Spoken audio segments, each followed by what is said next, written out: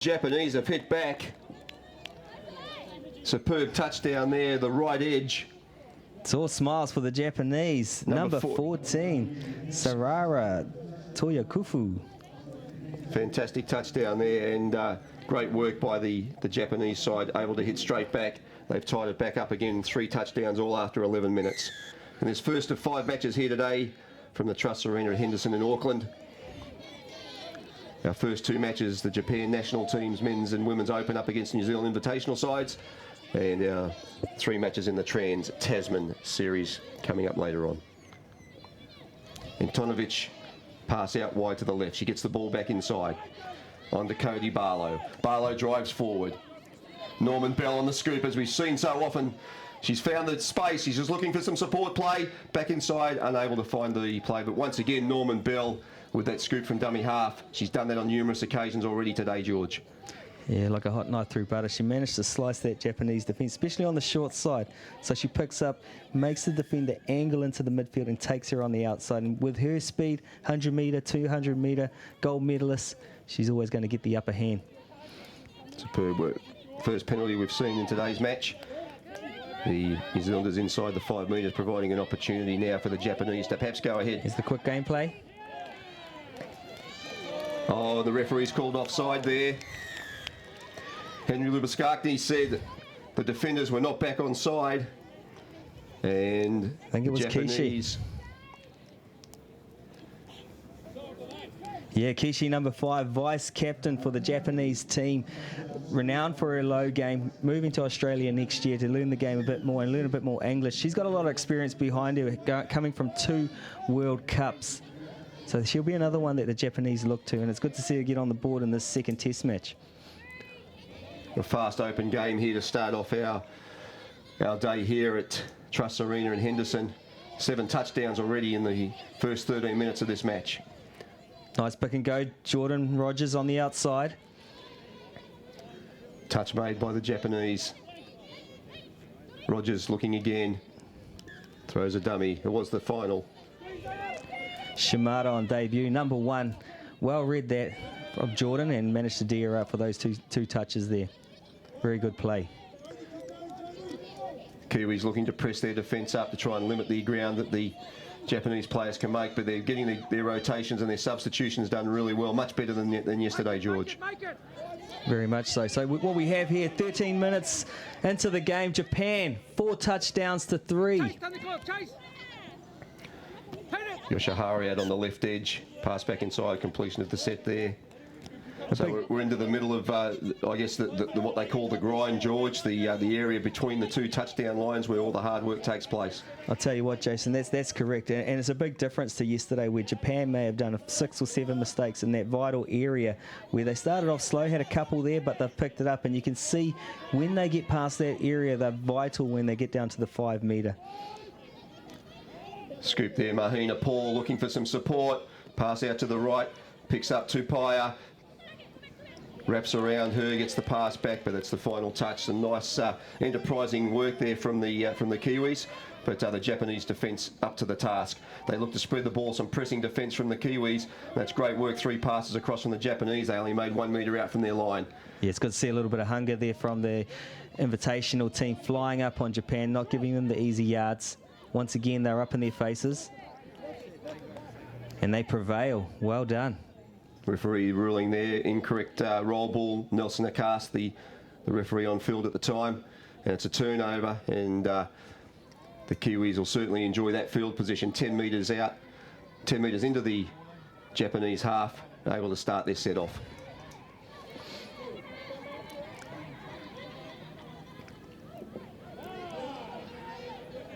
Just seems to be a little bit of confusion there amongst the New Zealand players.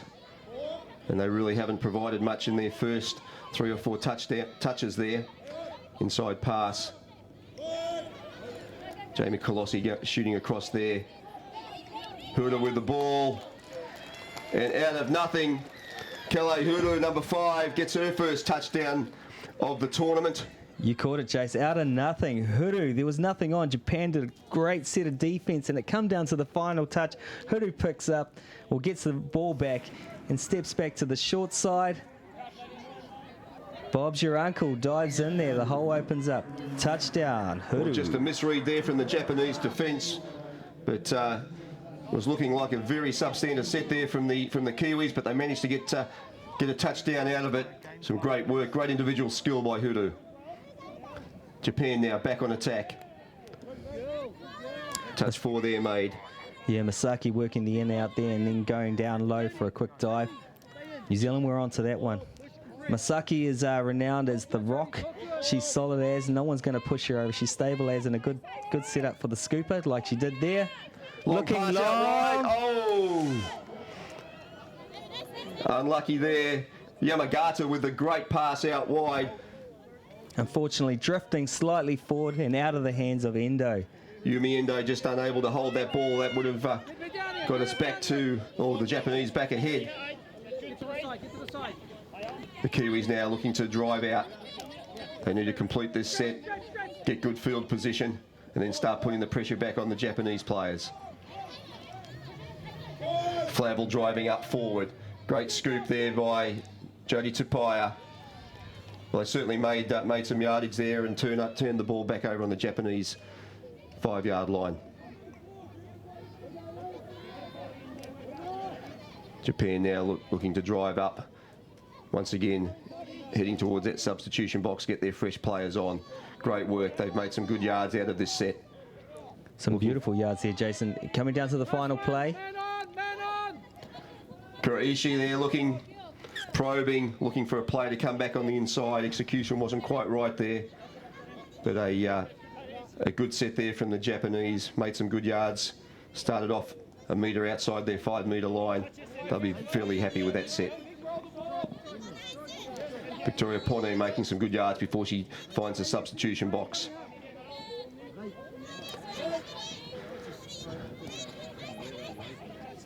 Some good pressing defence by the Japanese. Once again, the Kiwis just looking a little bit flustered, as they did on the last set, but they did manage to get a try to Hoodoo out of that, so it'll be interesting to see what they can come up with here. Hoodoo with the ball, the last try scorer. Drives forward. Colossi with the scoop. Looking for a pass out wide to the left there. Just not quite coming off. Good defence by the Japanese there. Coming down to the last minute and a half, Jace, has been a blinder of a first half. Scores locked up at 4 apiece. No one's given an inch in this one. Well, the pace has just slowed down a little bit in the last 6 or 7 minutes, which could be expected. We had 7 touchdowns in that first 13 minutes. We've only had the 1 in the last 7. I think the difference in the last 3 or 4 minutes is New Zealand have been very we're pressing up tight on defensively, which has been cutting down Japan's options. Japan's been following the lead and cutting down New Zealand's options when it comes close to the line as well. So it shows. Barlow working with Pony there. Sorry, George, go ahead. No problem. It shows the difference when you put a little bit extra work in on defence and how it works in an attacking position for yourselves. Kiwis with their last opportunity of this half, you would think. Barlow with the ball, just can't quite control it there. It's a turnover into the last minute of play. Kiwis may well just get one final opportunity after Japan complete this set. I think we had a draw at half-time in this match yesterday, George. Looking like it's going to be that way again today. That's correct. It's a great game to watch when it's very close all the way through. Japan now. Misaki. Here across there to Ogata. Kuraishi now with the run. Just couldn't quite get the pass away. And she looks like she's taken a bit of a fall there. Referees have just called time off there. She regathers herself. This will be the last touchdown of this first half as we hear the siren go in the background. And touch completed there. The end of a very entertaining first half. 4 touchdowns all between the Japanese Touch Blossoms and the New Zealand Invitational women's team. Touchdowns 2 to Jade Flyger, Kale Hoodoo and Tamika Flavel with 1 each make up the 4 touchdowns for the New Zealand team. And for the Japanese, Kuraishi, Vice Captain Kishi, number 7 Ni, and Toyofuku, the other touchdown scorer for the Japanese side. Very entertaining game, George. Very entertaining game. It's just what we asked for. Yesterday we had a draw for the first test match, and today we have a draw as well. New Zealand slipped away towards the end. It only came down to the last couple of minutes to get a victory to the invitational team. So Japan's come out strong today. What do you think, Jace? Yep, they certainly have. Well, that's half-time for us. We'll be back after the 2-minute half-time break with the second half of the New Zealand Invitational women's side up against the Japanese Touch Blossoms.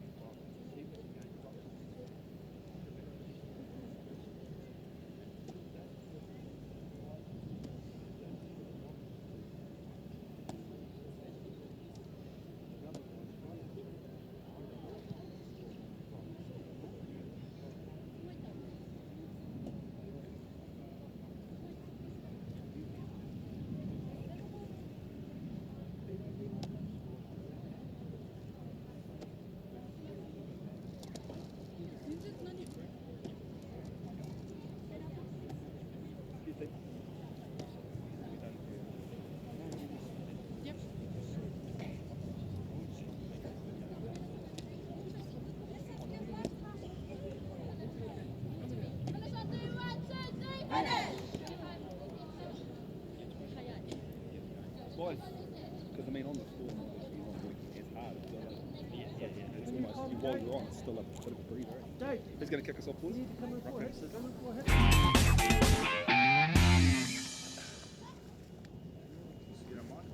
Back to the Trust Arena at Henderson in Auckland for the second half of the first game here today in the Trans-Tasman Test Series.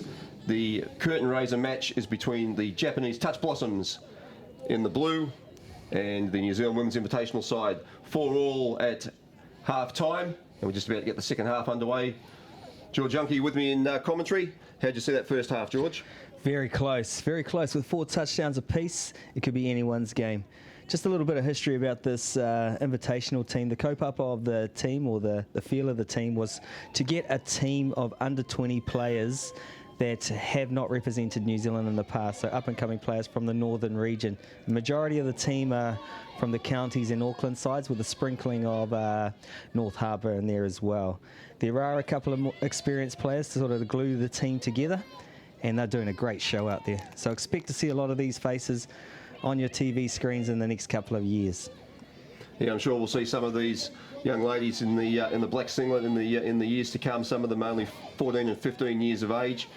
They've already represented junior level, but getting an opportunity here against a true international women's open side, and they've done very, very well over the last 2 days. Won the first match yesterday, 8 touchdowns to 6, and very much in the game here today again at 4 touchdowns all. So we see one of the standouts for the Kiwis, Tamika Flavel there, just taking the ball on the last, probing to try and find a gap. Well, the Japanese side today, George, their set play has been much more composed than it was yesterday. They've gotten rid of a lot of their errors that were prominent in their game yesterday, and really taking the game to the Kiwis here. Definitely so, and you can see that they've invested a lot of time and energy into these teams, and they've progressed over the years, and they're pushing for those top 3 spots at the World Cup in another 4 years' time, which will be in Malaysia. So they're putting the investment in. Players are going to Australia, learning the game, learning English, just to put their country on the map. If you look through the team, we've got a few players there that played in the last World Cup in Australia, and we've actually got a player there that's played 2 World Cup, which is Kishi, who's the vice captain. She's the experience of the team, and she's already dotted down 1 touchdown for today. Great run there by Cody Barlow for the Kiwis.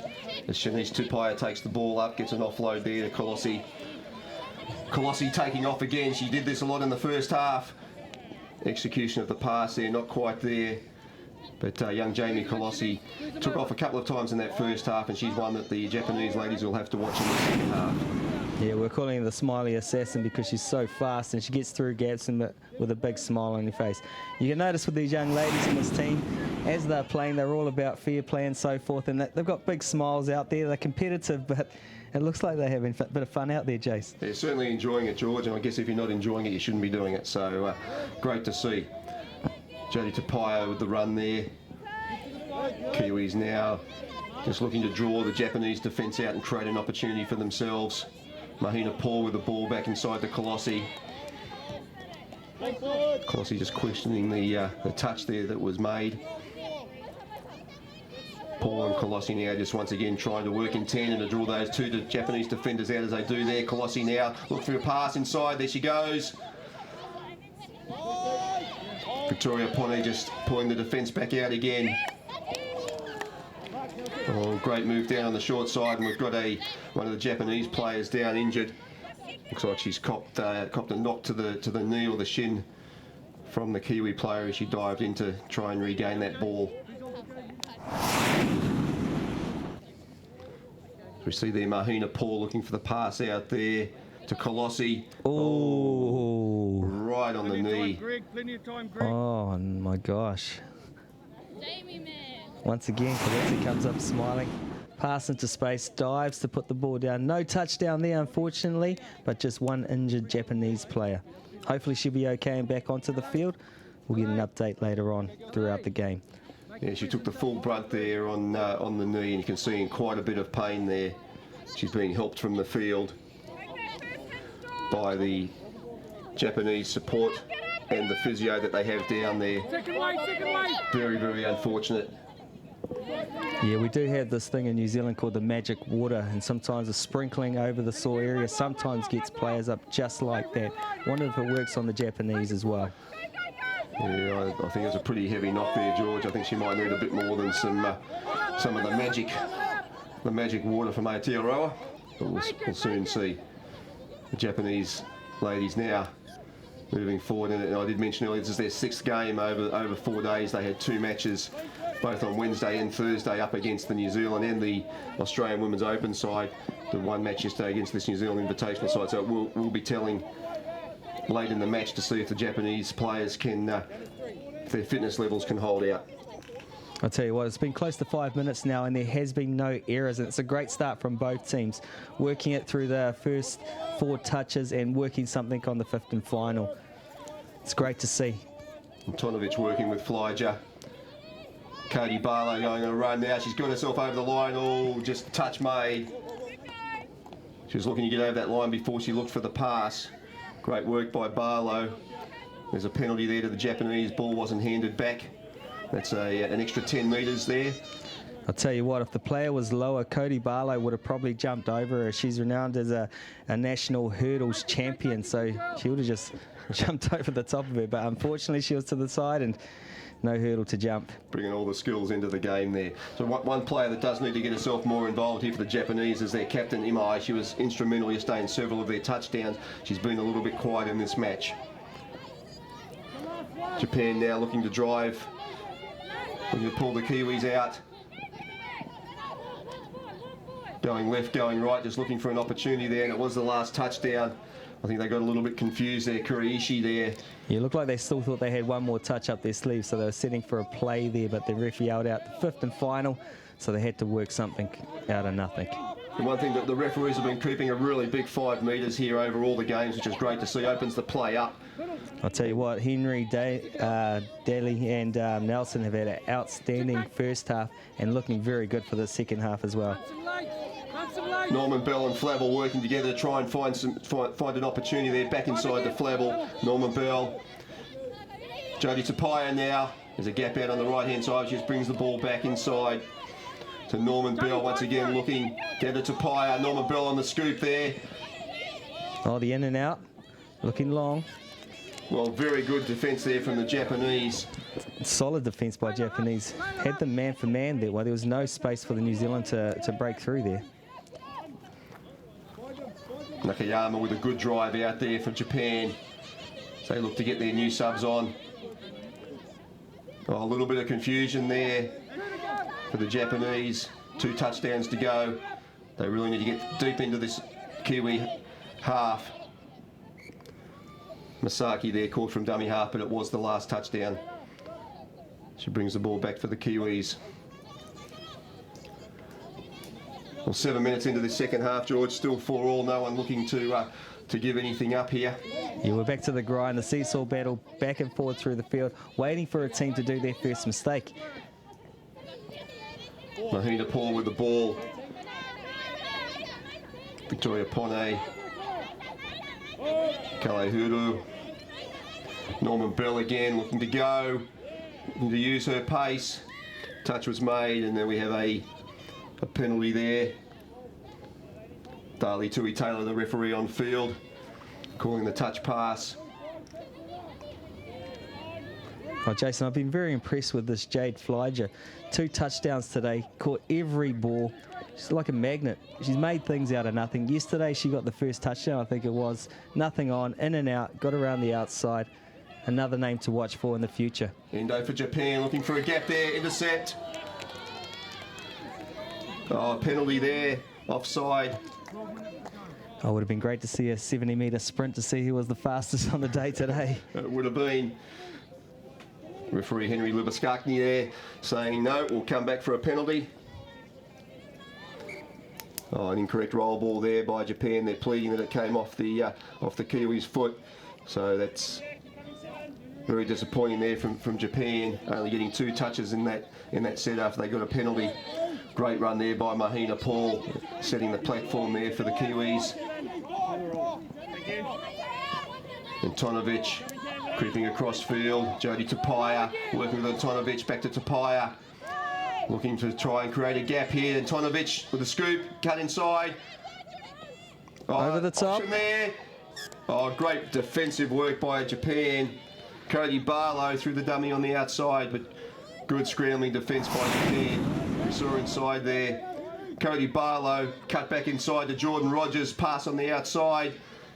Over the back to Cody Barlow, who kept alive. Well, how about that Japanese defender? Just going in for the shot, and the pass was going over the top. Managed to turn around, get back to the outside, and make the very important touch. On the field now, there's a scoop. She needs to get herself involved.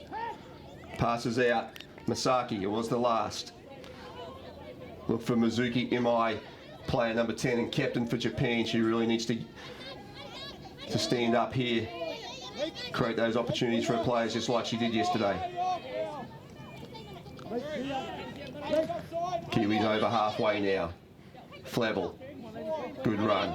Rogers with the scoop. Flavel and Rogers working together. Rogers now. Play on by the referee is offside. And they've called play through. Japan a little bit confused there. And the touchdown, Hulu picks up her second. And if there's ever an example of play to the referee's call and whistle, it was there, George. A brilliant call by the referee, calling a big 5. Number 8, never getting onside. Jordan Rogers working it well, realising she was offside, played it slowly, suckered the Japanese player in and goes through and feeds off for a nice touchdown. First error of the game, I think. Yeah, well, Japanese players just not playing to the referee's call there. Oh, they've made another error. That could be critical for them.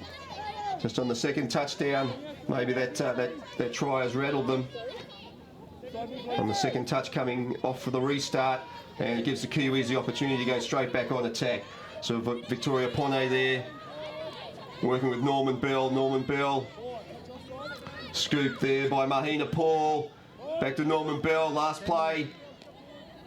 Flick out the back. Victoria Pone there, passing out wide. Nice little goosey by Victoria Puni there, just to get on the outside, but not enough space there. Puni, a very prominent name in the Auckland region. Sisters and family are all touch representatives. Mother's a stronghold in the Auckland touch scene for many years and doing great work in the management to put the Auckland touch province at the top of the realm with the Umbro Cup. Well done to Auckland Touch Association, best in New Zealand.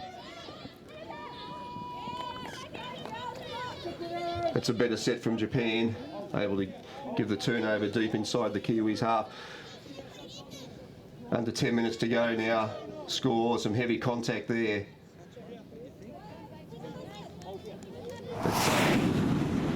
As we see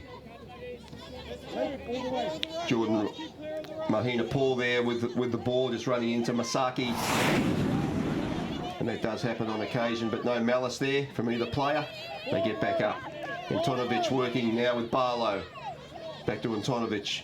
Barlow drives forward. Antonovic on the scoop. She's got the pass out there to the right-hand side, but no players moving into gaps there, and the Japanese winger was able to hold her ground, and the ball's gone to ground. Japan now looking to come out. They need to get their composure back, Japan, just like they did in that first half. They need to be driving forward, laying a good platform, because we know they can score touchdowns if they get up there. There's the captain there. Great run. Well, the only difference so far in this half, Jace, has been the 2 errors by Japan, where working it off the halfway, they did a drop ball, and being offside in the touch.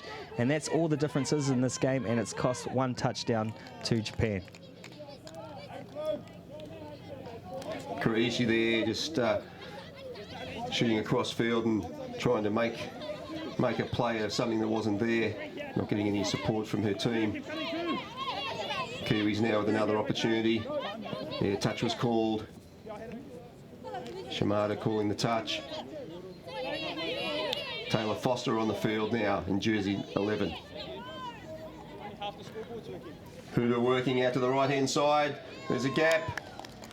Jade Flyger picks up her 3rd touchdown of the match, their 5th for the tournament. There's my favourite for the day, Jade. Jade Flyger, hat-trick on the day, on the outside. Good turn of pace there. Nice assist there by Jamie Colusi. Numbers 4, 5 and 6 working together there. Colusi, Huda and Flyger. Great work. Kiwis extend that gap now, 6 touchdowns to 4 into the 35th minute of the match. Japan now, they haven't had many opportunities in the second half. Captain Imai there. She'll have the roll ball. Masaki, who's been instrumental at dummy half. They need to work together, create an opportunity here, trying to draw the Kiwis off their line. Expect Masaki's going hard. At least she does. Here we go from dummy half with the follow play.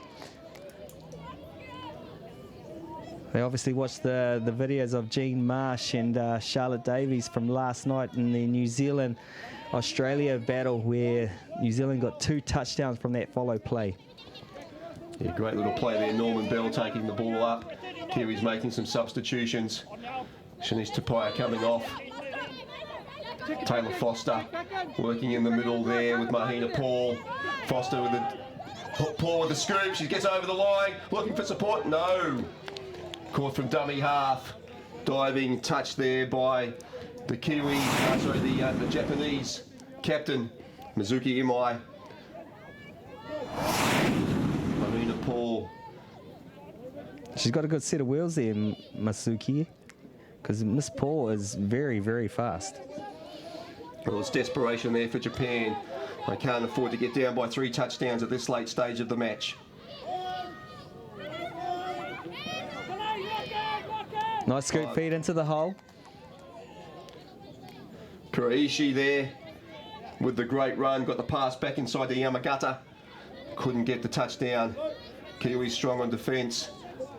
Colossi forward there, as we see on the replay. Step back inside, the gap was there, but good cover defence by the Kiwis. Colossi working forward. She's Tupaya. Antonovic. She'll drive in there for Pone to scoop. Pone, bit of a skip, pass back inside to Rogers. Rogers out wide to Barlow. Barlow passes. Options out here on the right, pass overhead. Oh, Kiwis couldn't quite get there. Some good ball movement left to right there, George, but the Japanese defence held well.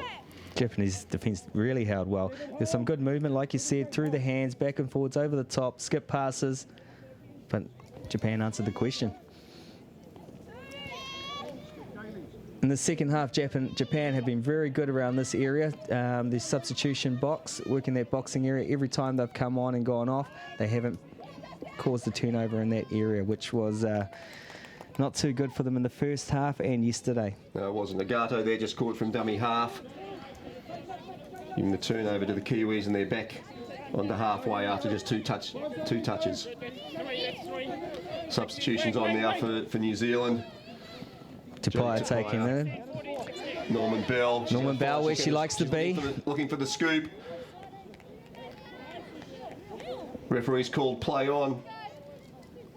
Tapia saying no touch was made. Norman Bell now. Just taking stepwards back, looking for that pass inside. Looking for the scoop. There it goes. Options out on the right. Turns left. Referee Tui Taylor there saying the Japanese team were never back on side. Another set of 6, and this could really close the game out if New Zealand can get a touchdown here. Norman Bell looking to go under, and she does. Norman Bell. Step back, and Norman Bell, she's had a great game out here today, George. She has had a brilliant game, showing her speed from dummy half, and also now showing she has another skill set with the low game. Doing a step back and diving in low, getting the touchdown. Yeah, great work there by Issa Norman Bell. Laughing there on the sideline. The Kiwis out in there, 7 touchdowns to 4. The New Zealand Women's Invitational side against the Japanese Touch Blossoms. Oh, here we go, on the inside. Yeah, Jordan Rogers way offside on that one, expecting the shot to come from the middle, but no one was there. Japan reacted quickly, straight from the tap off, onto the 5, worked a quickie, touchdown. Japan. Could it be too little, too late? Yeah, vice captain there, Shoko Kishi, and that's their first touchdown of the second half after getting 4 in the first half. Good play there by Japan. We're heading into the last minute of the match. Execute! Kiwis looking to get another touchdown to really put the final nail into this match. Norman Bell, sorry, Colossi, that was Jamie Colossi looking for support. Flavel. Bring it across this way. Referee saying no, touch was affected there. Flavel asked to play the ball out. Colossi looking for a pass and thrown to the Japanese player. Ball has gone to ground. Well, very, very entertaining match for all at half-time, George. Haven't been as many touchdowns in the second half, but certainly the entertainment level and the pace of the game hasn't stopped.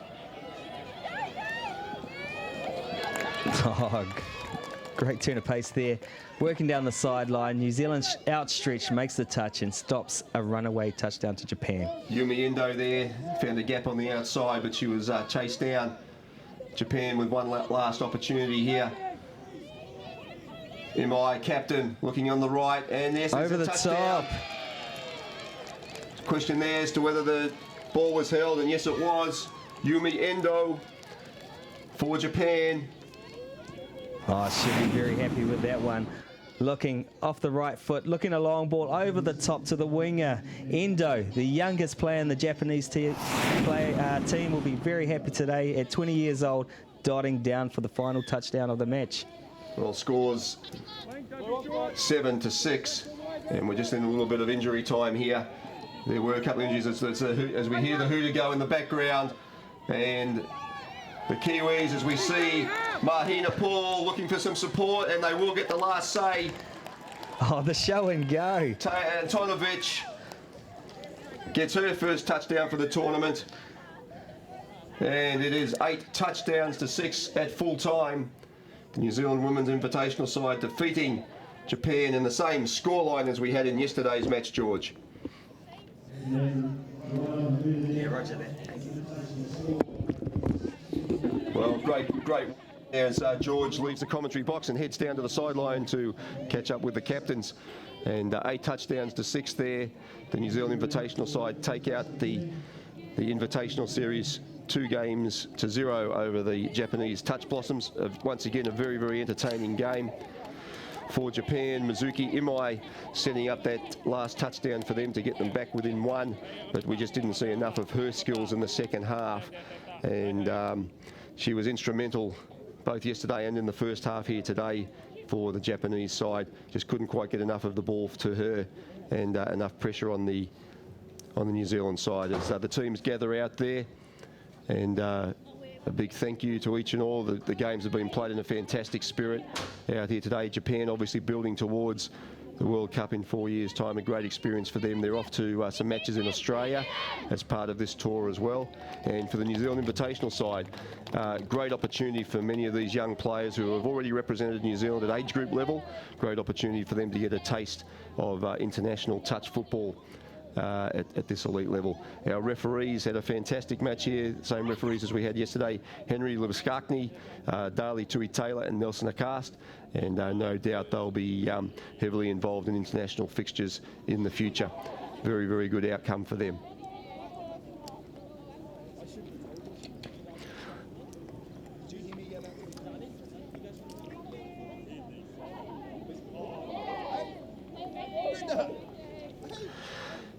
The touch scorers for Japan, the touchdowns in that match.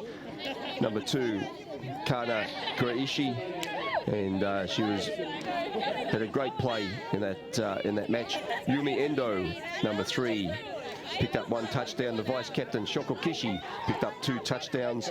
Number 7, Yumiko Ni picked up 1, and number 14, Sarasa Toyofuku picked up 1 of the touchdowns, which made up the 6 for the Japanese team here today. For the Kiwis and New Zealand Women's Invitational side, number 4, Jade Flyger added to her 2 touchdowns yesterday and picked up a hat-trick in this match. Kale Huru picked up 2 in today's match. Issa Norman Bell added to her 1 from yesterday with 1 today. Tamika Flavel picked up 1 to add to her solitary touchdown yesterday, and Taya Antonovic picked up a touchdown as well, making up the 8 for the New Zealanders. A great opportunity for them here to get a taste of international touch football. Their second match, and coming away with a victory as they did yesterday. Our upcoming matches here today, live to you from Trust Arena at Henderson in Auckland, New Zealand. We have the Japanese Open Men's up against New Zealand Invitational Open Men's coming to you live at 11:45. And then we have the 3 big games in the Trans-Tasman Test Series. The Mixed Open at 1 o'clock, the Women's Open at 2:15, and the Men's Open at 3:30. Australia winning all 3 matches yesterday.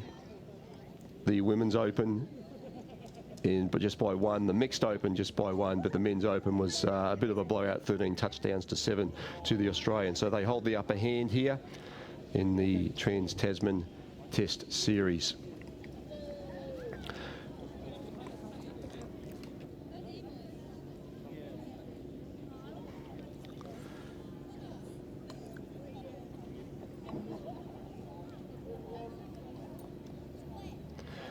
For those of you watching us on live streaming, we do hope you stay with us for the coming matches. And there'll be some very, very entertaining touch that you'll see throughout the rest of the day. We'll head down to the sideline now to George Yonke, and he's got one of the outstanding players for the New Zealand Invitational side, Victoria Pone, on sideline.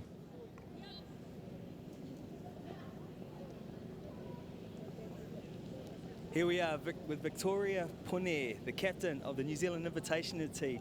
Nice grinning smile there, mate. I see you should be happy with that one. How did it feel out there? It was a good game. Got to go up against another country that we've never come up against, and for our girls coming together on the last couple weeks was pretty good to go out there and have our little jam together. Awesome. I saw some great cohesion coming in. Yesterday you're finding your feet, and I see a lot more activity going out there. Mahina Paul was a good injection for you guys. I noticed about 12 minutes into that second half, it was just a seesaw battle. No one was given an inch, no mistakes. How hard was it for you? It was really hard. Our girls just towards the end started getting tired, so you could see the fatigue kicking in where the fitness was needed. So we just came out on what we had. Awesome, and you come out on top. In the end, it was only 2 touchdowns. I think the Mahina Paul did the show and go and win herself. And you did a pretty good goosey yourself. You might have to teach me that one. How'd you do that one? I don't know, it's just natural, I guess, just part of my game. Any of those skills come from your mama? Nah.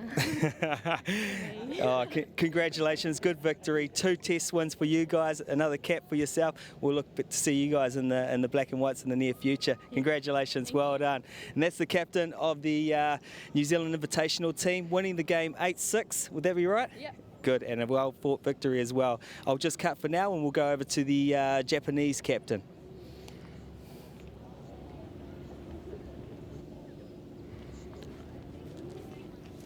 Great work, George. Victoria Pone there, outstanding player for the New Zealand Invitational women's team. Yeah, how did it... And we'll cross back down to George Yonke very, very shortly as we get ready to talk with the captain of the Japanese women's the Japanese women's national team, Mizuki Imai. Outstanding player there. She picked up 1 touchdown yesterday and set up 2 or 3 others.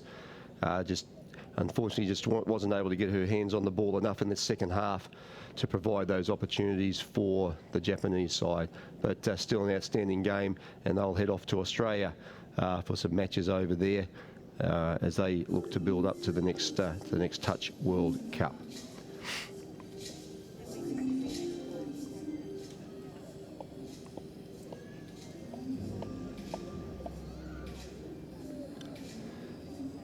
And we'll head down on sideline to George Yonke, and he has the Japanese captain of the women's team, Mizuki Imai. Here we are with the Japanese captain, Mizuki Imai. Is that how we pronounce it? Apologies if I get it wrong. My Japanese isn't too good. Arigato. Very good, very good. Great game out there. You're an outstanding performer. You led the team well. Very close game. How did it feel for you guys today? 今日どんな今日のゲームの感想？最初取って取られてっていういい試合ができたけど、最後の最後ミスが続いてしまったのが残念でした。At first, we had a good seesaw game. We are quite even, but I feel pity towards the end. We had a few mistakes. Yeah, I picked up on that, especially in the second half. It was a close battle, very close. No one was given an inch. Then 2 mistakes come in, which allowed New Zealand to get 1 try up. A big improvement of yesterday, a lot less errors, hardly any errors today. So was there something that went on at home? Did the coach add something to make that different? 昨日のゲームと比べたらやっぱりエラーが少なかったと。最初のミステイクでニュージーランドがそこから入ってきたということですね。で、どうでしょうか、これからの。なんだろう、試合を通して自分の役割っていうのは理解できたと思うので、それをもっともっと試合で活かせたらなと思っています。through the game, we learned how it's each other's role. So we'd like to make it more, improve that part of each other's role. I'll tell you what, it was a beautiful game to see. It was very close. We were on the edge of our seats. Another draw at half time, and it come down to the final minutes again to find a result. And that's what the people want to see. Touch was the winner on the day. You did yourself proud. You did your country proud. It was great to have you guys in New Zealand. Hope you enjoy the rest of your time here, and we'll see you on the world stage in the future. Thank you very much. Thank you. Cool. That's George signing out for the Trans-Tasman 2016 Game 1, Game 2 on Day 2 for the Japan versus New Zealand invitation. Japan coming very close, but New Zealand invitation taking the women's 2-0. We'll be back with you after the men's invitational game versus Japan.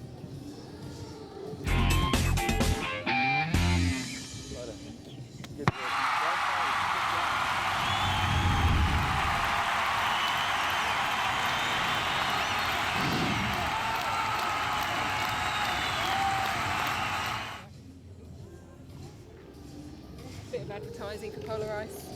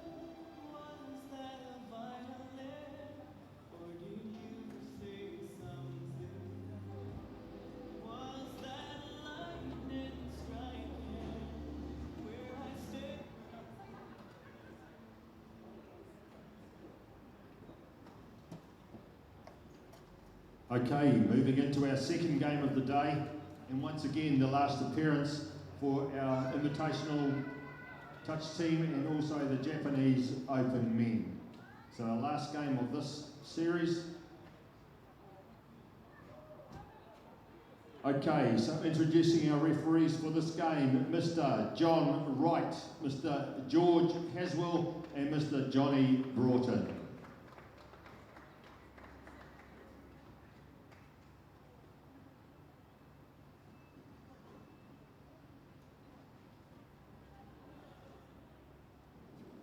Okay, the Japanese led out by their captain, player number 16, Hideaki Nara. Followed by their vice captain, player number 10, Tomoyo Yoshikawa. Followed on by player number 1, Daishi Yago. Player number 2, Kazuki Urukawa. Player number 3, Taiki Kusho. Player number 4, Dai Kobayashi. Player number 5, Takuya Nara.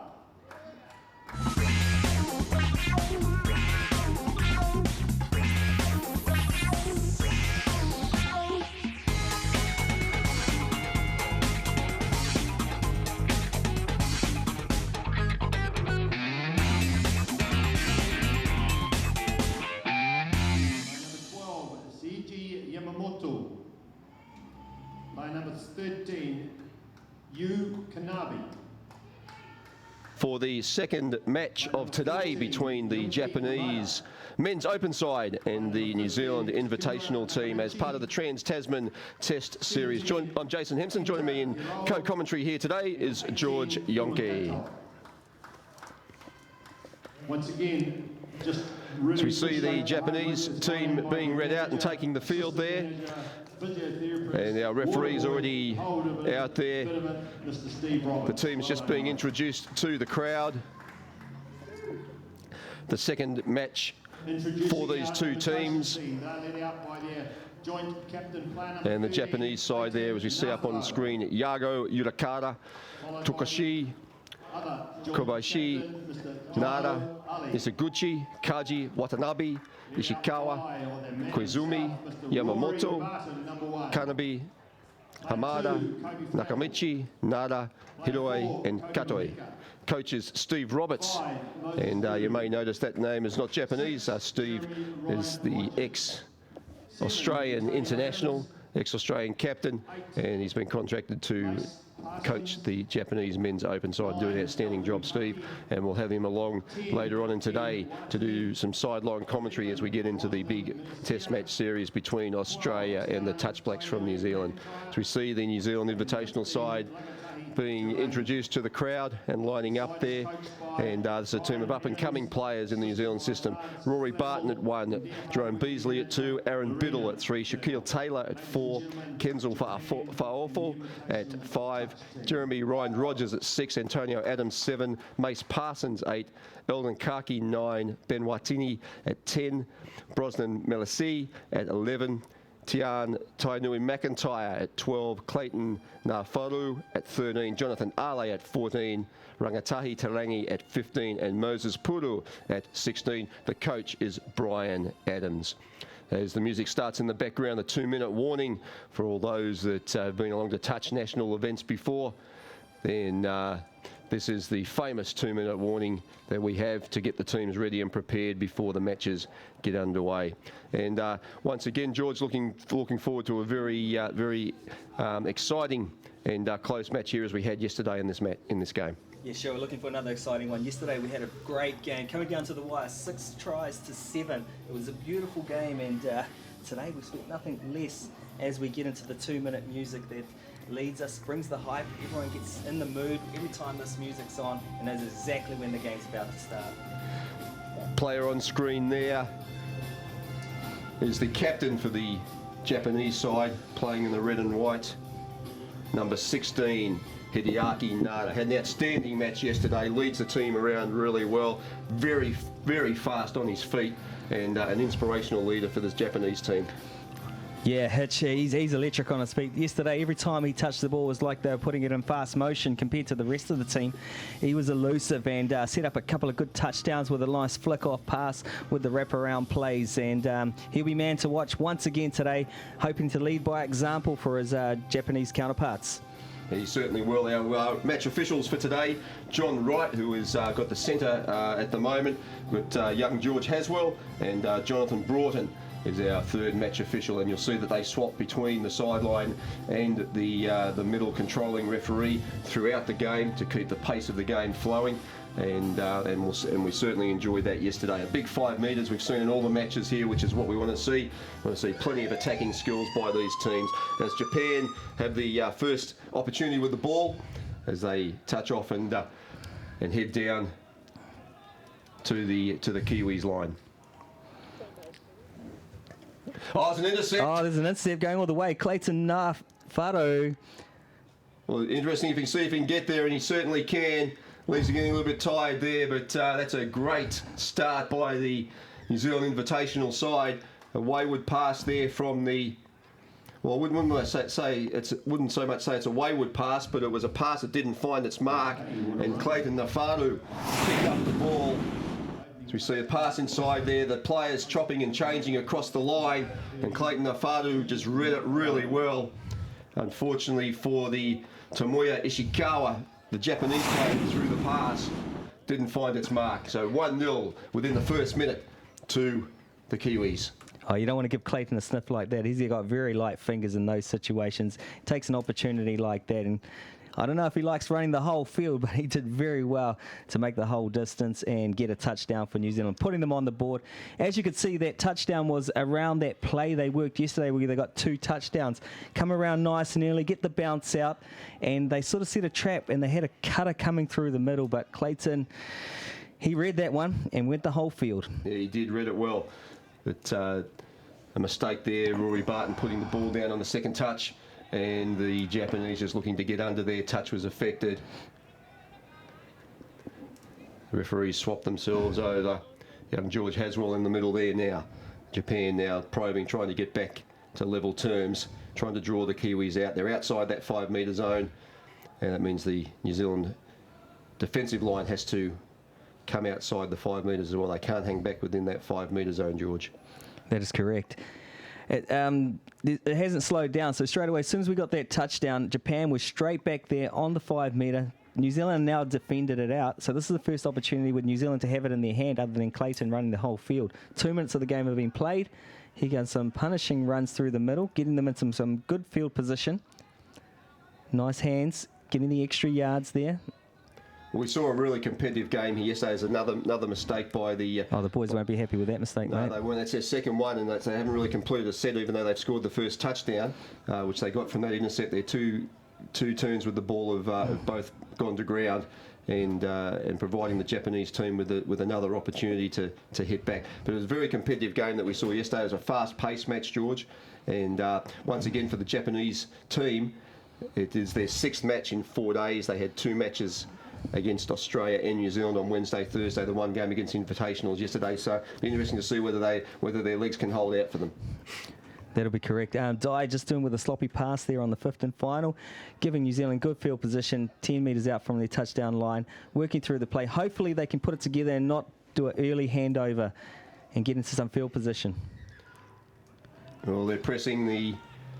Oh, that was interesting. He caught the ball out of play, tried to flick it back in, tried to look very innocent there, but the referees are onto that. They're doing a great job, like they did yesterday, picking up all those little things. Yeah, good work from the sideline official.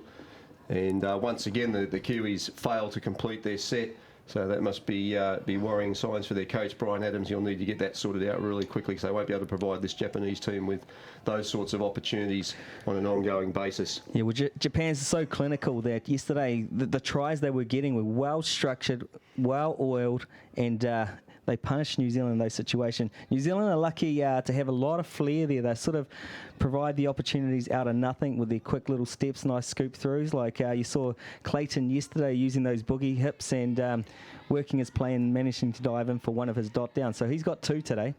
Mace Parsons with a good drive there. Ball off to Antonio Adams. And there's a great little play there. Rory Barton with the pass just couldn't quite find its mark. That was better from the Invitational team, finishing off a complete set of 6, finishing with a finishing touch play with a wraparound play, but not going to hand. Japan now look to head towards their box and make some quick substitutions. Driving forward, they really need to set a good platform here, get their fresh players on, so they can have an opportunity up near the New Zealand line. Good play there, number 11, Koizumi. Oh, nice quick little step there, getting on the outside of the middle player there. Kobe Flavel, but Kobe Flavel, he's no slouch. He managed to make up the ground and make the touch there. Yeah, nice work there from Koizumi. The New Zealand team now making their way up past halfway, trying to get that field position. Good work there by Elvin Kake. Probing on the left-hand side there is Tainui McIntyre. Getting the ball back to the right there, just not finding its mark. So been a little bit scrappy the opening 5 minutes here so far, George, by the New Zealanders. Yeah, the New Zealand coach wouldn't be happy with the performance, with the error rates and so forth, but there's just a little bit more of an awe about the Invitational team today. They just got their shoulders up a little bit, so I'll expect a lot more coming. Even though they haven't got their groove yet, they actually look pretty cool. Yeah, certainly do, mate. And you expect this is only their second game together, so you expect that their patterns and their teamwork will gel a little bit better today, and I certainly hope that happens throughout the rest of the game. Bad roll ball there by the Japanese side, and once again they provide an opportunity for the Kiwis. Heading up there, John O'Ali making some good work there. Elvin Kaki there with the touch, with the drive forward. Moses Puru. Tainui McIntyre. Good.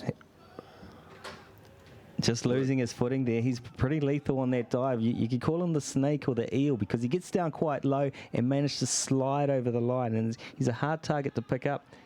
There's the try with minimal scorer, contact error. looking to dive under it. It looks like he's out. The Japanese claiming the touchdown. There's old Boogie Hips again, once again. Touchdown, number 3 for him. 2 today, Clayton Nafaro. Yeah, great work by Nafaro. Yeah, and as you can see there, referee made a call. The Japanese were pleading that he made the touch, but the ball was well and truly down over the line. Well, he Great just work showed his there. experience there, Jay. Switching from left to right hand to get the shoulder roll there, keeping away from the defender, which gave him millimetres extra to allow him to put the ball down before the Japanese defender could get to him. Yeah, great skills there. Japan now looking to hit back. It's 2-0. 2-0 to the Kiwis. Pass out wide, tip on. Oh, very unlucky there. Well, the Nice skill set with a cut pass and nice hands going through, but the last pass not quite hitting the target on the wing. yeah, he was under a bit of pressure there. The Japanese link, he had to tap the ball on, couldn't quite find the unmarked man outside there, so the New Zealanders survived. They lead 2 touchdowns to nil after 7 minutes. So they drive the ball forward now through Melisia. Oh, great ball. The gap opened up there. And that was Mace Parsons picking up his second touchdown of the tournament. And that just seemed to come out of nothing there, George, as we see on the replay. Beautiful chop line there by Mace Parsons. He had a brilliant first test up. He was one of the outstanding players yesterday, and he's followed up from yesterday with a great touchdown today. That takes the score out to New Zealand, the men's invitational side 3 over Japan 0. The Japanese defence is really being tested early on, and the Kiwi defence is staying resolute.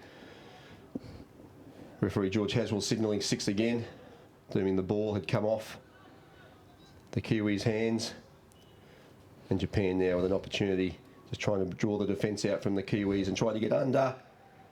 Oh, referee calling a touch there. One of those players didn't look like he was back on side. Yeah, nice and tight defence there by the invitational team. One player out, one player under. So when they go for those quickie dives, even though the touch is offside, he's got someone there nice and close. Oh, great pass But out this is the wide. price you pay when you play a tight defence like that. It slightly opens up out wide, and the opportunity was there. Opportunity gone begging. Yeah, ball couldn't quite get into hand there. The winger just couldn't quite control the ball as he went to put it down. So a let off there for the New Zealanders. No, great run by Ben Watani.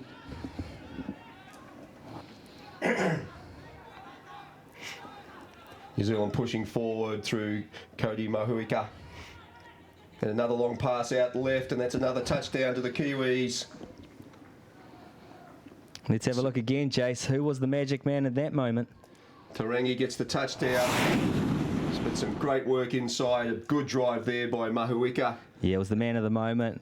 Mace Parsons again, coming off a blinder yesterday, touching the ball for the second time in this game, proving vital. 1 touchdown to him and 1 assist. Yeah, excellent work from Mace Parsons there. Just was able to evade the touch and get a great pass out to the left edge. And Rangatahi Tarangi was the recipient of a great ball and the touchdown. Oh, there's that feeder back in play, which was very good for the Australian men's last night, scoring 2 touchdowns off that play. Good work by the Kiwis there, covering over across the middle, following the ball over. Like I said, Jason, there's something about this invitational team with their shoulders up. They look very confident, look like they've got a bit of rhythm, even though they've had a lot of errors. Let's look at the score, 4-0. Yep, absolutely. They've taken advantage of every time they've been given that opportunity up to the Japanese line. The captain there for Japan, Nada, trying to inspire his team. They've got an opportunity out on the right edge again, but some good cover there from Cody Mahuika, able to get across and make the touch. You can see that the coach of the invitational team's done some homework, saw what Japan were doing yesterday, and countered that with some great defensive plays. Yeah, referee signaling there that the roll ball wasn't straight, and a turnover to the New Zealanders. Straight away, they make good yardage coming off their own line. Look at that on 2 touches, already at halfway. Nice expansive play, using the ball, not just head down but up, getting those extra yards where they're available. Flavel working well there. Nafaru. Oh, the speed of the man to get down low before the Japanese player that gets there. Number 6, Jeremy Ryan Rogers. That was all set up off that great driving play there from Nafaru. You caught it, Jace. Great drive. And look at that low play there from the familiar name of Ryan Rogers, another prominent name in the county's Manukau region. Mother, the chairman of the association. Father, a past New Zealand coach. Sister, currently in the New Zealand Invitational team, captaining the team. Been in the Touch Blacks for a few years. Certainly good breeding there for the young fella. Yeah, there's some good pedigrees out there. If you look at some of those surnames, I'm sure all the old timers will remember some of those surnames as legends of the past. So we see Antonio Adams now looking to scoot out wide, picking up Rory Barton. And that's another name that's familiar in the county's Manukau region. Renowned for his speed. Guy Barton, or was it the speed of his tongue? Well, the Japanese now must be asking what they need to do to get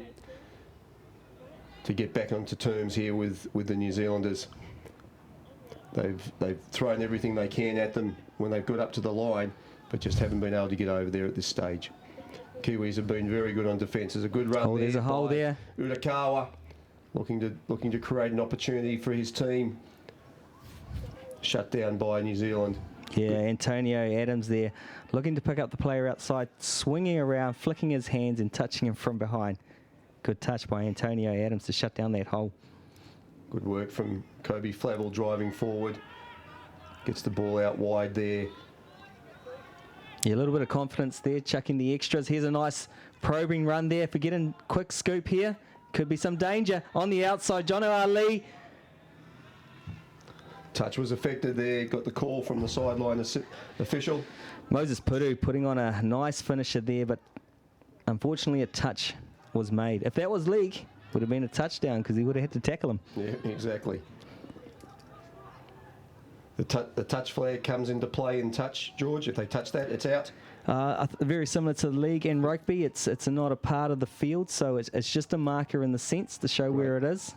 So you can touch the flag, but as long as you don't go outside, you're not out of play. Great work.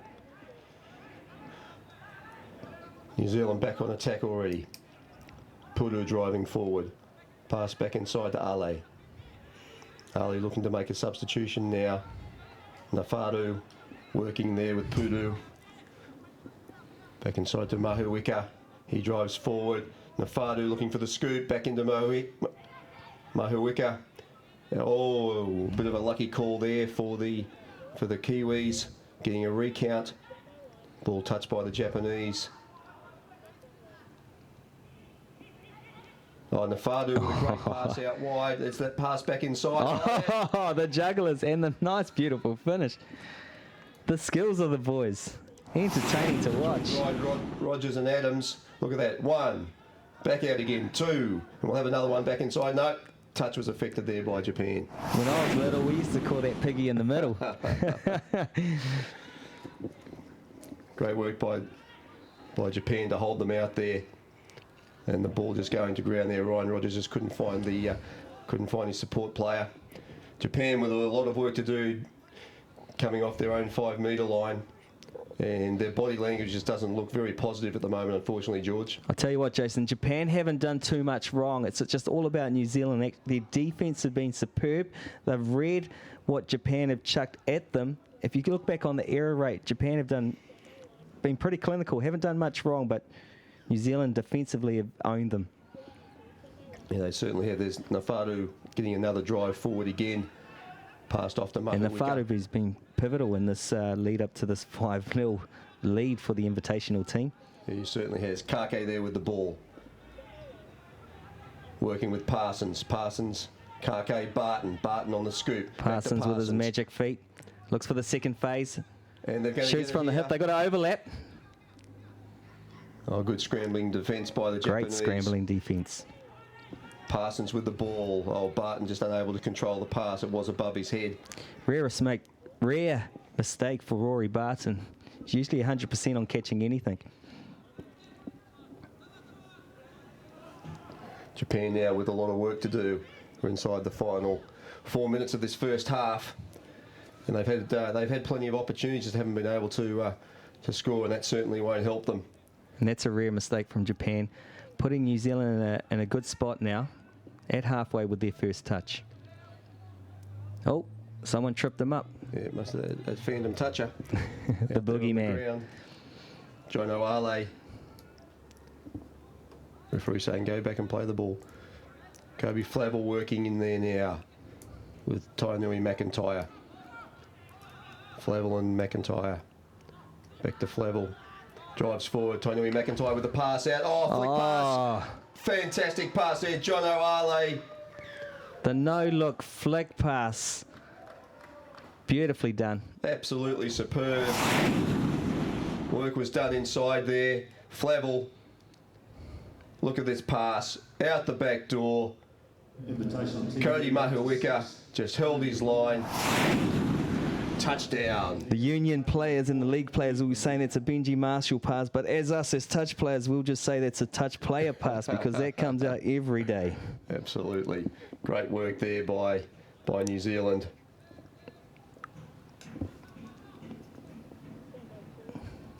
And first touchdown for the tournament for Cody Mahuika. Oh, we've got another intercept here, and I think this will take us out to 7. It's a foot race. The Kiwi's going to get there and gets a double. Mahuika. Cody. 80-metre sprint. Well, actually, 65. How long's this field, Jace? Oh, look at this. The Japanese looking. There was an option for them out wide.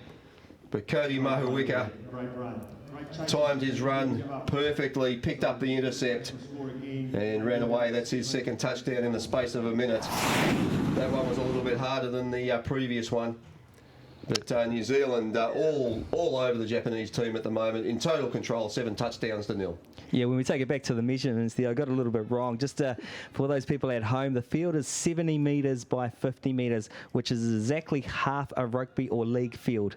So if you've got a rugby pitch, you can put 2 touch fields on there. And there's a little bit extra for the end goals. So he ran a good 65 metres, but he'll back me up. It felt like 80 metres to him. Yeah, the Japanese tried hard, but they couldn't get close to him. Japan now looking to try and get their first touchdown of the match, get themselves on the scoreboard, get away from that donut. Referee John Wright there signalling the Kiwis are offside. Japan now with late in the first half, a good opportunity now to get on the scoreboard. Working in there, Koizumi. Working in there with Yurikawa. Koizumi with the ball. Pass out to Yago. Can't get anywhere. It's quite an interesting defence, Jace, at this invitational team. They're changing it up quite a bit. So the Flyers are coming from quite a few places here on the line, which usually it's a corner shut defence. But they've always got someone in the pocket and they're slamming, which is keeping the Japanese guessing. So they're trying to set up some structured play, but they're not understanding what the invitational team are actually doing. You know, the read of the Kiwi defence by the Japanese team just hasn't been there. That's more so the skills of the Kiwis. As the half-time hooter goes, and it's 7 touchdowns to 0. It's the New Zealand invitation team in total control here over the Japanese side. I think we had a draw at this point in the match last time, but it's 7 touchdowns to 0. They are very much in control over the Japanese side. Try scorers for New Zealand, the New Zealand invitation side. Cody Mahuika, number 4, has got 2 touchdowns. Jeremy Ryan Rogers has 1. Mace Parsons 1. Clayton Afaru has touchdown twice. And Rangatahi Terangi has touchdown once. We'll just have a look at the highlights from the first half.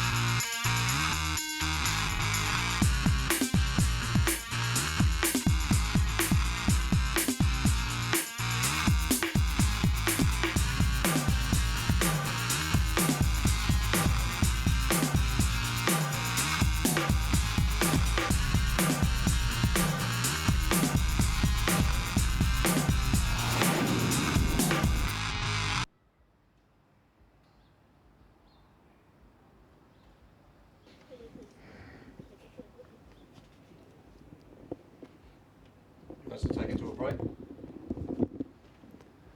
And that's the first half highlights of the Invitational New Zealand men's up against the Japanese men's open side, and the scoreline 7 touchdowns to nil. We'll be back in the second half very shortly.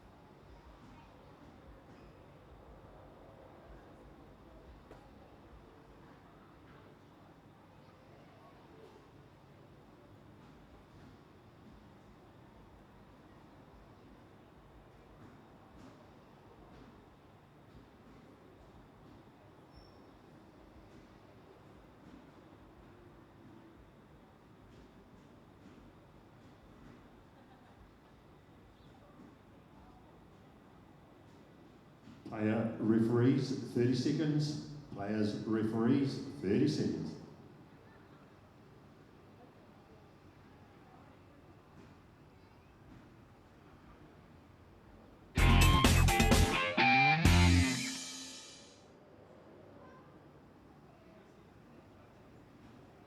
Arena at Henderson in Auckland for the second half of the match between the New Zealand Invitational men's team up against the Japan Open men's team. And a very entertaining first half. Certainly the Invitational men's team are in control. George Jonke. Oh, they come back on a mission, the Invitational men's team. They come into this game with their shoulder ups. They looked kind of like they had a bit of confidence behind them. Started with a few errors, but you always knew they were going to get it together. And didn't they get it together? Wow, 7 touchdowns to nil. Yeah, very comprehensive first half performance there by the New Zealanders. They started off with an intercept try within the first minute from the first set of the Japanese team. Clayton Faru running 70 metres to score that touchdown. They had a couple of early errors on their first couple of sets, but when they did get the ball in hand, they were able to score at will almost, and another intercept try late in the match. Late in that first half, rather, to Cody Mahuika, picking up his second for the match, extended that lead out to 7 touchdowns to nil. And Japan have got it all to do to get themselves back in this match, George. Yeah, it'll be interesting to be a fly on the wall once again, to be in that coaching box, to hear what the Japanese coach Steve Roberts would have to say, because he was chucking a bit of ammunition at the Invitational team, but they had the answers defensively to block out a few of those well-structured moves that they normally pull out. Yeah, they certainly have. Look, it's another early mistake there from the Invitational side, that like we saw in the first half. But their defence on their own line has been phenomenal. The Japanese side there with an opportunity. We've got a recount there for them, so they will get another set of 6 starting off 5 metres out. But their defence on the line has been very, very good. Japan have not been able to crack it, but similarly, when they've had an opportunity, they've attacked very, very well. There we see a touchdown. And the first one for the match, and it is the captain for the Japan team, Hideaki Nara, picking up his first touchdown of the tournament. Oh, hitching the man, Noah to his friends. Nara gets another try for them. He's electric. Like we said, he's the man to watch. He puts on his dancing feet and manages to get under here. Okay. Oh, actually, that's just going back a little bit to the recount, giving them a fresh set of 6. Coach there, Steve Roberts, for the Japan side. He'll be very happy with that start from them. They were able to pick up from an error from the New Zealand team and get themselves on the board. So let's hope that we can see some more of that from them to even up this second half. That's 2 incomplete sets for the Invitational team. I hope they don't slip too much and allow this Japanese team to get in the game for their sake. Yeah, absolutely. So once again, a rough start by the New Zealanders, but they've got the luxury of a 6 touchdown advantage at this point in time, and it's a good driving set from Japan. Looks like their confidence hasn't waned, coming back after the break.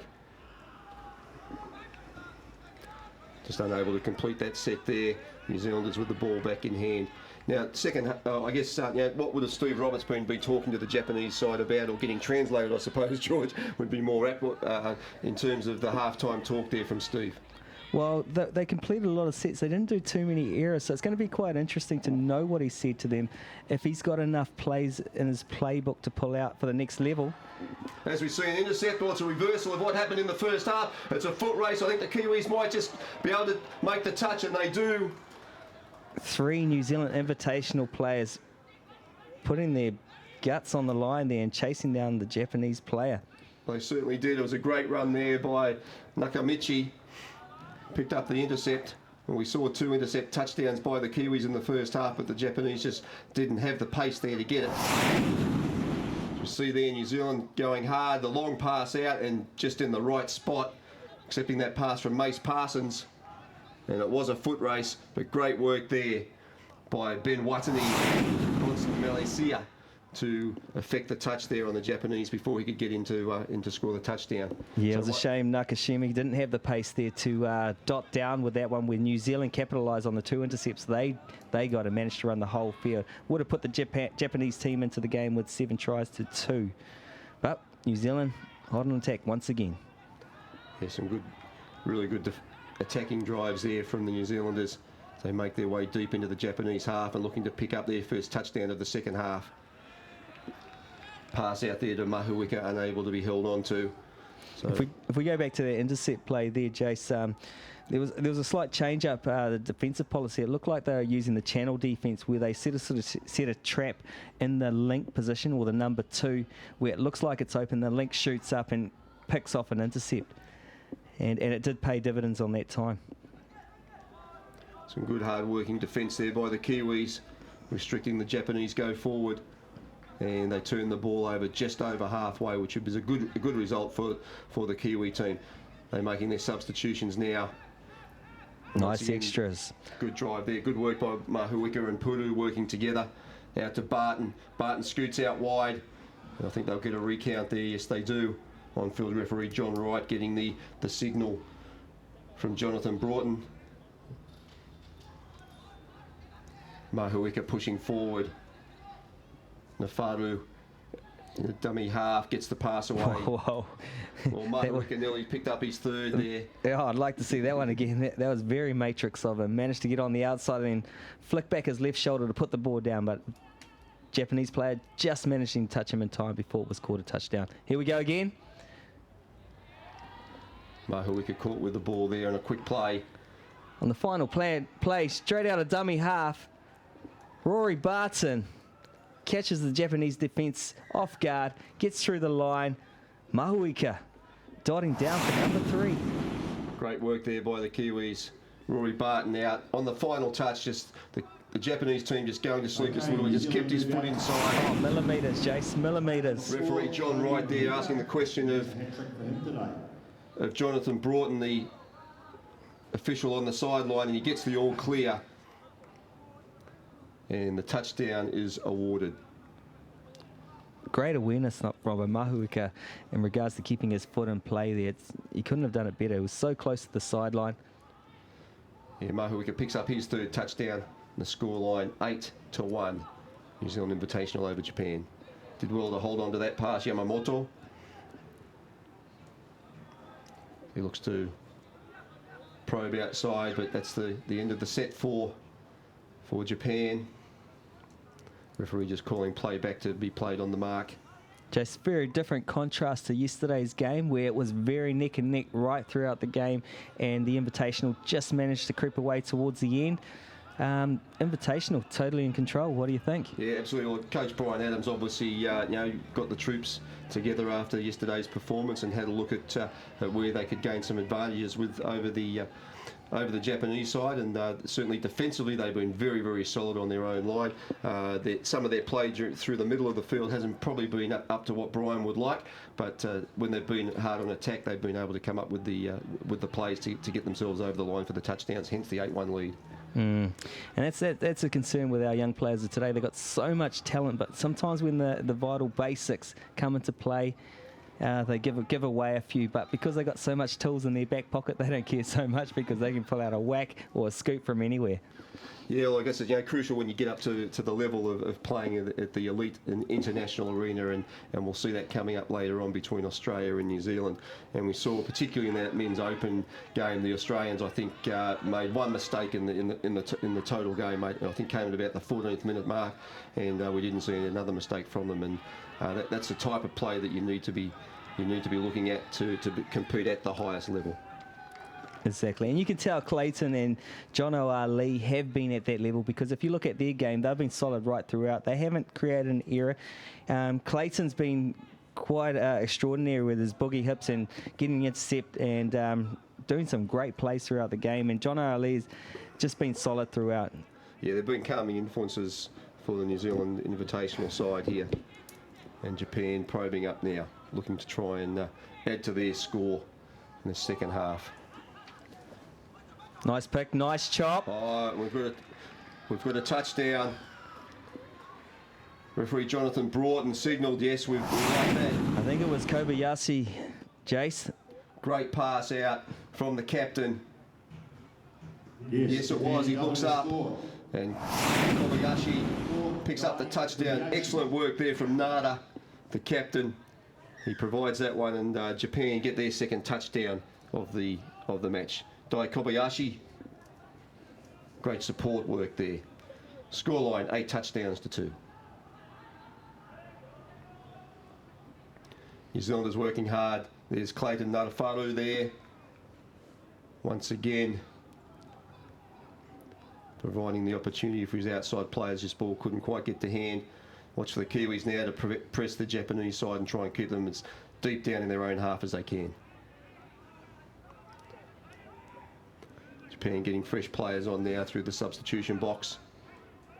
Kiwi defence is really compact there. You can see all the players within that far half of the field.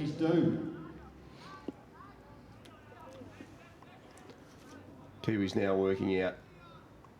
Puru with a nice play in field, giving the extras off there, getting throughout the field. That's 2 touches now, and they're clean in the half of the Japan team. So what we got coming up? Oh, that's a sloppy play there by Mahuika.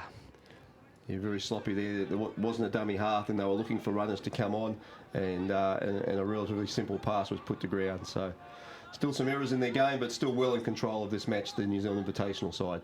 It's a good opportunity now for Brian Adams to regather his troops and put some goals into place to make sure that error rate's low and actually still win this second half. If you look at the score, it's 2-1 to Japan. Certainly is, and could be 3 as we look to the referees, and yes it is.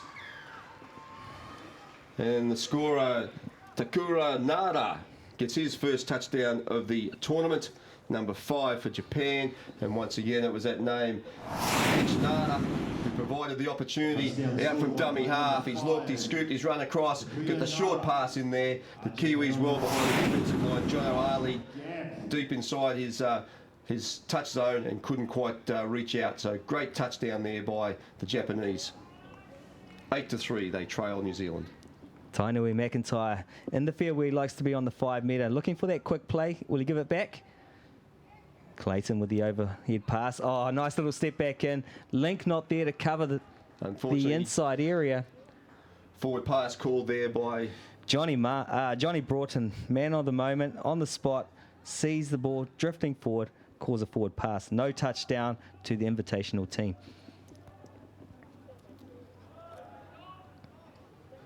Japan now working out. Well, there's still plenty of time for them to get themselves back in this match.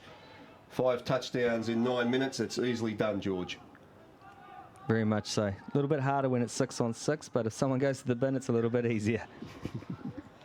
I don't think we'll see that today. You never know, but Japan certainly finding some opportunities now within the New Zealand defence. New Zealand driving forward there through Antonio Adams. Milicia, Ale. Oh, very rare penalty there, and that was for pushing. There's a referee signals there. Interesting. The first one of the game, the over-vigorous touch. Yeah. George Haswell didn't like that one. Wants a bit of a calming influence in the game. Yeah, we certainly saw some, have seen some rougher ones than that over the course of the last 2 days, George. So, referee not happy with it though. So, quite within his rights to penalise the Japanese side. They now once again make their way towards their substitution box, get some fresh players on, some hard pressing defence there by the New Zealand team. Puru making the touch there. Nada, the captain, back out there again. Scoops from dummy half, goes again. Great work, great play. Short back on the left-hand side, looking for the gap out wide. Oh, looks like they'll get a recount here. Japan asking for the recount. Referee's not having anything to do with it. Not in their favour today. It looked like a recount to me, but hey, I've got 3 wrong today, so, or actually yesterday. I haven't called one today. Oh, the referees have done a good job, mate. Puru with a good drive. Next to substitute. Nafaru back on. Kake. Caught from dummy half. Just looking to try and provide an opportunity for his outside players. It's interesting to watch some lanky players out there. They just managed to glide through gaps and put on a power jink here and there. And 1 minute you're there, 1 minute you're not. And it's very hard to defend for these Japanese players.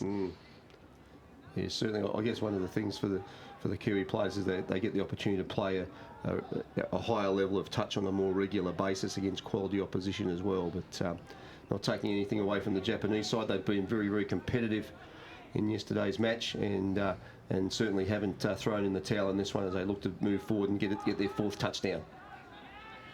Oh, the referee's called the players offside, and there they go. Some great footwork there. Number 15, Takuma Nakamichi, in for his first touchdown of the tournament.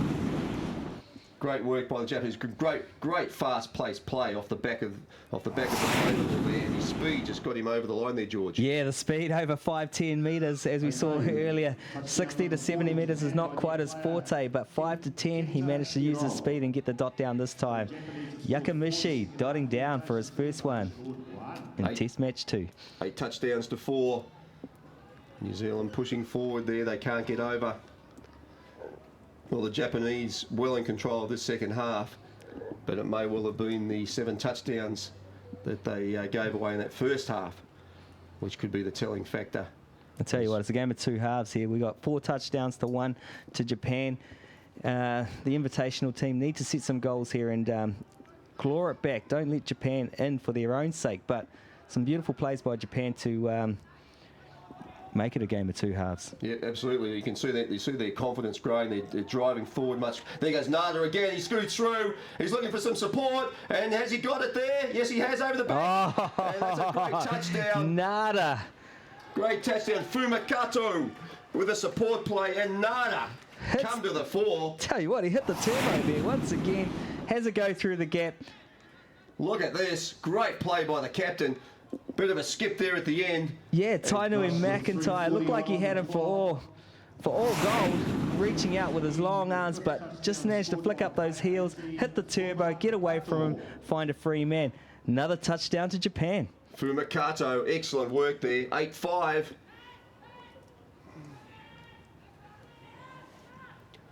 That's Kato's second touchdown. 1 from yesterday, 1 from today, 2nd for the tournament. Kato will be very happy with that Fuma, the Zuma. Kato is what they call him. He's one of the defensive players of the team and is renowned for his defence, and he'll be happy to get a touchdown today. Absolutely. Well, Steve Roberts has worked a bit of a miracle here at halftime with the Japanese side. Their error rate has been relatively low compared to that first half. Who would have thought? 4 minutes to go, and we're only 3 touchdowns in it when it was 7-0. Japanese second half team. There is still time. Probing again. Oh, there's a gap there once again. Oh, touchdown affected there. Dummy half caught. And it was Brosnan Malacia who managed to get the touch there. Malacia first getting called offside, play through, and still managed to regather and pick him up. That just shows the speed that man has.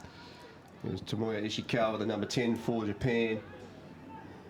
He took the gap. Japan now full of confidence. Good defence in this second half, limiting the opportunities for the Kiwis. As they do once again, another mistake there by New Zealand. Opening the door into the final 3 minutes here for Japan. Tell you what, if they can score within the next minute, then that is really game on heading into the last 2 minutes of the match. You caught it, Jace. If they do score here now, we have got a game on our hand. 3 tries in 3 minutes. It's been done many a times. Japan pushing forward now. New Zealand defence needs to be strong. Well, I'll tell you what, the second half for the defensive efforts of Invitational team, it's more like they're using the sieve defence. You know, a sieve with heaps of holes everywhere. Yeah, that's what I'm seeing at the moment. Yeah, it's looking like that. Nada there, the go-to man for the Japan side. Oh, it's a very poor pass. Lucky to be picked up there by Jono Ali. Gets himself involved in the play again. They just look a little bit tight at the moment, the Kiwis. Still holding that 3 touchdown lead, and if they can just have time and possession with the ball, that may be the thing that that keeps the game for them. Cody Mahuika, the 3-time try scorer in this match, just taking that last touch. As we head into the final 2 minutes now, Japan looking to push forward, fresh players coming on. Look for Nada. There he is. Oh, great pass, great play. The light hands of the man. Big Moses Puru there, taking the intercept. And that should just about seal it now for the New Zealanders. A very, very entertaining, a great comeback from the Japanese team in the second half. Antonio Adams probing, looking around. Got the ball back inside to Ryan Rogers. Oh, great pass out the back door. The referees have looked at each other and they've given the try. Oh, fantastic skills there from the Kiwis. Just the flick passes on, kept the ball alive. Antonio Adams there. Great pass into Ryan Rogers. Flick pass from Puru. And over in the corner, it was Rangatahi Terangi for his second touchdown as the hooter goes in the background. And the Kiwis get the final say and hold on in a very entertaining second half there. 9 touchdowns to 5 to take the series against Japan 2-0. Move out to 9. Well, it certainly was a game of 2 halves, as George mentioned before. Japan coming back from a 7-0 deficit in that first half to be within 3 touchdowns heading into the final 3 minutes. And it was New Zealand who hung on and managed to get their final touchdown to win that game 9 touchdowns to 5. For Japan, their scorers Dai Kobayashi in number 4, Takura Nara in 5, Takuma Nakamichi in 15, their captain and inspirational player Hideaki Nara, 2 touchdowns and 2 assists, and the last touchdown scorer for the Japanese team, Fumakato, on the back of a Nara set play. That's the 5 touchdowns for the Japanese side. For the New Zealand Invitational side, number 4, Cody Mahuika, 3 touchdowns. Jeremy Ryan Rogers, 1. Mace Parsons, 1 touchdown. Clayton Nafaru, very inspirational player, added to his 1 from yesterday to pick up 2 today. And Rangatahi Terangi picked up 2 touchdowns. Let's have a look at the highlights of the second half.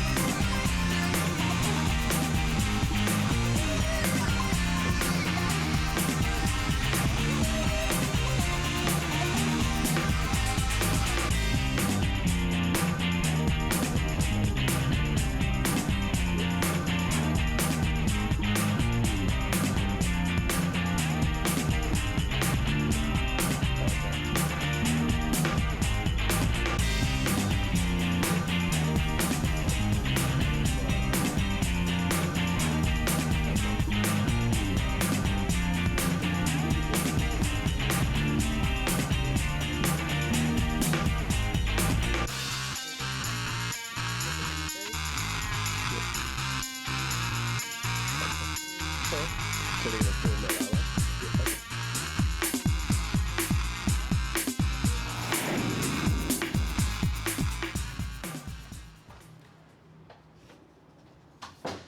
they? And second half highlights there of the second test between Japan and the New Zealand men's invitational side. The Japan team there with their coach, Australian Steve Roberts, just coming over for the presentations on the side of the field.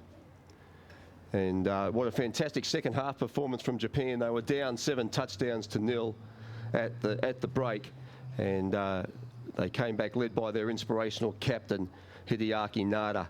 2 touchdowns and two assists to bring themselves right back into the game. Got back to 8 touchdowns to 5 with about 3 or 4 minutes remaining, and really pushed the New Zealand Masters team in the New Zealand Invitational team in the second half, who managed to get over for the final touchdown to score 9 touchdowns to 5. But we really appreciate you being here, and you've done your country proud. I'll just take this opportunity now to hand over to the Touch New Zealand CEO, Mr. Joe Springers. Thank you, Kia ora tātou. Just on behalf of Touch New Zealand, I just want to say a big thank you to Japan for obviously the huge effort of coming over here for this particular series. And we'll just throw down now to live to the ground. We've got the New Zealand Touch New Zealand CEO, Joe Springers, just making a presentation to the New Zealand to the Japan teams. Purely spectator perspective, huge improvement. Each game has got better and better, and we can see that you're going to be a force to be reckoned with in the future, no doubt. Stevie, big up to mate, well done. Obviously been a huge task for you, but congratulations on all the work you've done with it. It's been fantastic. Toru, I'm not trying to continue. Thank you very much for all your work and liaison and everything that you've done to assist throughout. It's been much appreciated, and just keep in touch with us and we'll arrange all the future endeavours going forward. That'll be fantastic. More than happy to have you all come back again. Look forward to you all coming back again. If possible, maybe even Youth Trans-Tasman, if you're looking towards that as well, that would be fantastic. But just so from our perspective, thank you again. Most welcome to come in the future, and we look forward to seeing you again. If I could ask Mr. Kushimoto to come forward over the park to present, and if you perhaps would like to say a few words.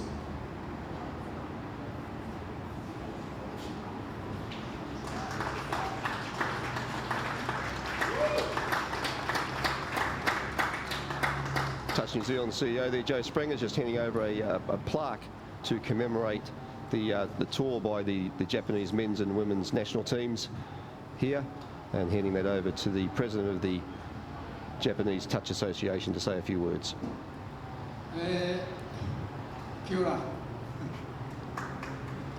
短い1週間で、ありましたけど、たくさんの技術、スキルを学んで帰ることができる。Kia ora. This is just a short time, but we've learned a lot of skill, and it was a good experience. ニュージーランド協会の本当にありがとうございました。また強くなって戻ってきたいと思いますので、よろしくご指導のほどお願いします。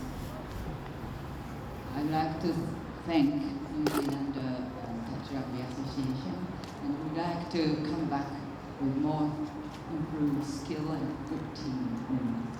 Thank you. Thank you very much. Thank you very much.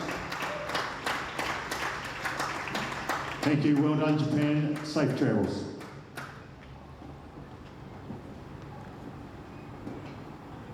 And that concludes the presentation ceremony there. Joe Springers, the CEO of Touch New Zealand, just shaking the hands of all the Japanese players, and great to see them down here. They have an extended tour. They're heading off to Australia after they leave New Zealand and be playing many matches over there as well. The team played 6 matches here. Well, the teams played 6 matches here. Wednesday, Thursday, Friday, Saturday. Wednesday, Thursday were warm-up matches against the Australian and New Zealand men's and women's open sides. And their 2 test matches that they played against the invitational New Zealand side, both in the men's and women's grade. So fantastic to see the Japanese sides over here. Some great players that we'll see in the future, no doubt. And we've already spoken about many of their players heading to Australia to live, take up residence there, and part of that is to learn the sport and grow in the sport of touch football over there in Australia. So just repeating that final result there for the Japanese side up against the New Zealand men's invitational side. The final score was 9 touchdowns to 5. The New Zealand side in total control in that first half led 7 touchdowns to 0, 2 intercept tries. And really looked to have the game wrapped up by half-time. But the Japanese side, led by their inspirational captain, Hideaki Nada, came back and really took it to the New Zealand side. We're just looking to head down to George Youngkey shortly. There's the injured player from Japan, and looks like it is a very damaging knee injury there and total accident. But we'll be heading down to George very shortly to talk to the captains of the teams. Well, it looks like the captain of the New Zealand team that is ready down there now, and we'll head down to George now, speaking with Clayton Nafata, scorer of 3 tries in the tournament, 2 down today. Down to you, George. Hey guys, here with Clayton Nafata, the captain of the New Zealand Invitational team, the boogeyman, the boogie hips himself. Had a great game, started off with an intercept, had a beautiful first half, 7 touchdowns to 0. Talk us through it, mate. Oh yeah, it was a bit of preparation for that first half, but we dug deep, no warm-up, but all the boys dug deep and don't know where all the energy come from for that first half. The second half we fell off, but yeah, no, we worked for it. Nice work. It was beautiful out there. There were a few errors in the first half for you guys, but your defence was solid. Tell us a little bit more about your defence. Yeah, well, what we worked on and we took in the change room was about the first 3, trying to keep them in our half, and then on the 3rd and 4th, and try to just limit them down on the halfway, so we not under pressure much on the 5. But well, it was well worked for though. And last thing I want to ask you is in regards to the second half. So it was a game of 2 halves. Tell us what Mr. Brian Adams said to you at halftime and what happened in the second half. All he said was the dig deep, don't give up, and yeah, I don't know where we got that from the second half because we didn't dig deep for it. we lost composure, and I think our legs were getting a little bit heavy. Well, it certainly was mine. Nice work. You had an outstanding first half. Hey, mate, great win. Test series number 2 to you guys, 2-0. You guys will be proud. You proud of your young fellas? Yeah, proud as heck. It was a privilege to captain the side, eh? And hopefully that there's more invitational teams to come. And yeah. Awesome. I'm sure there'll be more invitational teams to come, but I'm looking to pick you back in the black and whites after you do your year off. Hey, great work. Congratulations. All the best with the rest, and we'll come back to you. Hopefully you're sticking around to watch the touch blacks this afternoon. Will we? Yeah, we'll be. Awesome. Awesome. Cheers, George. Thanks, mate. All the best. Cheers, bud. Okay, so now we're going to go to the captain of the Japanese Open men's team. Nada, the man, Hitch. They call him Mr. Electric. He's on fire. He's on fast forward. Had another great game today. Let's talk us through the first half. How was it for you guys? We just struggling defense. I mean, you know, the boys really hard defense pressure, so we struggling. But you know, it's tough call right now. Yeah.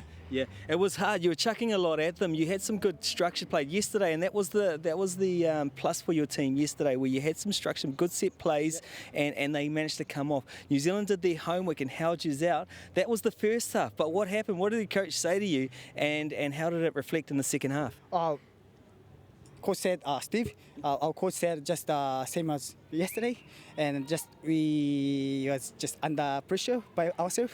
That's why we, you know, struggling in the first half. But second half, he said, just forget about first half, and we just going forward, and we do just our defense system again. That's it. Yeah. Beautiful, because the second half, it must have been 6 tries to 1 or 6 tries to 2 to you guys. So it was a beautiful second half. Wish it was 2 separate games because you would have won that one. Hey, you did yourself proud. You did your country proud once again. It was beautiful to have you guys here. Cheers. 2 test series. Unfortunately, you didn't get one today, but you'll be all the better for it. The experience was good for you guys. You got what you wanted out of it? Oh, that was awesome. Yeah, and we got really young team, women's and boys as well. So gonna be next year. Brilliant. Awesome. Brilliant. And I look forward to these guys in the World Cup. They're looking to be in the top 3 in Malaysia. Is that your goal? Yes. That is, and they're doing all the homework to be there. Thank you very much, Mr. Nara. Kia ora. And we'll see you back here after the first test, or the second test actually, New Zealand-Australia Open Mix. Signing out. Touch, what a game.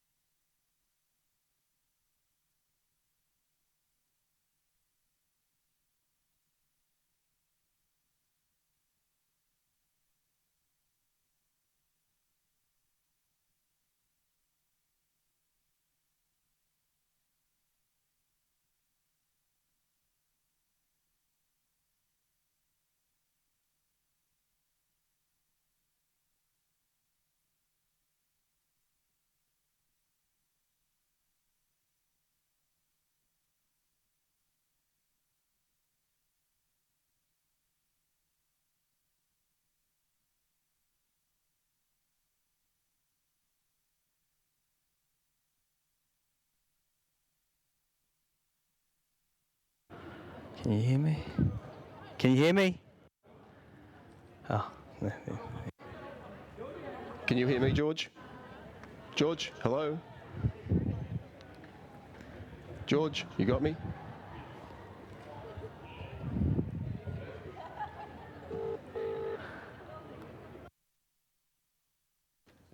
Yep. Okay, can you hear me, George? George, can you hear me? Please leave a brief message. I'll get back to you.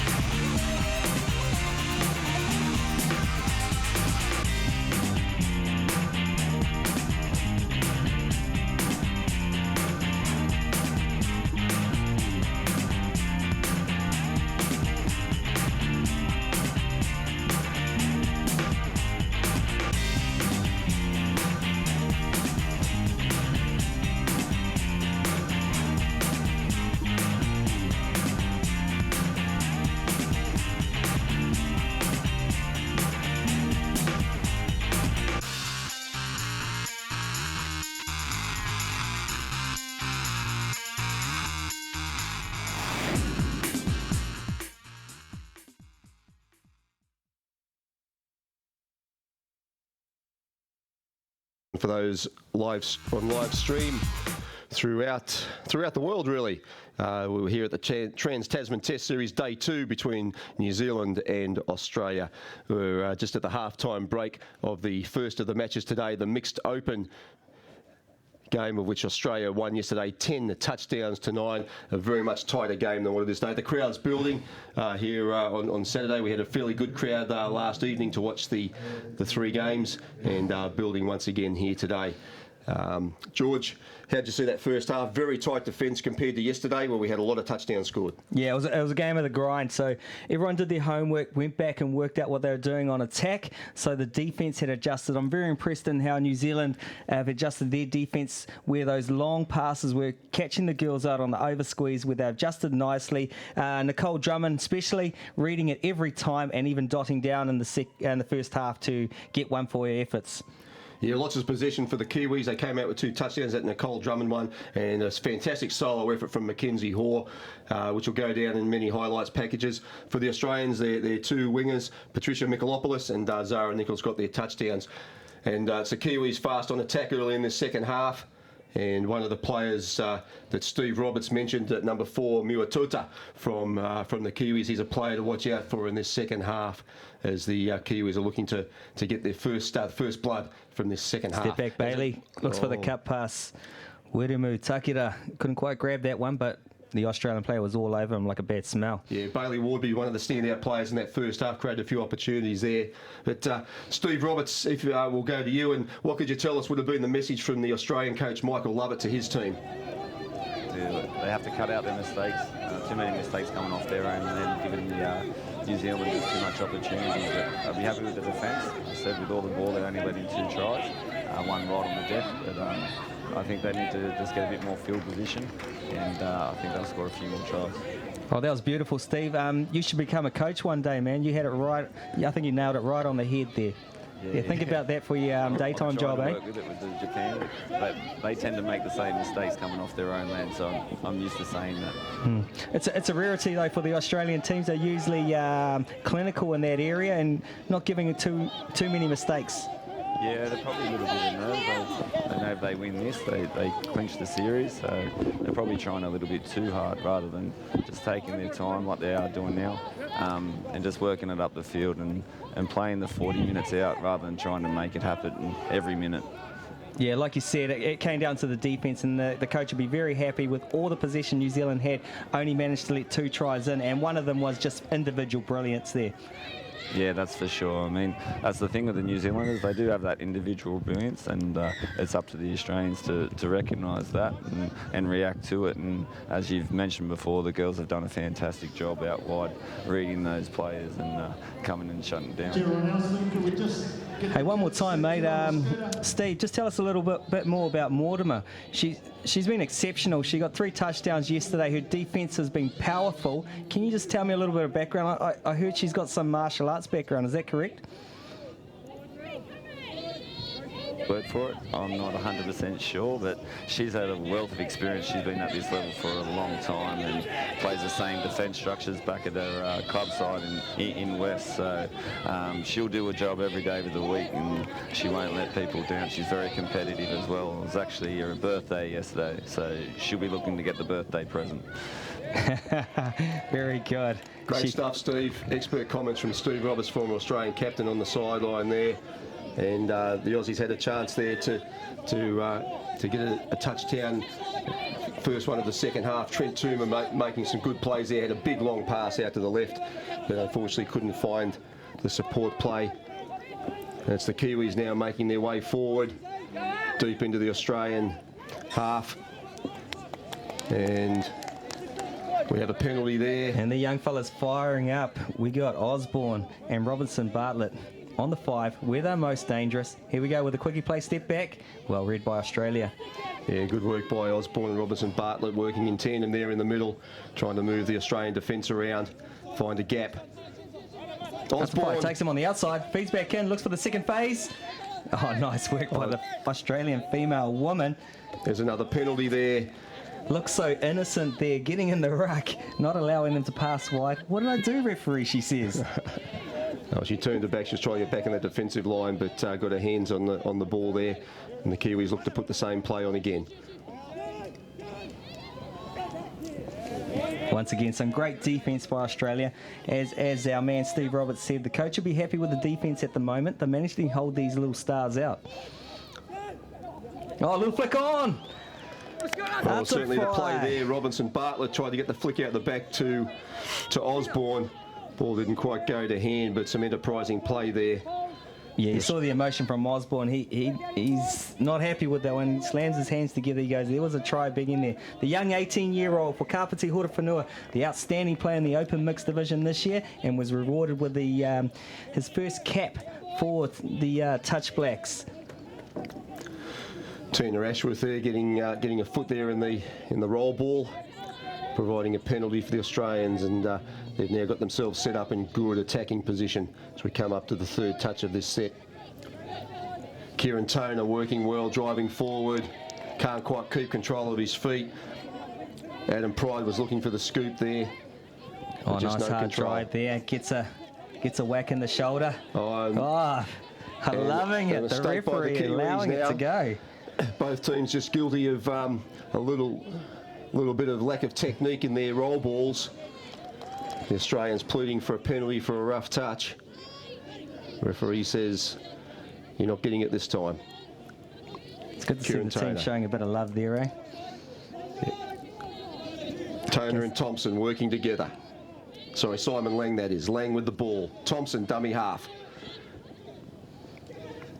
Thompson. Oh, that second phase once again. Oh, nice pick by the winger. Number 9, Rahira Rofero. Great work by Rofero there. There was a try on the call. Try beckoning there for the Australians. Great work as we see on the replay. Pass back inside short. Quick roll ball. Rofero, that was one of the picks of the day. She's on debut at 19 years old, all the way from the Bay of Plenty. A lot of touch stars coming out of that area. Great work. The Kiwis driving up. Morgan Putarangi. Mr. Consistent takes a go. Shows his heels. He's on. Referee Kim Skelly about to blow it and awards a touchdown. Mr. Consistent. Let's call him White Lightning. He is on fire. Takes the pick from dummy half. Number 19. Always hard to beat. Simon Lang. He's been exceptional on defence. Couldn't get that long arm quite there. Feeds off to Tina Ashworth, vice captain, touching down for her first touchdown of the tournament. Great work by Mark Hodson. Haven't seen a lot of him in the first half, but the Kiwis certainly need him to be more dominant in this game. They take the lead, 3 touchdowns to 2. 7 minutes gone in the second half. Oh, the Australians hit straight back. Number 12, Dylan Thompson, as they did yesterday. Every time the Kiwis scored, the Aussies came straight back, and Dylan Thompson there sneaking below the defenders. Good quick play of the ball, round the back door, steps off the right, gets underneath the defenders. The outstretched arm of Ashton Robinson Bartlett couldn't get there in time, and the Aussies tied back up at 3 apiece. Yeah, 2 touches there. Tina Ashworth was pleading for a touch as well, both putting their hands up saying, please referee, I made the touch, but referee says no. Ball down first, touchdown to Australia, 3 apiece. Kiwis hot on attack. Muatuta. Steve Roberts picked it. Dylan Thompson's one to watch out for. He's got the experience. He's been in the Aussie colours since 2010, and he's one player that they look to. Whoa! Once again, they find a hole, but just not quite going to hand. Muatuta looking for a recount there, says the Australians got a hand on it. Widamu Takarai couldn't quite hold onto the ball. Oh, just a little bit to the shoulder. Unlucky Widamu. Yeah. Australians now pushing forward.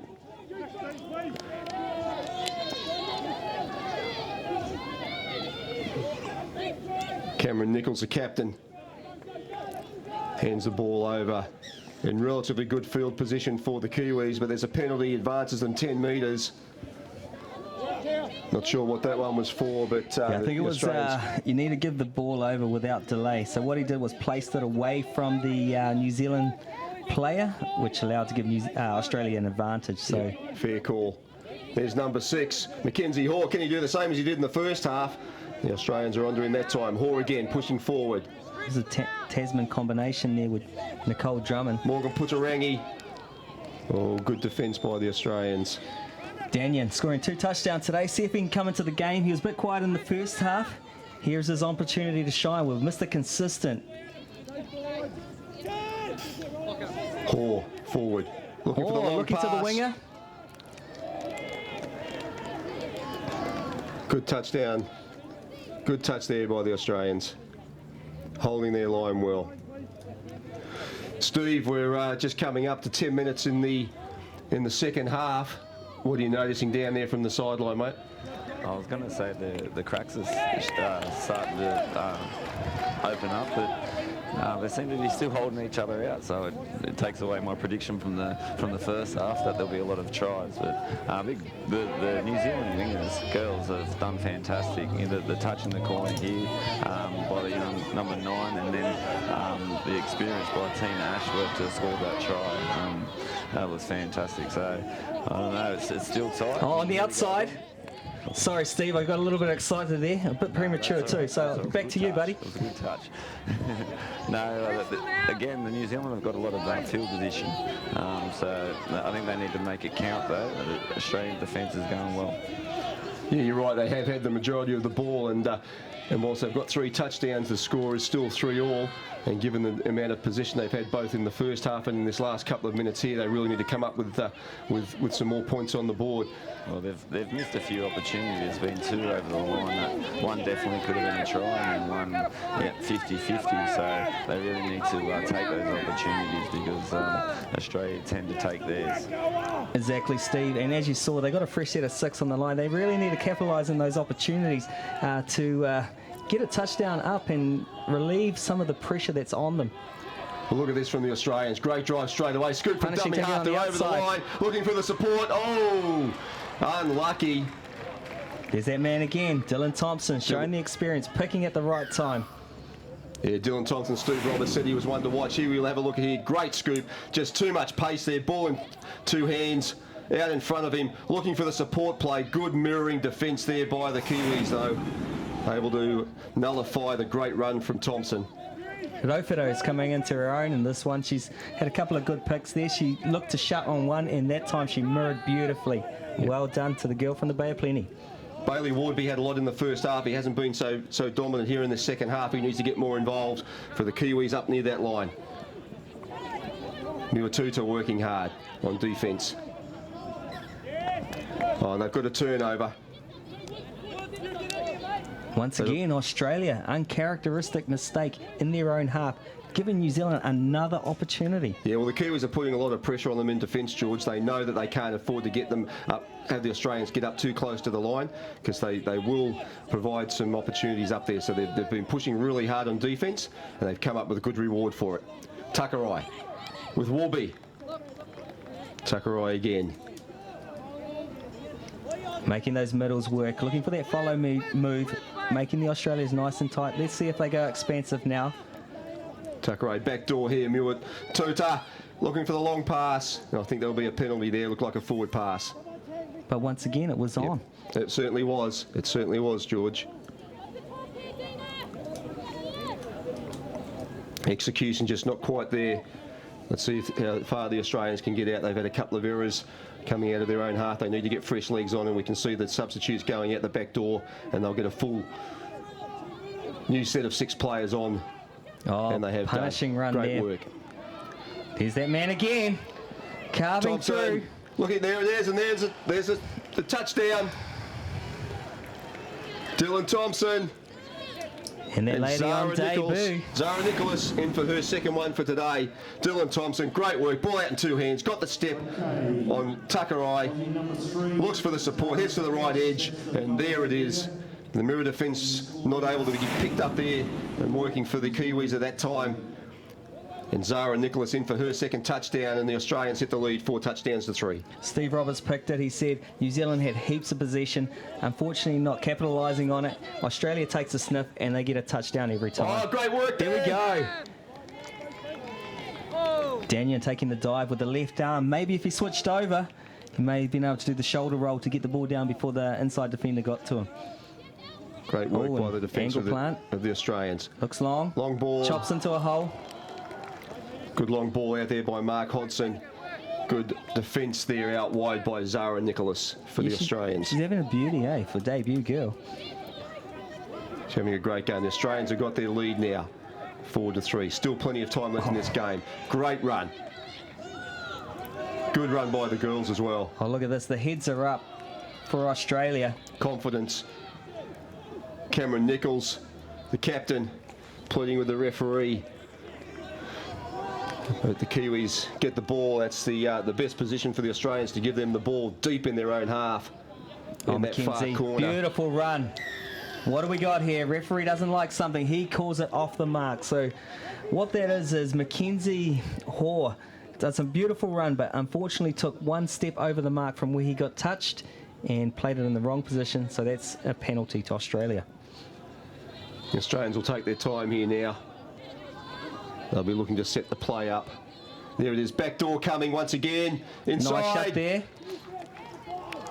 Well, they do that play all the time, don't they, George? Yeah, they do. And that was read well by Atafai Osborne. He needed to shut him there on the inside because there was no way the other three was going to get there to shut that one down. James Blackwood working in the middle there. New Zealand holding them out, 8 metres out. In a good position defensively. Yeah, good defensive effort there from the Kiwis. Coming down to the last touch. Well, there's a really good defensive set there from the New Zealand team. What's the talk down there, Steve? Can you hear much of the Kiwi defensive talk down near that line?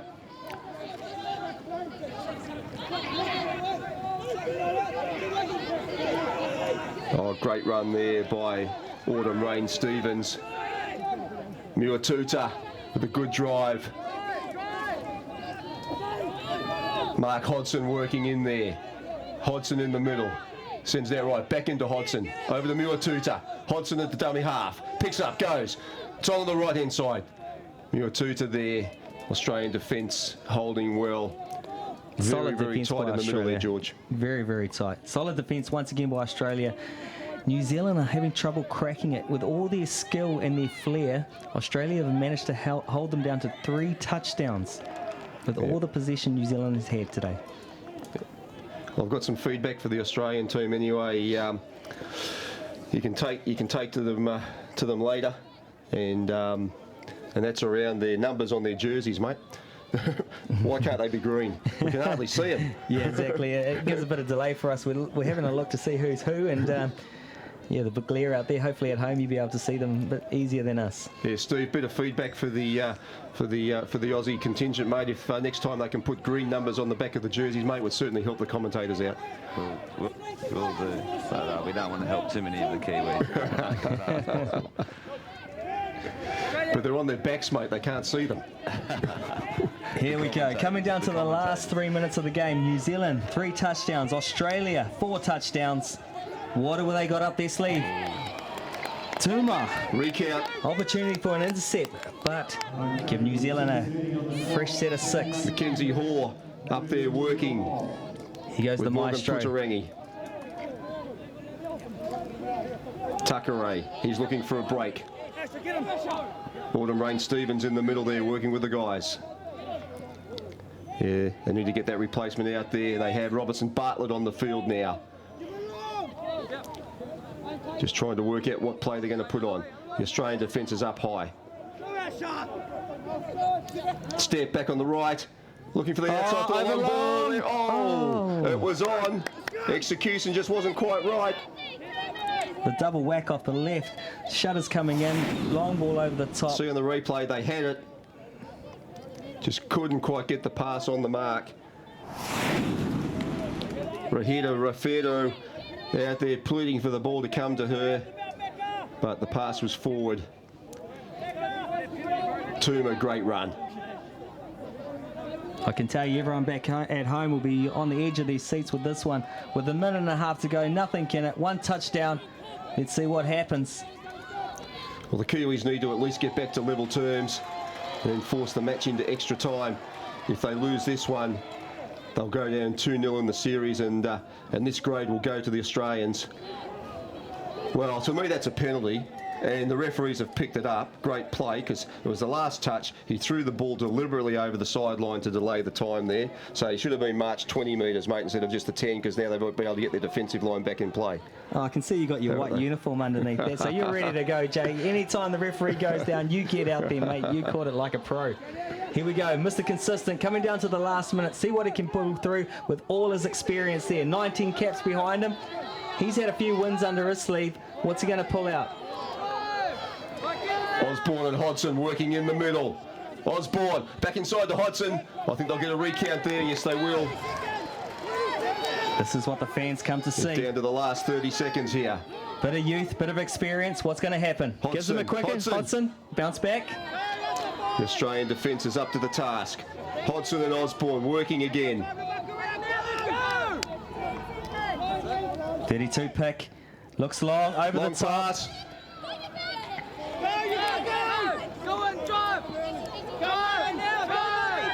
The Kiwis pushing forward. This could be the last play. Oh, it's allowed to play on. The Kiwis need a touchdown. Oh, Hodson's through.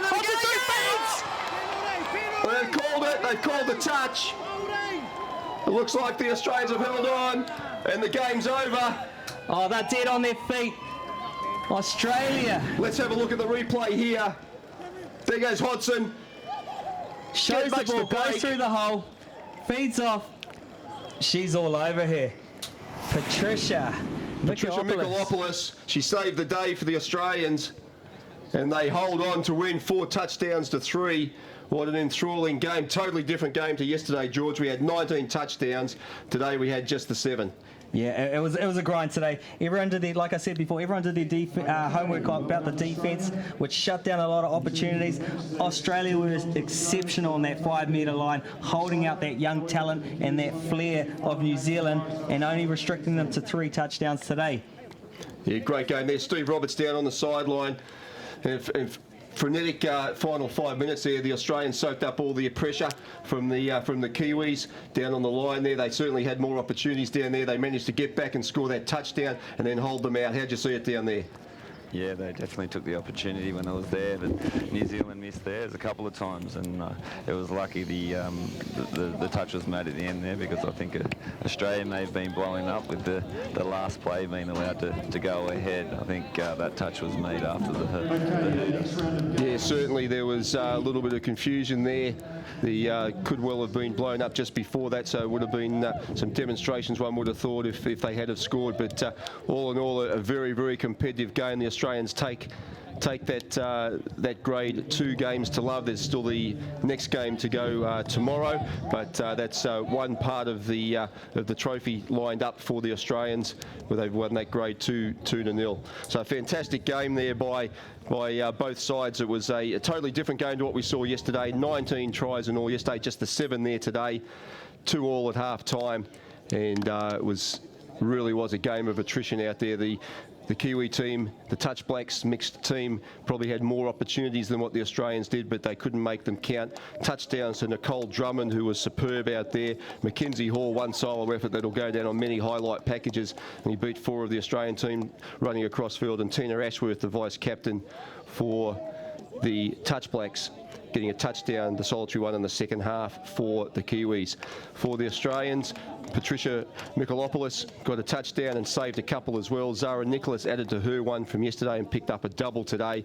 And Dylan Thompson, as Steve Roberts pointed to before the match, was absolutely outstanding. Created a lot of opportunities for his team, and possibly could have scored another 2 or 3 tries off his breaks if it hadn't have been for the good Kiwi chase on the defence there. So their one try in that second half came from Dylan Thompson. So 2 all at half time, and they're out to 4-3, and a very well-deserved victory for the Australians, soaking up all that pressure that the Kiwis put on them.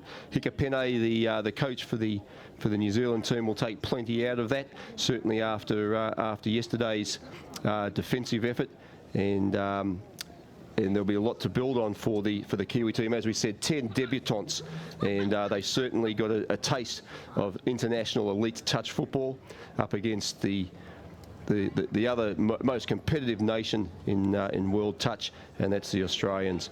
So they take that 2 there. And let's have a look at the highlights of the second half.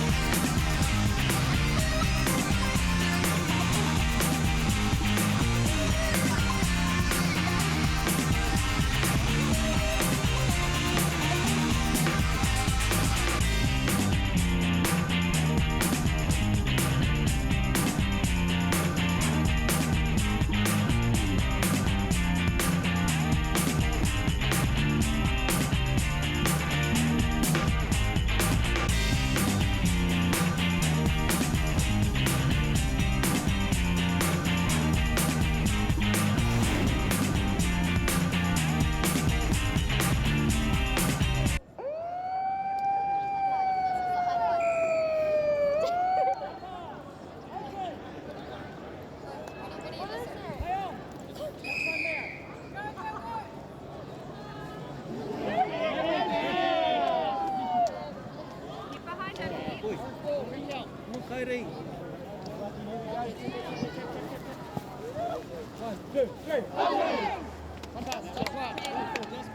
away, Blue, move away, Blue. Touch two, blue ball. Ready. We're going to do our ice bath, so lead him up. I'm going to go down. Trent to lead him up. Open. Let's go get our ice bath. We're going to get out of Imagine the sticky on Trent's chest. Let's go. And there we see the Australian team after their well-deserved victory today, 4 touchdowns to 3 in what was a superb game by both teams. Went down to the wire, the Kiwis almost getting over the line in the last play of the match. A desperate touch from Zara Nicholas, stopping the Kiwi touchdown, and 4 touchdowns to 3, the Australians defeating the New Zealanders, the Touch Blacks mixed open team. And we'll be looking to head down to George Yonke, who's down with the New Zealand captain and vice-captain Wiremu Takarai and Tina Ashworth. Hey, George Yonke here from the Touch Trans-Tasman 2016 Tech Match 2 between the New Zealand Open Mix and Australia. I'm feeling you guys' pain. You put your heart and soul out there, Wiremu and Tina. Gallant effort. Tell us about it. Yesterday there was 19 touchdowns. Today we only had 7. Tell me what happened out there. Obviously, a lot of work went into both teams' defence. I think both teams thought that yesterday there was a bit too many tries, and we definitely worked on it. And I thought we did well throughout the game. Just a few through the middle at the end of the grind. They're used to the grind, Australia. They have a lot of high elite touch there. So yeah, I'm proud of the young ones. 11 young ones, and they know what it's all about. And I'm definitely proud of the future of touch in New Zealand. Yeah, you talk about the opportunity to have high-level touch games all the time. We're in New Zealand, it's a rarity to play games like this, whereas in Australia they're playing it week in, week out. Teen, you're over there in Australia, so you can tell us a little bit more about that. Yeah, absolutely. It definitely helps playing touch football all year round at a high level, and you can see that through their speed and the structure of the game. So that really works in their favour. Obviously, they've got bigger competition over there, so that helps with their development. Yeah, I mean, that was a grind, as you can see from the scores. They're really low score, so the tempo went up. We definitely developed in our D, so we did our analysis. Unfortunately, just took some of the wrong options on attack. So, implemented a number of changes, but there were still a few things that didn't go our way. Australia, the better team today. Unfortunate to win, but, the team did good. Well done and well said. And you did talk about the opportunities there.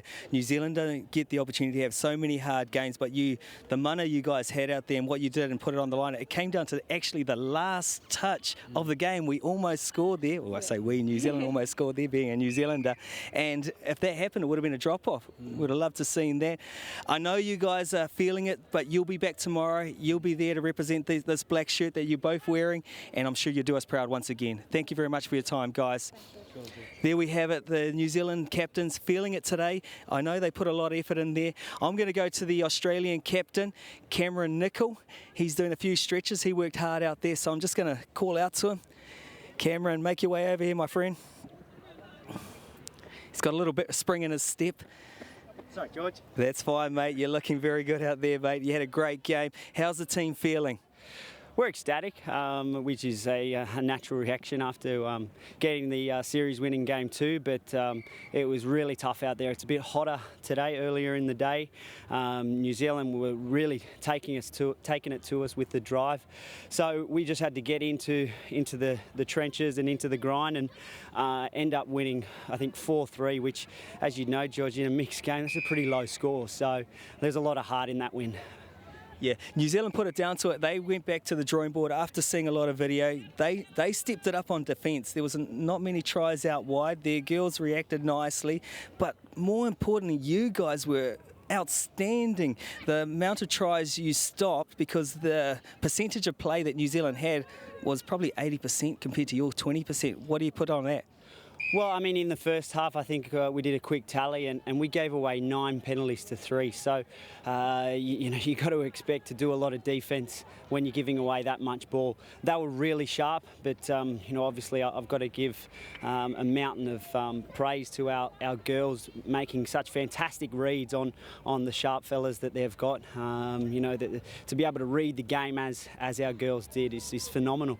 But, it was really well played by New Zealand in this second game. First game as well. There was one in at both games. So. Awesome, mate. You obviously got the honey because you got the bees hanging around you, buddy. So that's game 2. Test series won by Australia, but I'm sure New Zealand will come back strong. You'll want to go through with 3-0. First time as captain, 2 from 2. How's that feel? It feels amazing, but I've sort of got a role that is just as a leader. There's the guys like Dill Thompson and the girls like Kat Stevens that are really doing the hard work. I just have to stand in front of the camera and smile. And you do a great job out there. Look at this beautiful face right here. Congratulations, mate. All the best for tomorrow, but not too much like once I said yesterday. It's going to be a blinder. New Zealand are hurting and they want to take one. So let's see. Test 3, Sunday. Back with you then. See you, John. I'm signing out. Touch what a game. Oh, your money in the camera.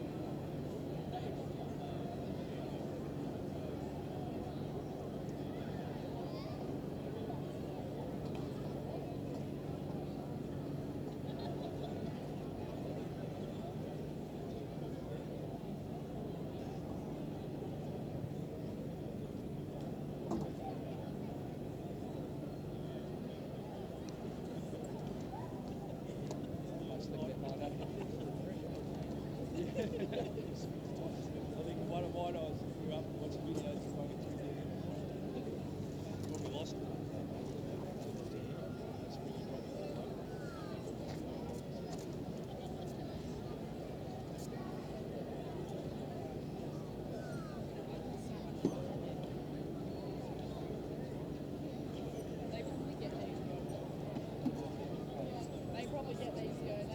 Okay, getting ready for our Open Women's second game of the series.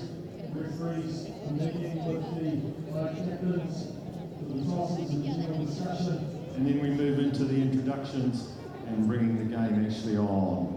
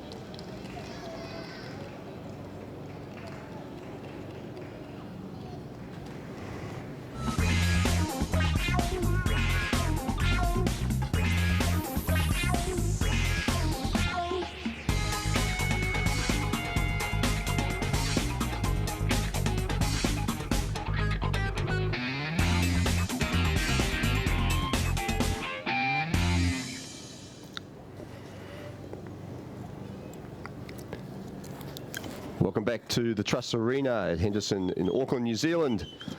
And welcome along to all of those that are watching us on live stream all around the world in this Trans-Tasman series, Trans-Tasman Test Series for touch football for day 2. And next up we have the Women's Open. Yesterday, the first test match won by the Australians, 7 touchdowns to 6. Game 2 here today. The Kiwis need to win this one to keep the series alive in this grade. And joining me in co-commentary today, 6-time World Cup representative for New Zealand, George Yonke. George, it's been a fantastic day so far. We've had one game between the Australians and the New Zealanders. The mixed team took that one out, so the Australians, the Kiwis really looked to keep the series alive by winning this one today. Yeah, that's correct. Aussie take the first blood. We're taking the Trans-Tasman title in the Open Mixed Division. Now we're going on to the Women's. The scene is set for some great games here.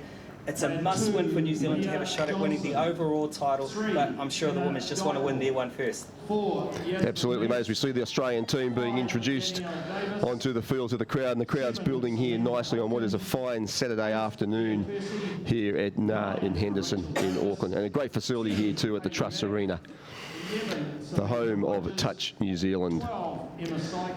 So we have a look at the Australian team coming out there, and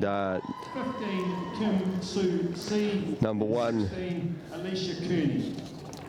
for the Australians is Campbell, Clifford, Davis, Danielle and Rochelle there, Hybel, Hopkin, Mia Johnston, Laura Peaty, Hayley Maddock, Yasmin Meeks, Leah Percy, Sam Rogers, Ashley Kearney, Kim Sue C, Emma Sykes and Marika Watigo.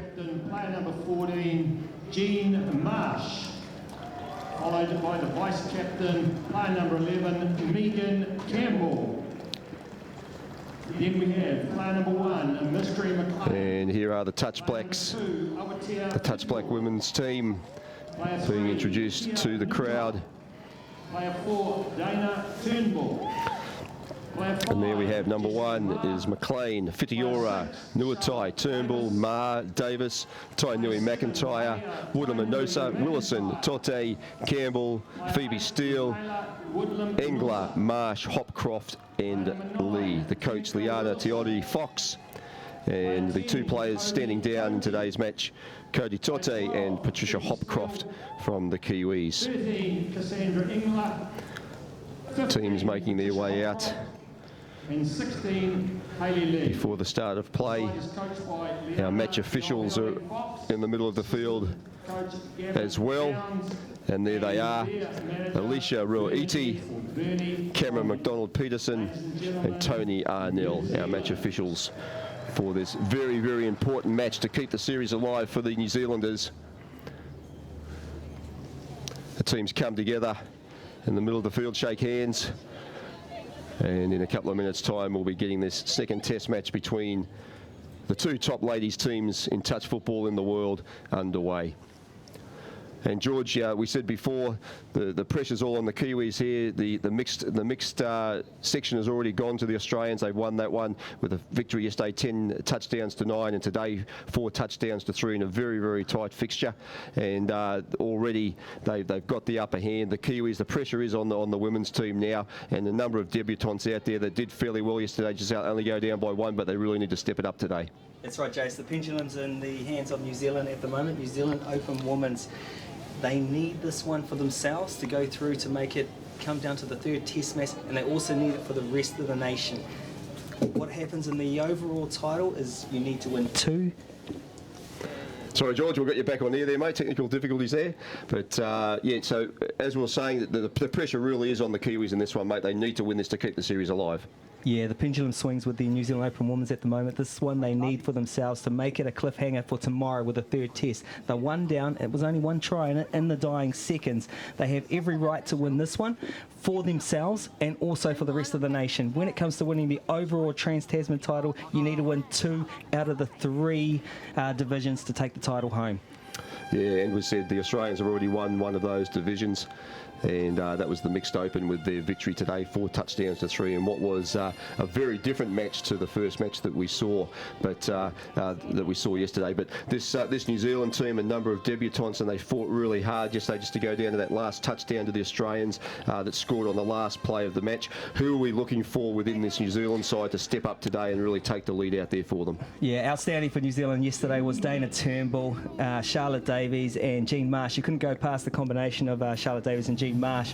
They had a few combinations there. I'm sure Australia done the homework, so hopefully they've got a few more moves in their back pocket there to pull out, because Australia will be looking for those same plays and be watching Jean Marsh like a hawk. Yeah, they will. She was outstanding yesterday. Scored a touchdown herself and created 2 others, and worked really well in there with Charlotte Davis. The standout for me, and they don't get a lot of praise, but the young winger Cassandra Engler, jersey number 13 for the Touch Blacks, she was absolutely outstanding. She played the whole 40 minutes, and she played all those 40 minutes on the Australian sub-side box, which meant she was getting hammered all the time as they came through. She not only worked well in defence throughout that grind area that we talk about, the middle of the field, but she also saved a number of touchdowns down towards her line with her electric speed, mate. So she'll be one that the Kiwis will need to have another good game again today.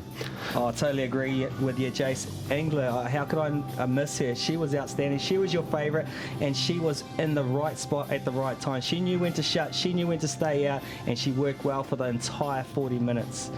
Going over to the Australians, for them to dominate in this game, they really need Samantha Hopkins to shine in this one, as well as showstopper Kim Soo-see, who will be looking to put some knockdowns today. Yeah, absolutely, mate. Kim Soo-see was a little bit quiet yesterday for such an outstanding player, but I'm sure she'll come to the fore again today. Their captain was in the thick of things as well, Lizzie Campbell, and we're underway as we see the Australians running from left to right across the screen, and as they look to wrap up this series in the Women's Open grade. Once again, New Zealand back in their face, not giving them any space here, keeping them off the 5-metre line. Here we go for the second phase. Step back in. 2 defenders right there to D them up. Yeah, good work, Charlotte Davis in there defending, calling the touch on Leah Percy. Oh, slow start. Holds the ball in 2 hands. Looks for the fade, but the inside defender managed to make the touch that time. Yeah, the Australians nice driving run. Australia's just happy to take that touch down. Well, the forward pass missed there by the referees off the off the play of the ball. Yeah, for those of you at home watching this game, you may see a few forward passes off the ruck area. The game is so fast that the referee is more worried about the 5 metres, keeping the distance, opening the game. Now and then they seem to miss that one. It kind of balances out for each other, and it's more about the other skill set that they're worried about. Yeah, well, there's a penalty there. The Kiwis had a drop ball, but a relieving penalty there. They got the ball back very, very quickly, so there's not a lot of damage done there. New Zealand. Dana Turnbull taking the ball forward. Sorry, George. Yeah, the Touchblacks drawing first blood with the penalty count, getting one penalty, putting them in the hot spot on the 5 metre line. Let's see what they can do. Tanika Wilson working in there with Dana Turnbull, drawing the Australian defence out. Ball coming in there, Turnbull on the scoop. She picks and goes, opportunity out wide. Oh, diving there from the winger from Engler. Couldn't get her hands on the ball, but a nicely worked play there from the Kiwis. Yeah, if the ball wasn't forward, I guess she would have caught that one and put that one down. Slightly going forward with the wind and the breeze. Yeah, just blowing the ball out of her reach. Yeah, well covered by the Australian winger. Here goes as well. the hunger.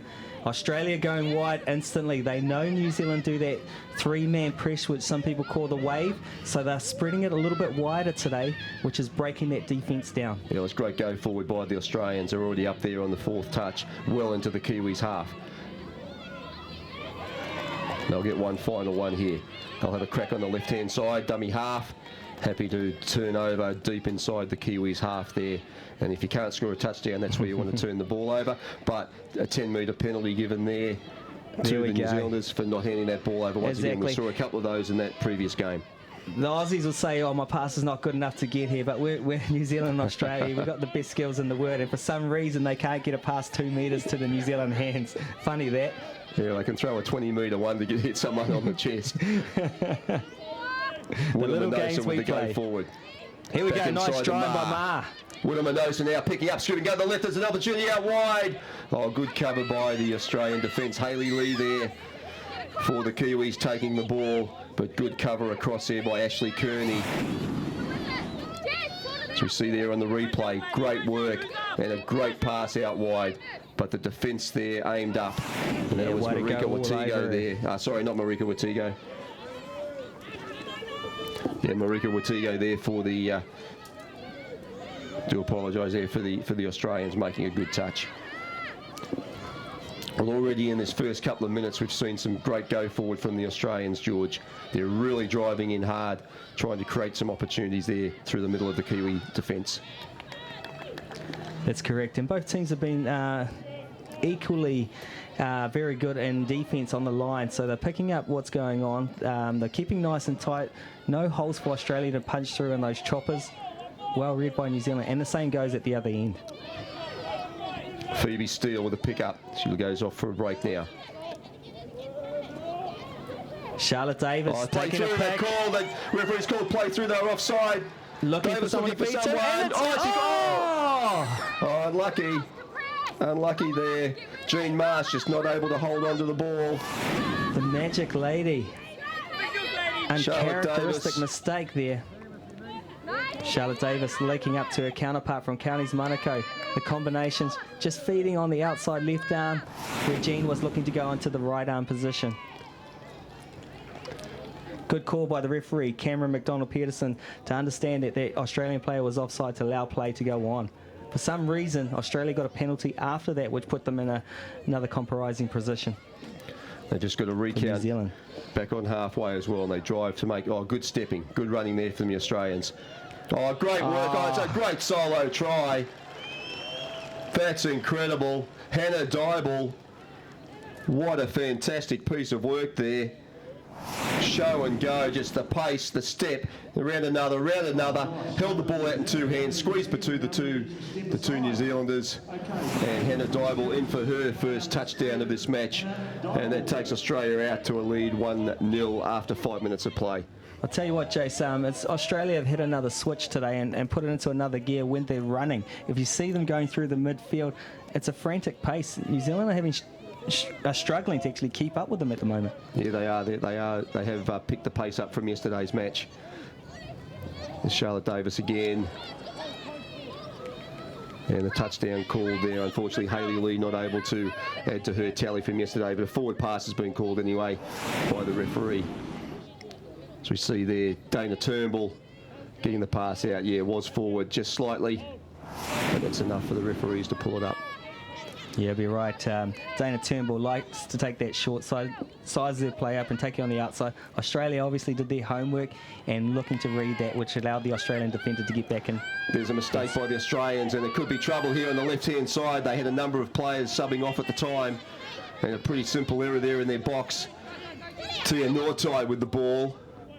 I think we got touch number 1, right on the 5. Yeah, defence coming across there. Opportunity here for the New Zealanders. Tanika Willison at dummy half. With the wraparound, McIntyre. Short pass by Tainui McIntyre. Out to Jessica Marr. Back over to Willison. Referee's called time off here. We've got an injury. We've got a player down. And it looks to be Fitiora, is it? Tainui McIntyre. Tainui McIntyre, number 7. She looks to be in a little bit of pain there. Support staff there from the Kiwis. Let's have a look at this on the replay. Well, it didn't seem to be a lot in it there unless she had one of the Australian players fall on her. But anyway, she makes her way to the sideline. Good to see that she's able to run off herself. But touchdown number 2 here. Kiwis trying to find an opportunity. Don't worry here. about her. She'll have a can of concrete. She'll be back nice and hard. Her dad will make sure of that. Yeah, well, it must have been the 5th touchdown there. 5th touch, sorry. The Aussies given the ball back. Trying to make their way at hard pressing defence by the Kiwis. Oh, long ball out wide. They've got it on the edge. Oh. Great run by Yasmin Meeks. The Aussies not afraid to throw the long ball out wide early in the touch count. Great skills there. How fortunate for Australia. Some driving plays through the midfield and picking up a penalty coming to the last touch. Once again, Australia in the hot seat. 1-0 to Australia. 8 minutes in the game gone. Look at a full set just 10 metres out from the Kiwi line. And they'll take full advantage of this. Just taking their time, setting their play up. Drawing the Kiwi defence out. Woodamanosa comes out. Marsh makes the touch on the left edge. Ball, referee signalled a recount. Ball deliberately touched there by the New Zealanders. Another set of 6 here for the Australians. They're pretty bunched over the left-hand side. Player coming out the back now. Trying to draw those New Zealand players out, and they do.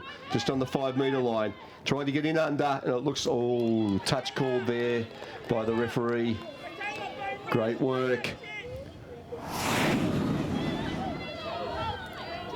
Australians there. Unlucky. Just trying to work the plays there. There's an opportunity out wide, and there it is. Great work. Touchdown there to Marika Watigo. Great work. Shaped left. Gone back to the right-hand side. The big long pass out. Kiwi defence had come in, jamming up there. First touchdown for Mariki Watigo. Yeah, nice sequence of play by Australia there. They had a couple of little shots there in the middle, which made New Zealand come in tight. So they looked to go left and bounced out the player straight away, which the shut defence was prone to and went over the top. Great touchdown, Australia. Yeah, great skills by the Australian side. Not much you can do about those long balls. Jessica Marr trying to create an opportunity there. Throws the ball out wide to the right, can't get it. Looks like there's going to be a penalty here. Yep, penalty there for offside. Phoebe Steele with the ball, passes it on to Jessica Marr again. Things inside, back to Steele. Fitiora looking to play, mistake there on just the second touch. New Zealand can't afford to do those mistakes so early in the touch count. When they're down on the line, they need to punish Australia, otherwise this game could get away from them. Yeah, well, they need to make the Australians do some work on defence there, and they didn't. They put no pressure on them, and just a simple drop ball. They'll need to pick their game up. Here we go, out of dummy half, looks to the short side, out of nothing, flicks over the top. Oh, it's another great play by the Kiwis. This time it's Taylor Clifford getting the touchdown. As we see on the replay, just quite a simple little play there.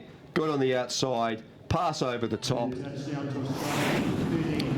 Awatia Fitiura couldn't do too much about that. Yeah, it was and nice. Taylor Clifford on the spot. Good touchdown. Good call, Jason. Nice hands there by Australia to be able to get that pass out at the very last second. Link decided to come in for the shut, thinking the middle was beat, where it looked like the middle actually had her on defence, which allowed the Australian Link to go in for a touchdown. We've got former Australian captain down on the sideline, Steve Roberts, and 3 touchdowns to nil, Steve, just 11 minutes into this game. The Aussies are looking really strong at the moment.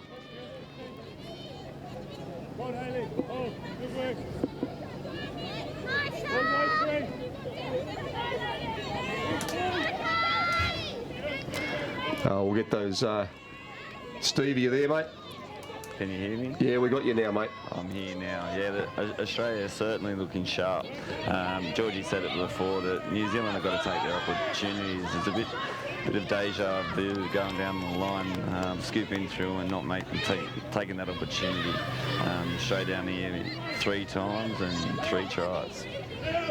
Yeah, absolutely. Quality Australian side, and as you say, Steve, the Kiwis really need to make more of their opportunities when they get up at that line there. Yeah, put it down to it. And it's a good call by Stevie there. It comes down to strike rate. He said three cracks at it for Australia, 3 touchdowns. Here we go. Dana Turnbull on the short side. Well, she's the danger player for the Kiwis. Feeds. Nice diving one. Unfortunately, couldn't get down. Good scramble defence by the Australians. Well, Dana Turnbull, there she goes again. Big scoop, steps off the right foot, moves around, gets over the line, but good mirror defence by the Australians.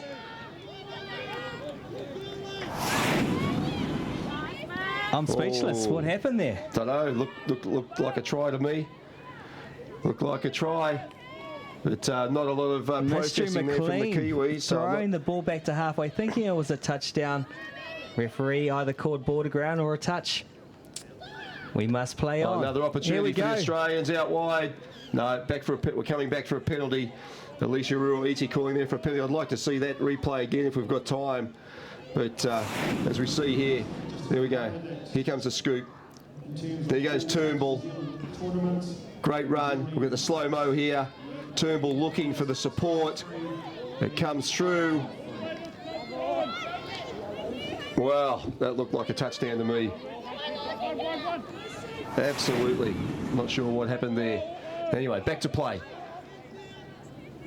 The Australians with the Kiwis with the ball. Phoebe Steele passes back inside. Back to Steele. Touch number 6.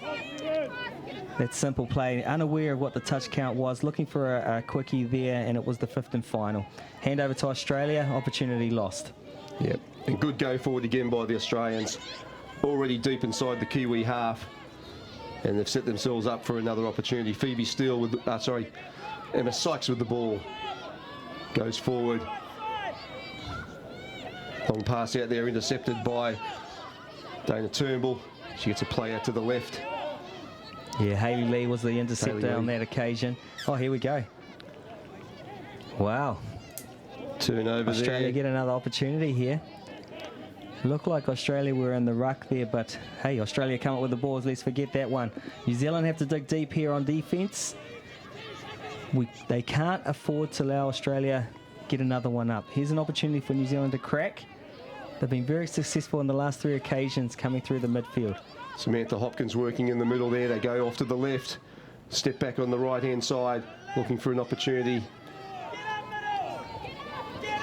Dummy pass thrown there.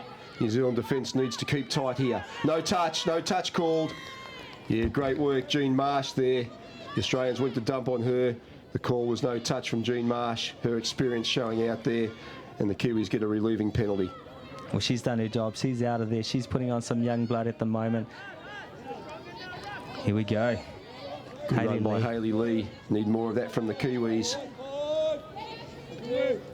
Just slowing down a little bit after a couple of good drives. Let's see what Megan Campbell can add and inject into this New Zealand team. Dana Turnbull from dummy half. Go, Dana. She's on the line again. Goes out. Nice hands. And a flick around. Looks back in. And a flick one more time. No. Good skills there by the Kiwis, Megan Campbell and Hayley Lee. But Hayley equally, Lee, the Aussies the up to the bunter. task. Great pick Nice up by Hayley flick Lee, off. great pass Nice. out. Take the early one, Neeks. Oh, some big contact there. Who's your father? Both coming in. One goes to ground. Oh, there's a There we touchdown. go, the stutter. Tanika Willison, 2 touchdowns yesterday, 1 there today. And that's great work by Willison. Just a step inside.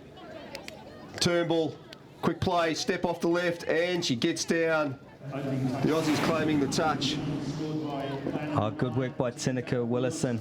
Outstanding start to the game yesterday with 2 touchdowns. Throughout the game, she got a little bit tired and opportunities went astray, but she's back into true form today. At the young age of 18, we'll expect to see a lot more from her throughout the future. She was identified nice and early within the New Zealand Sevens circuit, so she's in the development program, but she's loving it with the Touch Blacks at the moment, and we're happy to have her. Australia, another opportunity now.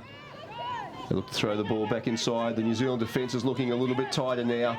On the left, looking for the inside pass. Oh, good cover defence there. There's another opportunity out wide. Well, that's a forward pass.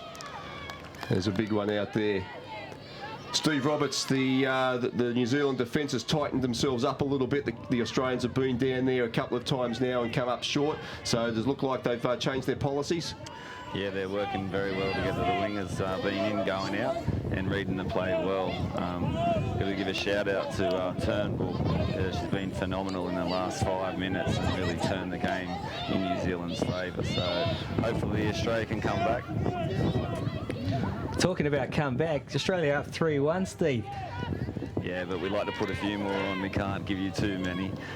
Yeah, you think that's a sniff? That's the sniff New Zealand needs, you think? Exactly. You can't give them any opportunity. Give them in the game, then they'll take it. So Oh, you'll know all about that out. from coaching the Japan men's team earlier, where the New Zealand invitation team went up 7-0 at half-time. But it was a game of 2 halves. You guys came back strong with 6 touchdowns to 2 in the second half. Yeah, here we go again. Oh, missed. No, she got a touch. Good touch. We've called the touch there. Hayley Lee with a shirt touch at that moment. Very vital, stopping Australia. Yeah, let's have a look. Yep, she's called the touch there. The referee asked her. She said the Australians proclaiming that there was a miss, but... Yeah, this game comes down to honesty. It's called touch. You call the touch when you make the touch. In touch, if you make a phantom, it's called. You call a touch when you actually don't make it and appeal for it, and you get found out. That name sticks with you for life. Yeah, there was a period of time back long ago and in the sport of touch where phantoms, you were automatically sent off if the referee believed that you'd done that. And those times have changed, and thankfully we don't see too many of them these days. But the Australians now on attack again, pressing into the New Zealand half. The Kiwis have certainly tightened the defence up. The Aussies have had a few opportunities down here in the last few minutes, but it's been really tight defence from the New Zealanders. And just as I say that, put the mocker on them, George. You put the mocker There's a on try them. out wide to the Aussies, and a nice long ball out there. Marika Watigo picks up her second for the day, and a great long ball. And England just trying to get out there. She scrambles, but she was in too far to make any difference there. So Marika Watigo gets her second touchdown as we head towards the half-time break, and it's the Aussies out to 4 touchdowns to 1. Did you see that, Jace? The confidence of the Australian girls. The ball wasn't even down, and they were giving high fives. So that's how they're feeling at the moment. 4 touchdowns to 1. New Zealand got a couple of opportunities here. Cutting through. Jess Ma. Looking for someone. Feeding. Oh, it's a touchdown. What? But the referees have called a penalty. And a penalty to the Australians. So all I can think of there is that a Kiwi was holding an Australian player back. Yeah, the old push off there. Yeah. Well spotted by the referee. Yeah. You're a pretty good referee to pick up those ones, because your focus is all around the ball play area with the person running with the ball, and be able to identify someone doing a push off that's not in your vision. That's a great call. Yeah, absolutely. The Australians are able to hold the Kiwis out. They've only got the 1 touchdown in this first half. Great work by the Aussies, and they'll get another set of 6 out of this one. But thankfully for New Zealand, the half-time hooter goes, and Australia lead the second test match between the Touch Blacks representing New Zealand and the Australian women's team after a win yesterday to the Aussies, and the Kiwis have got a lot of work to do to keep the series alive. Steve Roberts down on the ground. It was a very frenetic opening period there. The Aussies got away to 3 touchdowns to nil, but the Kiwis did well to fight back and still stay in touch with the second half to come. Yeah, the girls look dangerous, scooping through a couple of times, but we talked about that during the mix, about taking their opportunity.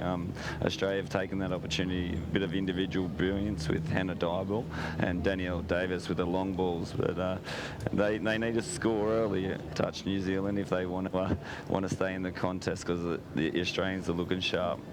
Yeah, absolutely. Thanks very much, Steve. And let's have a look at the highlights from the first half.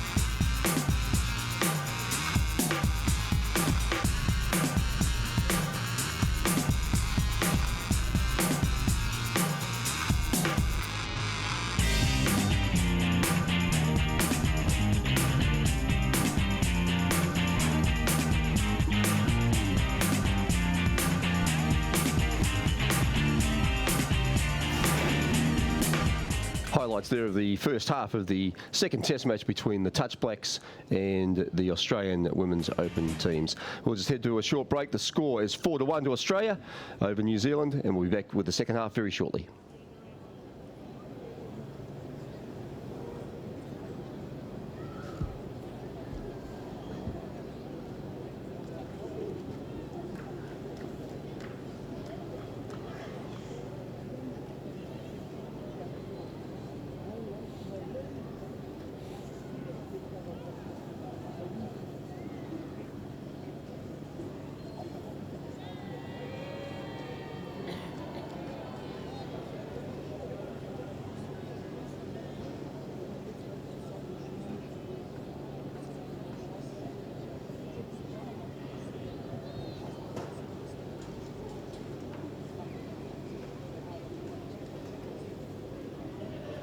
Players, referees, 30 seconds. Players, referees, 30 seconds.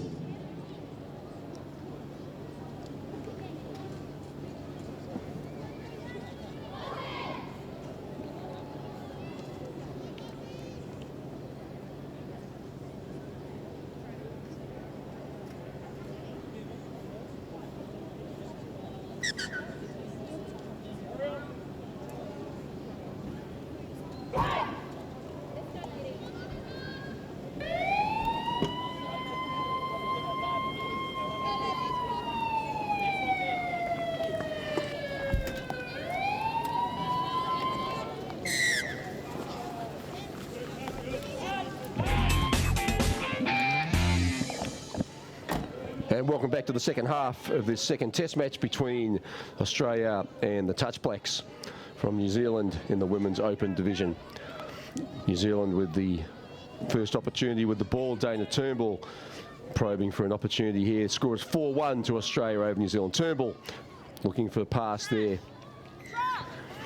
Intercepted, but pass called forward by the on-match referee, on-field referee. And George, a pretty entertaining first half, but the Australians always looked in control. They got out to an early 3-0 lead. Half-time score finished up 4-1, but the Kiwis just weren't able to take advantage of any opportunities up at the up on the line. Yeah, the Australians' backs are up. They come with a new game plan today. They obviously watched the videos last night, saw who the danger people were, and saw what they were doing on defence through the midfield. Expansive play by Australia, and actually hit another gear. I don't know what it is. They must have got a rocket up them or something, and how close it was. They're just a new team today. Yeah, it was a pretty impressive opening 10 minutes by the Australians. Took advantage of every opportunity they had, but the New Zealanders are by no means out of this match. There's a big long ball out there. Unfortunately goes to ground.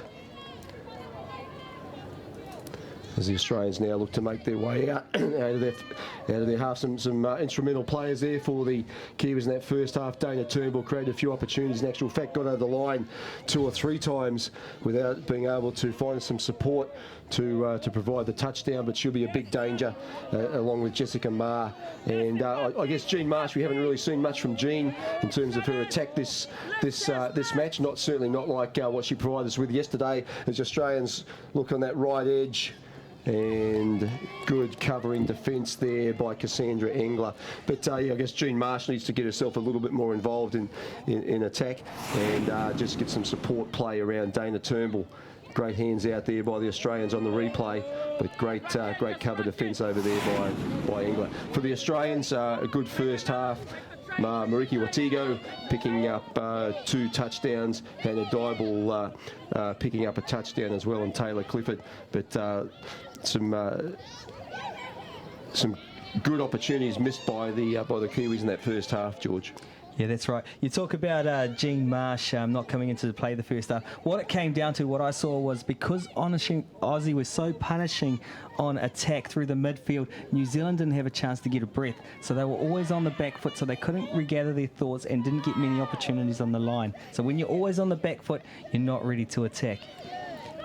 Here we go, some punishing runs by Australia. New Zealand sort of 1s and 2s at the moment. Australia getting in behind. New Zealand have regrouped. Comes another punishing drive here. Hitting the 5-metre line. Scramble, backs turned by New Zealand. But managed to get out of jail with that one. Steve Roberts on the sideline with expert comments, former Australian captain. The Australian coach, Swain Ravelli, what would have been the message he would have given to his troops at half-time? I just think keep doing what they're doing. Pretty simple then. Pretty simple. Simple. Yeah, they got to hold them out. As I said, that don't give them a sniff. So I think, oh, here they go. No, referee's called it back. But no, I think he would have been pretty happy with the first half of it. Yeah, they take a 4-1 half-time lead in there, and there's another march of 10 metres forward for the Australians after a penalty there by the Kiwis, first of all for a touch pass and then not bringing the ball back to the mark, and can't really afford to be giving the Australians any more metres than they earn. Yeah, Stevie Roberts has got it right there with the simple game plan there. Keep doing what you're doing. And the other couple of comments he did mention, that would have took 20 seconds to say. They would have had another 5 minutes, and I guess they would have made themselves a cup of tea, had a rest, and come back firing for the second half. Very good. It is a simple game, George, and I guess when you're up 4-1, you just want to keep doing what you've done. Their defence has been pretty good. They've been able to sniff out the opportunities that any that the Kiwis have been able to produce. But certainly Dana Turnbull is one to watch. She got over the line, as I said, 2 or 3 times, and she's going to be the go-to player for the Kiwis in the second half if they're going to have any chance of getting back into this game. There's Megan Campbell coming into this game here, getting the momentum going forward, solid with her basics. Hasn't had much punch in this game, but I'm sure she's still rallying the troops from the sideline. Here we go, Jean Marsh, Charlotte Davies, the combo of combos for New Zealand at the moment. Okay, there's What was the ruling there from the referee, George? Jean's saying I can count to 5. The referee's saying I can count to 6. So we'll see the replay on that one, and I'm sure they'll have a cuppa about that one. Australian spreading the ball out wide on the right-hand side. Angler with a desperate touch. And a penalty being given there for interference in the play ball area. And a new set of 6 for the Australians from halfway. Driving forward. What can they produce here?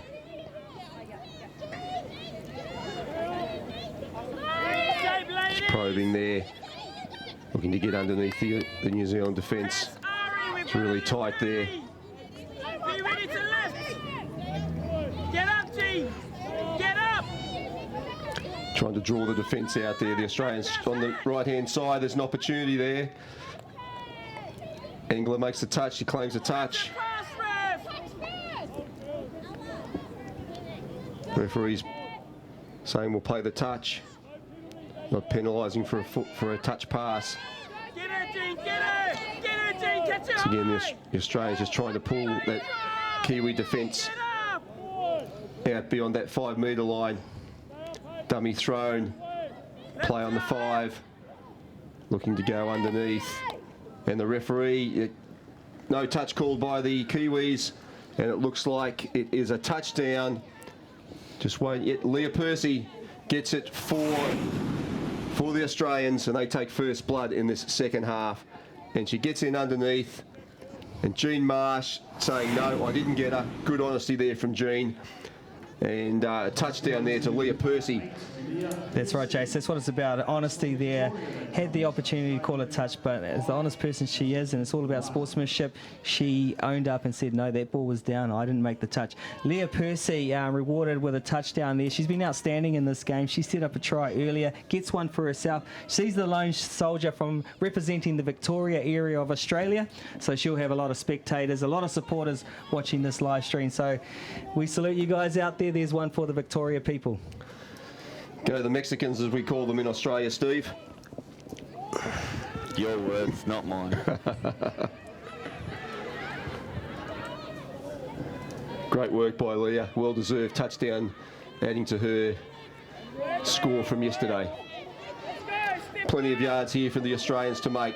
New Zealand defence all over the place at the moment, and there's an opportunity taken from dummy half, looking for a play, and there's another touchdown to Australia.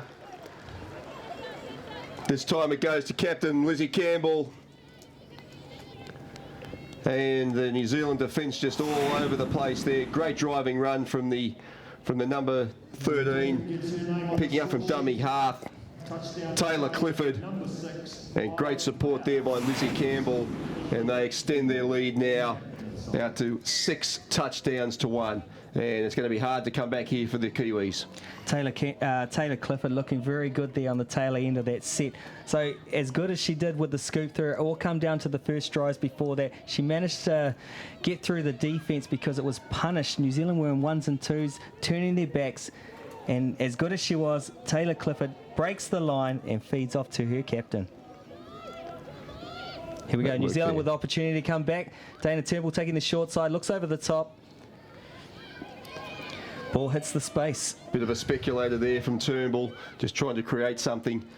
And the ball falling into no man's land there, and the Australians push off their line. In the history of the women's game, George, it'd be fair to say that the Australians have been fairly dominant. Have there been any periods where the Kiwis have actually won any major trophies in this particular grade? I think we look back in history, I think New Zealand may have won one series. I could be, highly likely I'm wrong, but the odds are New Zealand winning it all. But we always good for one game. We'll come through a 3-test series, we'll win one of the games, Australia will come back harder and pip us at the post most of the times. World Cup was an example last year. We played them, beat them convincingly in the rounds. Australia went home, did their homework, come with a different ball game. Well, so this game's still very much alive. There's still plenty of time here, 10 minutes. And if the New Zealanders can keep the pressure on, they've certainly been creative enough. They've got themselves over the line often enough. Just they haven't been able to get that final pass into an open player. Yeah, going to the New Zealand player, the makeup of the New Zealand player. A New Zealand touch player, 80% of the touch players play a winter code and then play touch in the summer. So there's probably 20% of the our playing market only just play touch. We Australia, they play touch, that's their sport. It's the other way around. Your 80% of the players are touch first and 20% double off in the winter codes.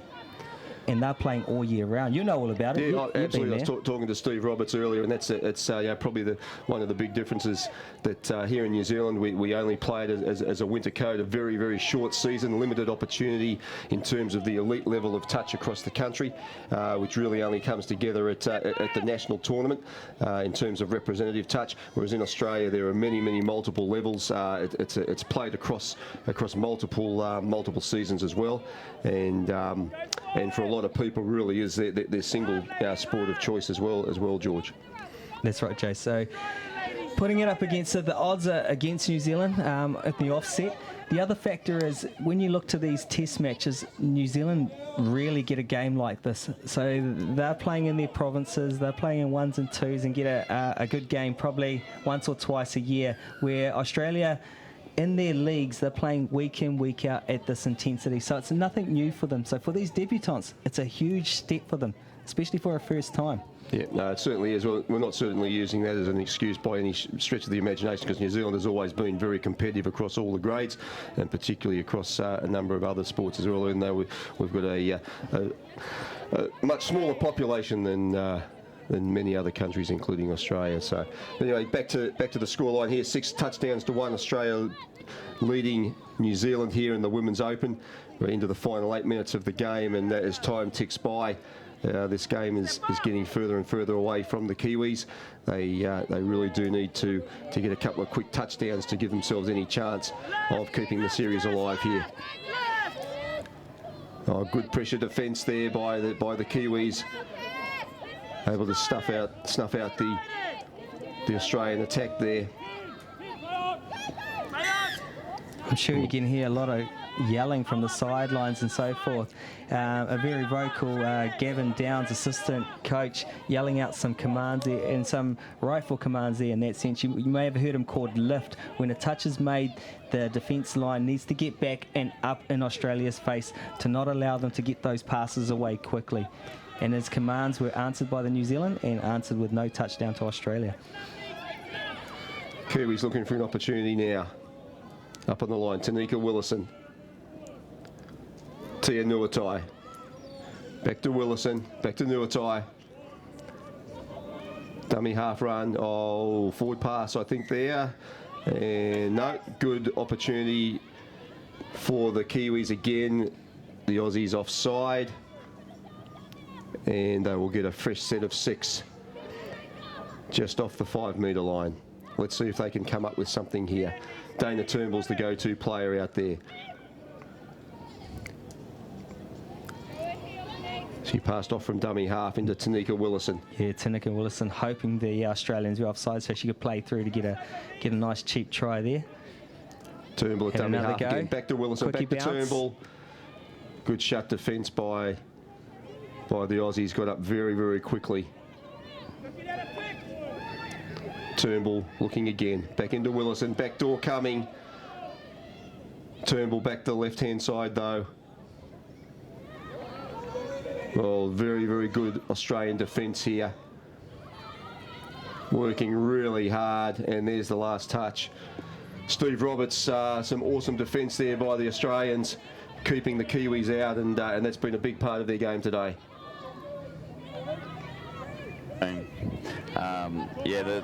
Australia have had all the field position with the clinical driving, but as soon as they get the Kiwis, the Australia have the defence structures in order and haven't let any. Yeah, they've certainly been very, very good, the Australians, just keeping the Kiwis down to just the one touchdown in this match so far.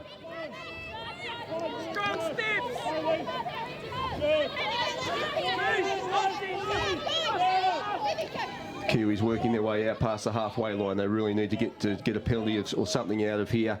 Good run by Phoebe Steele. Back to Phoebe Steele once again. Charlotte Davis looking for an opportunity, looking for a long pass. She gets it out wide. Engler. Last touch there. So a bit of enterprising play from the Kiwis. Couldn't quite get the touchdown, but created an opportunity at least. George, what's the next? What's the next matches that these teams perhaps come together, or the next opportunity that the Touch Blacks will get to play together? Yeah, the next series for the Touch Blacks will be in Australia. There'll be a Super Trans with the Opens and the Masters playing over in Australia. I think the time frame looking to be May next year. I could stand corrected on that one, but another year break. With the Trans-Tasman series, we're looking on a yearly cycle these days between the two foes, top two teams in the world, battling it out. And it's great to see the other teams like Japan coming in. Great stuff. As we mentioned, a lot of debutants here for New Zealand, so they'll take a lot of heart out of and get a lot of experience out of the three test matches that they will have played against the Australians over this weekend. That's correct. That's correct. And like we said, this is all experience, opportunities to play hard games where they don't get to play it that often. And it's all setting them up nicely for the cycle of the World Cup in Malaysia. Nuatai and Turnbull working there on the line. They've got a penalty there. Nuatai with the tap. Oh, Willison it is, sorry. Tanika Willison working with Dana Turnbull. Coming over to the right-hand side, bringing inside Fitiora. Turnbull with the ball in hand. Willison just trying to create something there. Back into Turnbull, back door coming. Fitiora on the back door, come back to the right-hand side now. The Australian defence just moving with the ball, holding them out. The Kiwis come back and reset. Oh, good pass out to Turnbull, ball to ground there. Well, that was great defence by the Australians, and the Kiwis just threw everything at them there and just couldn't find a hole, George. Exactly. I don't know what to call that defence, so today I'll just call it the wall, because there's no breaking through for the New Zealand team. They've got the two elusive players, Tanika Willison and Dana Turnbull, who have been outstanding on attack. Combining together, couldn't put anything together. That's the second time I've seen them down on the 5 and couldn't come up trumps with a touchdown. Yep, and after a big defensive effort, they've made their way 70 metres down the field, given the Kiwis the turnover right on their own touchline, and they're going to get back into that grind and make their way out as they get some fresh players on. Moving over to their sub box. Phoebe Steele with the ball. She's had some good go forward. Oh, nice yards. Drawing in 3 Australian defenders, and she's going to punch the line once again. Steele again. Ma on the scoop from dummy half. Looking at it. Oh, Ma, good hands from Steele, but it was the last touch. Great work. They showed some really good driving plays there to get themselves all the way down to the Australian touchline. Yes, Jason. Steele putting New Zealand in a very good position there with some nice drives. We just needed a good finish off the back end there, but Australia once again using that wall defence.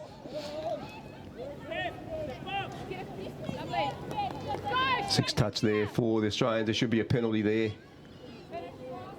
She deliberately ran through the play and threw the ball back on the ground. Oh, it's a good opportunity here. Oh, on the outside. Shifting into 5th gear, number 8. Michaela Woodham-Enosa just touched there as she was just about on her way. Willison and Turnbull once again in the middle, trying to find an opportunity. Oh, Turnbull with the dummy. Back to Willison. Australian defence is holding. Turnbull now got an opportunity on the outside. Caught from dummy half though. Great diving defence by the number 15, Kim Soo-See, for the Australians. Yeah, Kim Soo-See was one we were looking forward to seeing in action today. She's been quiet. She's been solid throughout, but not the electric person we've seen, and she hasn't had to be. She just had to do her job because it's been a very good team effort from the whole Australian team. Here we go. Australia back in the hot seat. Nice scoop through there. Touch, delaying the play, number 5, passing on to Tanika Willison. We're into the last minute of play now. Not long to go. And Let's there's see the if last hooter. try wins. And there's the hooter and the Australians raising their arms. Valiant effort by Australia, well deserved. Defence outstanding, and some beautiful touchdowns to counter New Zealand. Certainly on that was. They got occasion. away to an early lead, 3 touchdowns to 0, but really it was their defence which won the game for them. As we head down to Steve Roberts to get a final word from him on that match, their defence was resolute, and it really did shut out the Kiwis at every opportunity they got down there. Steve, great defence from the Aussies. Yeah, fantastic defence. I think Georgie called it the wall defence, and then to follow on to that, just putting the ball down the other end and then taking the opportunity. It was a fantastic performance. Although I've got to give a shout out to Wilson and Turnbull with their efforts. They never stopped trying the whole game. Even with minutes to go, they were putting the Australia defence as best they could under pressure, but Australia were too good. Yeah, absolutely. Who was your standout player for the Australians, mate? There was a number of them that played well. I thought Lizzie Campbell had a good game, Leah Percy as well, but for you, who was the standout there? Yeah, I'd agree with those two. I'd also Taylor Clifford, being a young up-and-comer. Just cut out there. So, yeah, you're right, Steve. Taylor Clifford, I thought she did very well, and Samantha Hopkins putting the New Zealanders under a bit of pressure every time she got the ball. Yeah, absolutely, mate. Well, thanks very much, Steve. Coach Swain Ravelli will be very, very pleased with that effort from a 7-6 victory yesterday, and with their winning touchdown coming on the final play of the match to what amounted to a pretty comprehensive win there today in the second test match of the 3 between these two outstanding women's teams, 1 and 2 in the world, and it was the Australians who prevailed 6 touchdowns to 1. 2 to Marika Watigo, Hannah Dybel with 1 touchdown, and Taylor Clifford with 1. Their 4 first half touchdowns. Elizabeth Campbell and Leah Percy with 2 in the second half, making up the 6, and just a solitary touchdown for Tanika Willison for the Kiwis in the first half. Let's have a look at the highlights from the second half. Or maybe the Kiwis just...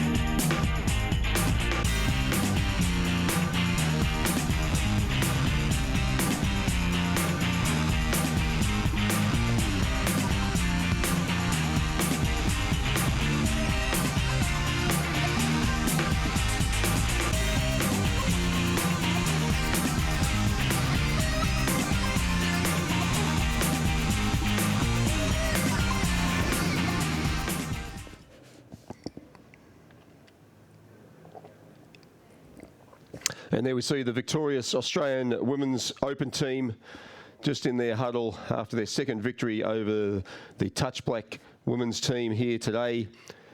Coming to you live from Henderson from the Truss Event Centre. And a fantastic victory to Australia there, 6 touchdowns to 1 in the second match after a very narrow win, 7-6 yesterday. They take the series to 2 games to love with 1 game to go tomorrow, and really just a consolation game there for the Kiwis if they can get up. Similar thing in the mixed grade, which was played earlier today, with the New Zealanders taking that one out as well after winning the game yesterday, and a great series victory just by the 1 touchdown to them. And the only one left today is the Men's Open, and it'll be a big effort from the Kiwis to be able to get themselves back into that after a comprehensive victory to the Australians, just 13 touchdowns to 7. But for New Zealand, a lot of debutants in both of the earlier games, the 9 for the Women's Open and 10 for the New Zealand mixed team. So they'll take a lot of heart out of the experience and some of the good play they were able to put together over the last 2 days. But still 1 more test match to go for both of those teams, and I'm sure their coaches will go away, do a lot of homework tonight, and come up with some opportunities for the players to take at least one of those test matches off the Australians. So pretty much the Trans-Tasman Test Series is the trophy itself has been wrapped up by the Australians. They've already won 2 of the grades. The only opportunity left for the Kiwis now is to win the men's open grade. And as I said before, that'll be a tough ask for them given the heavy defeat they suffered yesterday. But that was yesterday. Today is a different day, and certainly expect the Touch Blacks to come out firing in the men's open grade when we get that match underway a little bit later this afternoon. In fact, we'll be getting underway at 3:30 for that match, the second match. So we'll be heading down to George Yonke down at the sideline, and I believe he's got with him there the Australian captain Lizzie Campbell. Hey guys, George here from Touch New Zealand at the Test Series match 2 between the New Zealand Open Women's and Australian Open Women's. Very good victory for Australia. Lizzie Campbell, you'll be happy with that one. Really happy, really happy. I feel like we're really creating our own legacy here, and that's what we wanted to do as a young team coming in. Keep them running, and ran a bit harder in the midfield than yesterday, and yeah, we got on top. Awesome. You had very few opportunities in the first half, but you capitalised on them. New Zealand had a few opportunities, but talk to me more about this defence. I don't know what to call it, but I was just calling it the wall on the commentary. Yeah, I think the biggest thing we were just trying to, after yesterday, they were driving in really hard at us, and we wanted to flatten the line a lot. We're not used to doing that in Australia, so it was a bit of a change-up, but it was really effective, and obviously kept them out in that first half, which is what we really needed. Yeah, and the beauty there, playmakers like Dana Turnbull and Tilaka Willison were punching your line at the end, and the skill set that they have is always hard on its own to stop them out, and you managed to do that. Yeah, I think flattening the line helped that a lot, and it just minimised their opportunities on the line, which is obviously where Dana is so dangerous, and yeah, just minimising their opportunities, I guess, was our goal, and yeah. And the last one, when it come to your yardage, it looked like you just had another gear there. Yesterday you guys running in 4th, and then we'll add a turbo to your motor. When you were doing the yards, you just had New Zealand on the back foot all the time, so playmakers like Jean Marsh and Charlotte Davies were getting cancelled out of the game because they were just constantly defending on you guys. Did you notice that? Yeah, I think I noticed. I think our rucking really tired them out a lot more than yesterday. We felt at the end of both halves, they started to drop back a lot. They weren't up in our face as much, and that's where our opportunities really came. But still, they defended awesome as usual, and the score definitely didn't reflect how hard the game was and how hard we had to work in the rucking and ruck defence. And final note, was this a ploy here just to make it look like you're injured, and so they try and target you with your great defence, and there was no cracks on your defence? Yeah, something like that. They always strap it up a lot because they call me the sweat machine, so it always comes off, and yeah. Oh, brilliant. Making sure it's not coming off. But what came off today was a second victory for Australia. Congratulations. New Zealand will be coming hard tomorrow, so watch out. Yeah, thank you very much. We look forward to it, though. There you go. Australia taking the second series in the Open Women's. I've got our New Zealand captains over here making their way, Jean Marsh and the Campbell lady, Megan from Australia. Ladies, I'm feeling your pain at the moment. You put in a valiant effort. Australia did some homework there, and they were a different team today. What did you see out there? That's Australia to a T. We kind of expected it, but probably not like that. And I think it's a really big learning curve for us, and what we'll take away is this our stepping stone for 4 years' time. So I think we've progressed, and what we've achieved is something that we're going to keep pushing for the next 4 years.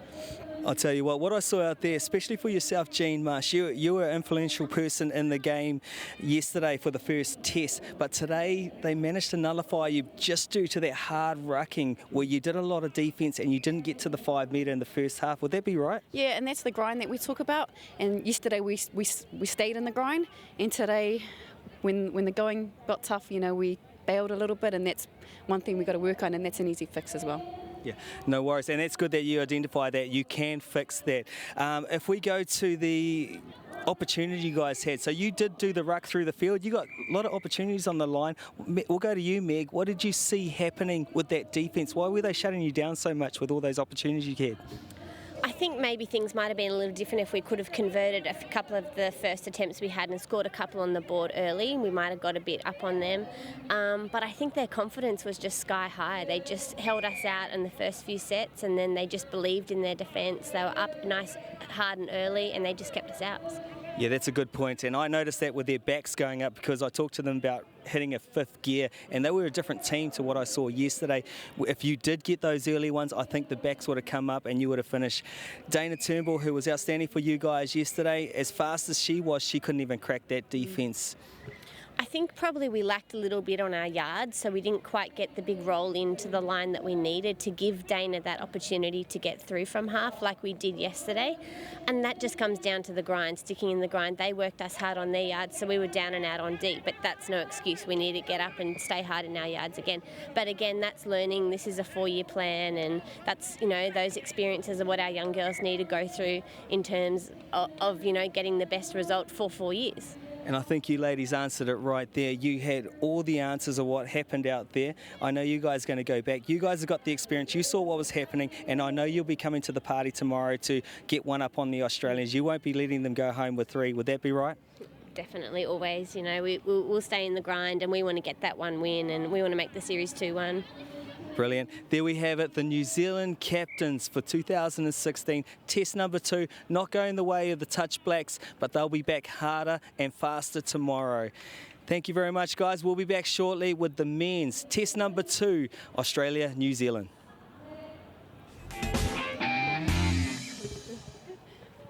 Thank you.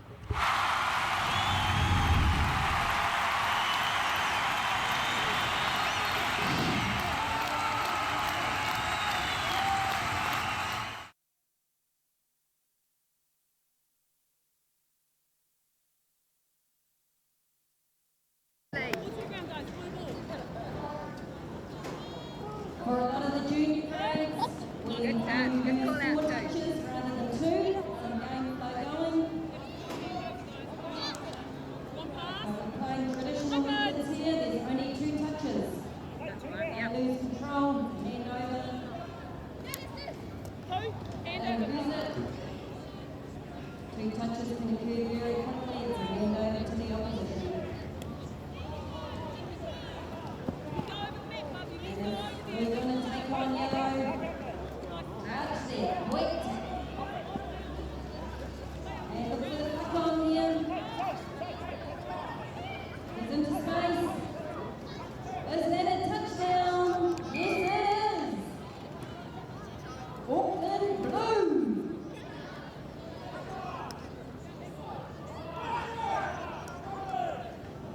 Oh, nice touchdown too. Red. Red over in the far corner. Nearly score on that. Your feet are not on that. Although you can jump. Oh, that's it. Flick on. Well done, Orange. Beautiful. The more they play, you can see the skill level evolving. Very easy game to pick up. Just 10 basic rules. 4 of them involve number 2, 2 passes to score, 2 touches, 2 metres back on defence, and wait 2 seconds before you can commence. Yeah, 2 hands, blue 2 hands. Open! Go! Put it back. Nice, it's on 1. Touch first before that touchdown on field 1 there. Moving, yellow, keep moving. Moving, Leo, moving, yellow, open. Beautiful run into space, and we got another touchdown by yellow. Here you go. I'd like to acknowledge all the players that have come out today for Turbo Touch, the exhibition. Ladies and gentlemen, most of these players have never played Turbo Touch before. This is the first time for them. I'd like to thank them for showcasing the sport and supporting our international teams. Nice teamwork.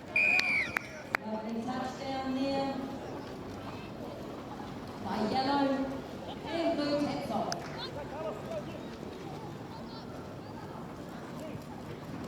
Oh, play on. Touch first. And touch first. Oh, we have a touch and pass.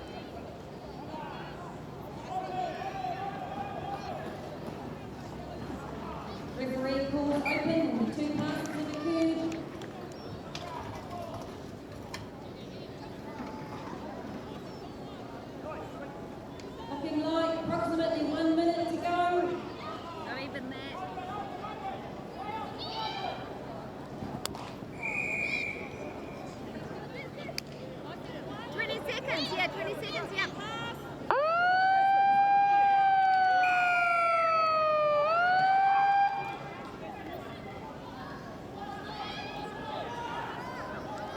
These kids around Big Green. I know, exactly. Yep. Okay, that ends up our turbo touch demonstration. Thank you guys, very good, interesting side of the sport and some great skills on display there. Okay, as we're moving along to our last game of the day, our open men, where once again New Zealand play Australia. Can New Zealand win a game and bring it back a little bit anyway? Or will the Aussies take a clean sweep of all 6 games in the series so far?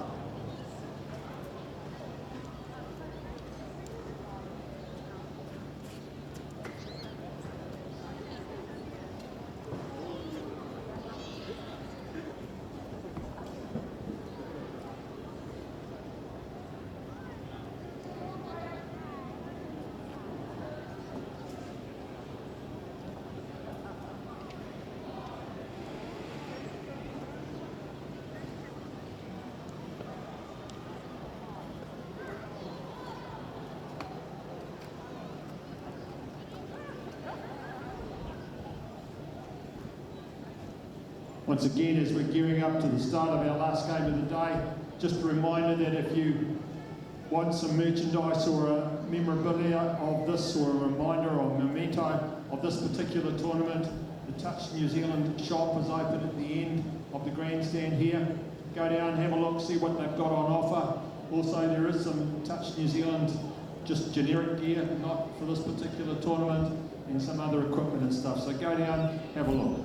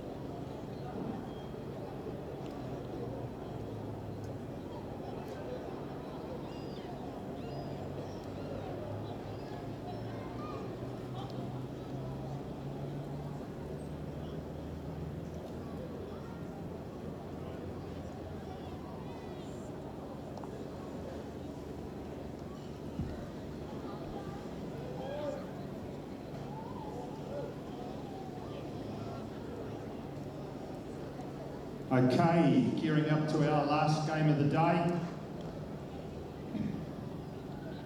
And our final, as I say, final game of the day. Two-game series. Stadium.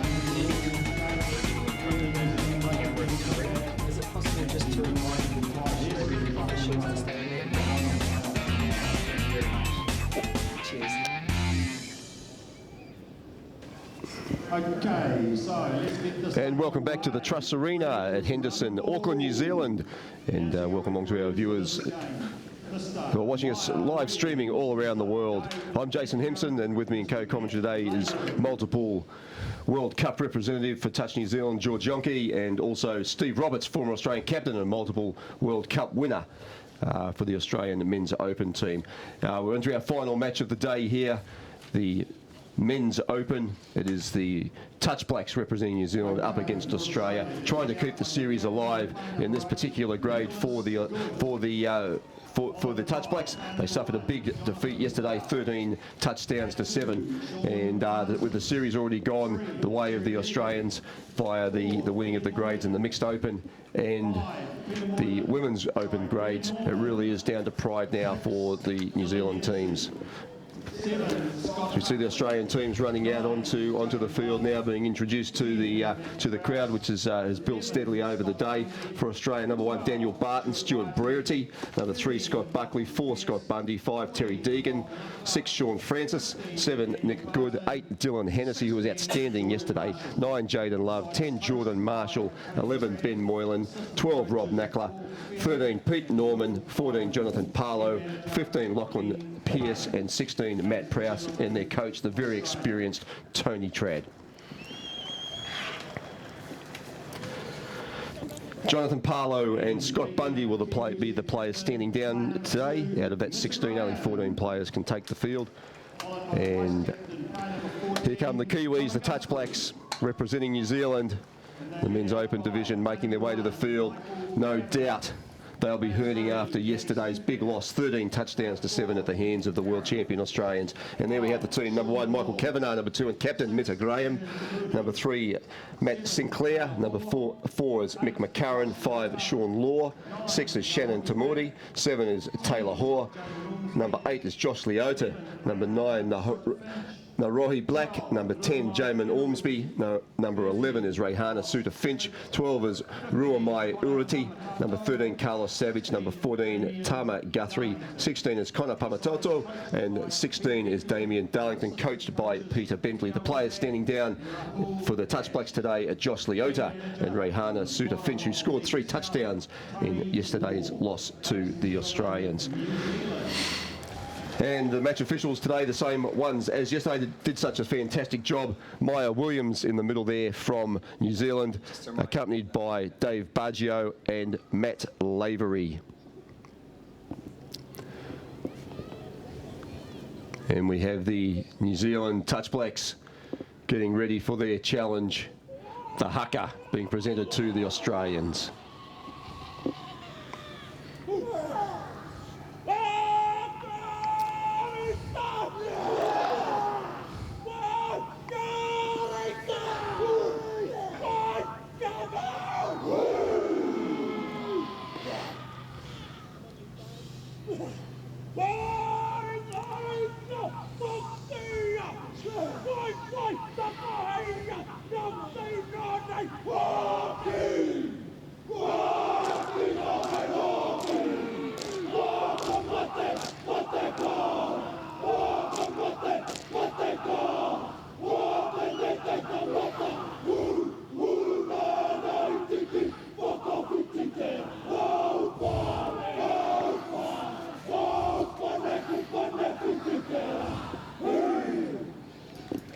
There we have it, George Yonke, awesome haka, the traditional Māori war dance of the Indigenous people of New Zealand, Aotearoa.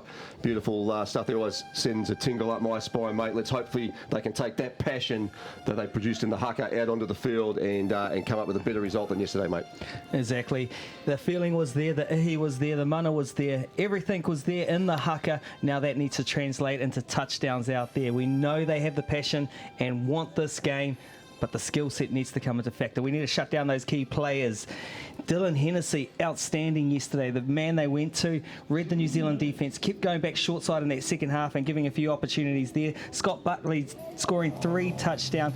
Outstanding. Rob the man, number 2 touchdown, 2 touchdowns for number 14. Daniel Barton, 1 touchdown as well. We could go on all day. There's the hooter. Yeah, absolutely, George. It's going to come down to defence here.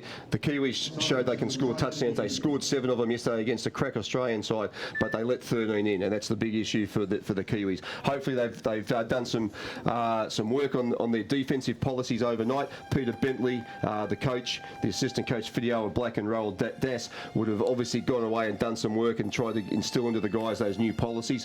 What they'll be, we'll soon see. But that's the big thing, the big question mark over the Kiwi team at the moment is, can they hold this Australian side? And because they can certainly score the touchdowns, but it's a matter of their defence shaping up against them. Oh, you're right on the money there. They have enough tools in the cabinet with the New Zealand team to put a complete game together to take this new Australian team. This Australian's world class, showing their talent at the World Cup, keeping a majority of the team. I think they've got 5 new debutants in this team, but the core of the team and the key players of the team from the World Cup are still there, and they are on fire. New Zealand need to put that fire out today.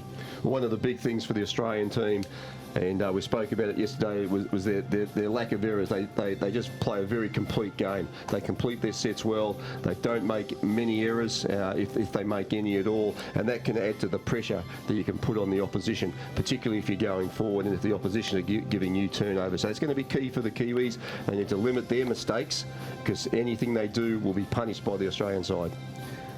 New Zealand winning the toss, going from left to right in the black colour, taking on their counterparts Australia in the yellow and green. Usually we set a structured play from a tap-off here, spend a bit of time at trainings. You got 6 touches. They can put plays into effect with structure and rolling into a set play on the 5. There we see the camera there on number 7 for Australia, Scott Buckley, with 3 touchdowns yesterday.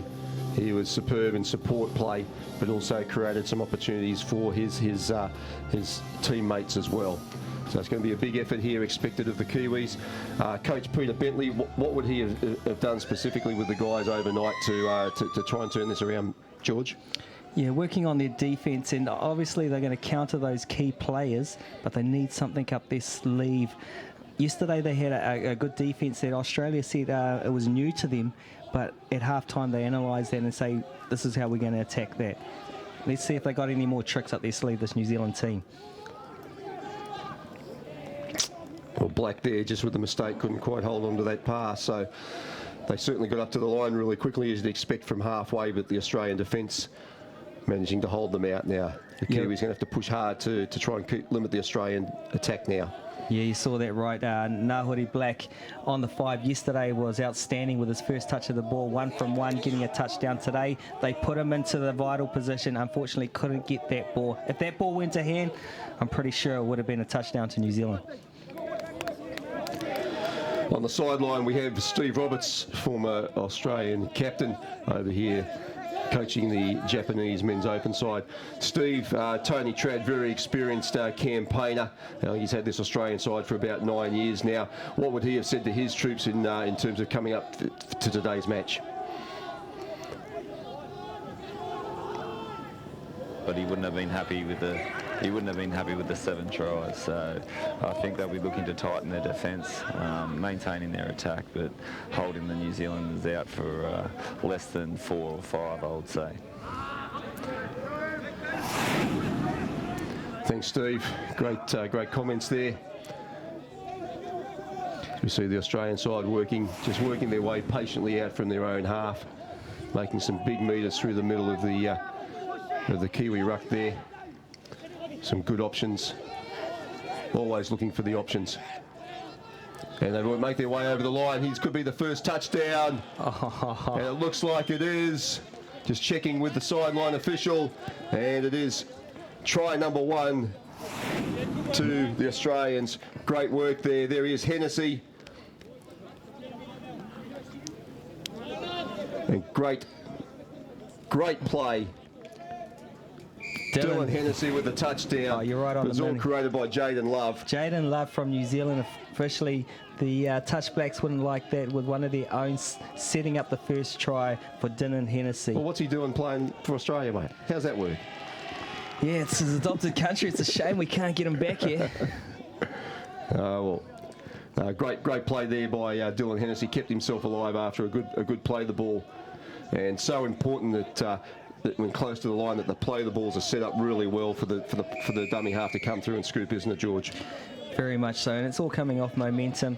Well, speaking of New Zealand boys, we've got Jordan Marshall out there for those new ones coming into the game. Didn't see the game yesterday. Jordan Marshall's got a famous name. He is the younger brother of Benji Marshall, and he showed some skills yesterday.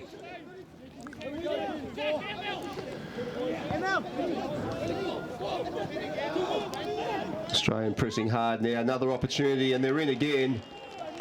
Absolutely in again. That's a great touchdown. That one's gone. Looks like Daniel Barton's gone in for the try. Great quick hands there. Just magic. Just Peter Norman receiving off Nicholas Good there, the captain. Looking for the holes. Had a chopper runner. Perfect pass into the link hole. Pete Norman with the good pass there. Daniel Barton with the touchdown. There's the Kiwis have hit back, and they needed to do that. Connor Pamatota. Great touchdown, and that'll give them some confidence. Great play short. Australians offside, and the young fella gets in for his first touchdown today. He got one yesterday, and the Kiwis really needed that one, George. Oh, exactly. And there'll be a lot of people cheering down Dunedin there. All his Scarfy mates that he's met over the year will be celebrating that one, putting the New Zealand on the map with 1 touchdown to 2.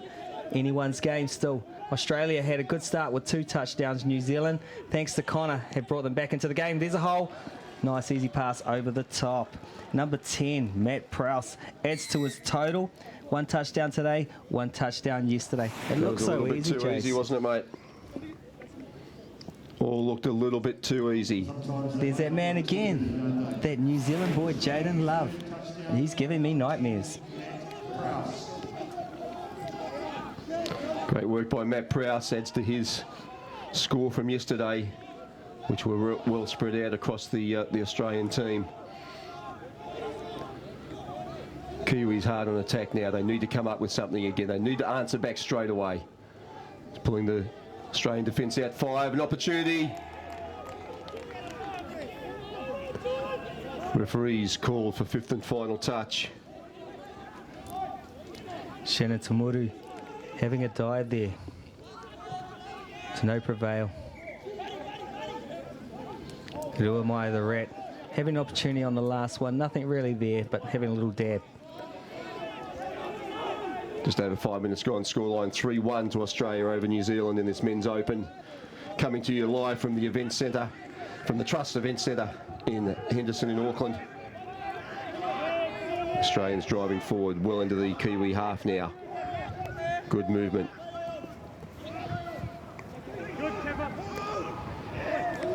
Plenty of ball movement there by the Australians, but the Kiwi defence up to it on that occasion. Looking to get some subs on now, the New Zealanders. Some fresh legs out there. Carlos Savage coming through the back. Mitta Graham, the captain, working hard. Tema Guthrie. Oh, big long ball from Guthrie. Step inside. Oh, great touch there. That's the difference there. New Zealand yesterday on defence, Australia were getting the long ball out to the winger. The winger was making it over there, but the inside defender wasn't there with him. Today, Australia, winger had to chase hard, go out. New Zealand looked inside. There was a link defender there. Yeah, great work. There's Hennessy again. Outstanding yesterday. And they get under. And Tama Guthrie looking up in despair. He didn't make the touch. Hennessy, a great ball. Got on the outside. And that's a try. Second one to Daniel Barton. Nice little shimmy there. Just had a look, made the outside defender go wide, and then ducked under Tama Guthrie. Great work, Daniel Barton. Dots down 2, like you said. 4-1 to the Australians. Inside 7.5 minutes. New Zealander Conor Pamatoto. Great pass over the top. Crayon from the young fella. He scored one before. He set one up near Taylor Hall. Backing up. Conor Pamatoto. Great play. Short ball to him again. And that's how he scored off the first one. Short play on an angle. That time he cut back out and found Taylor Hall there.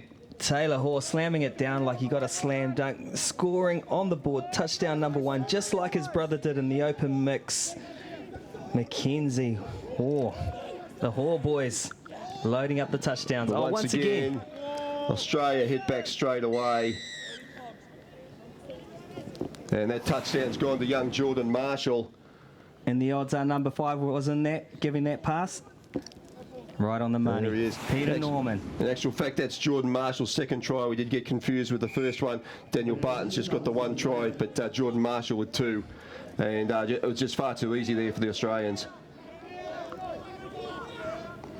Jamin Ormsby.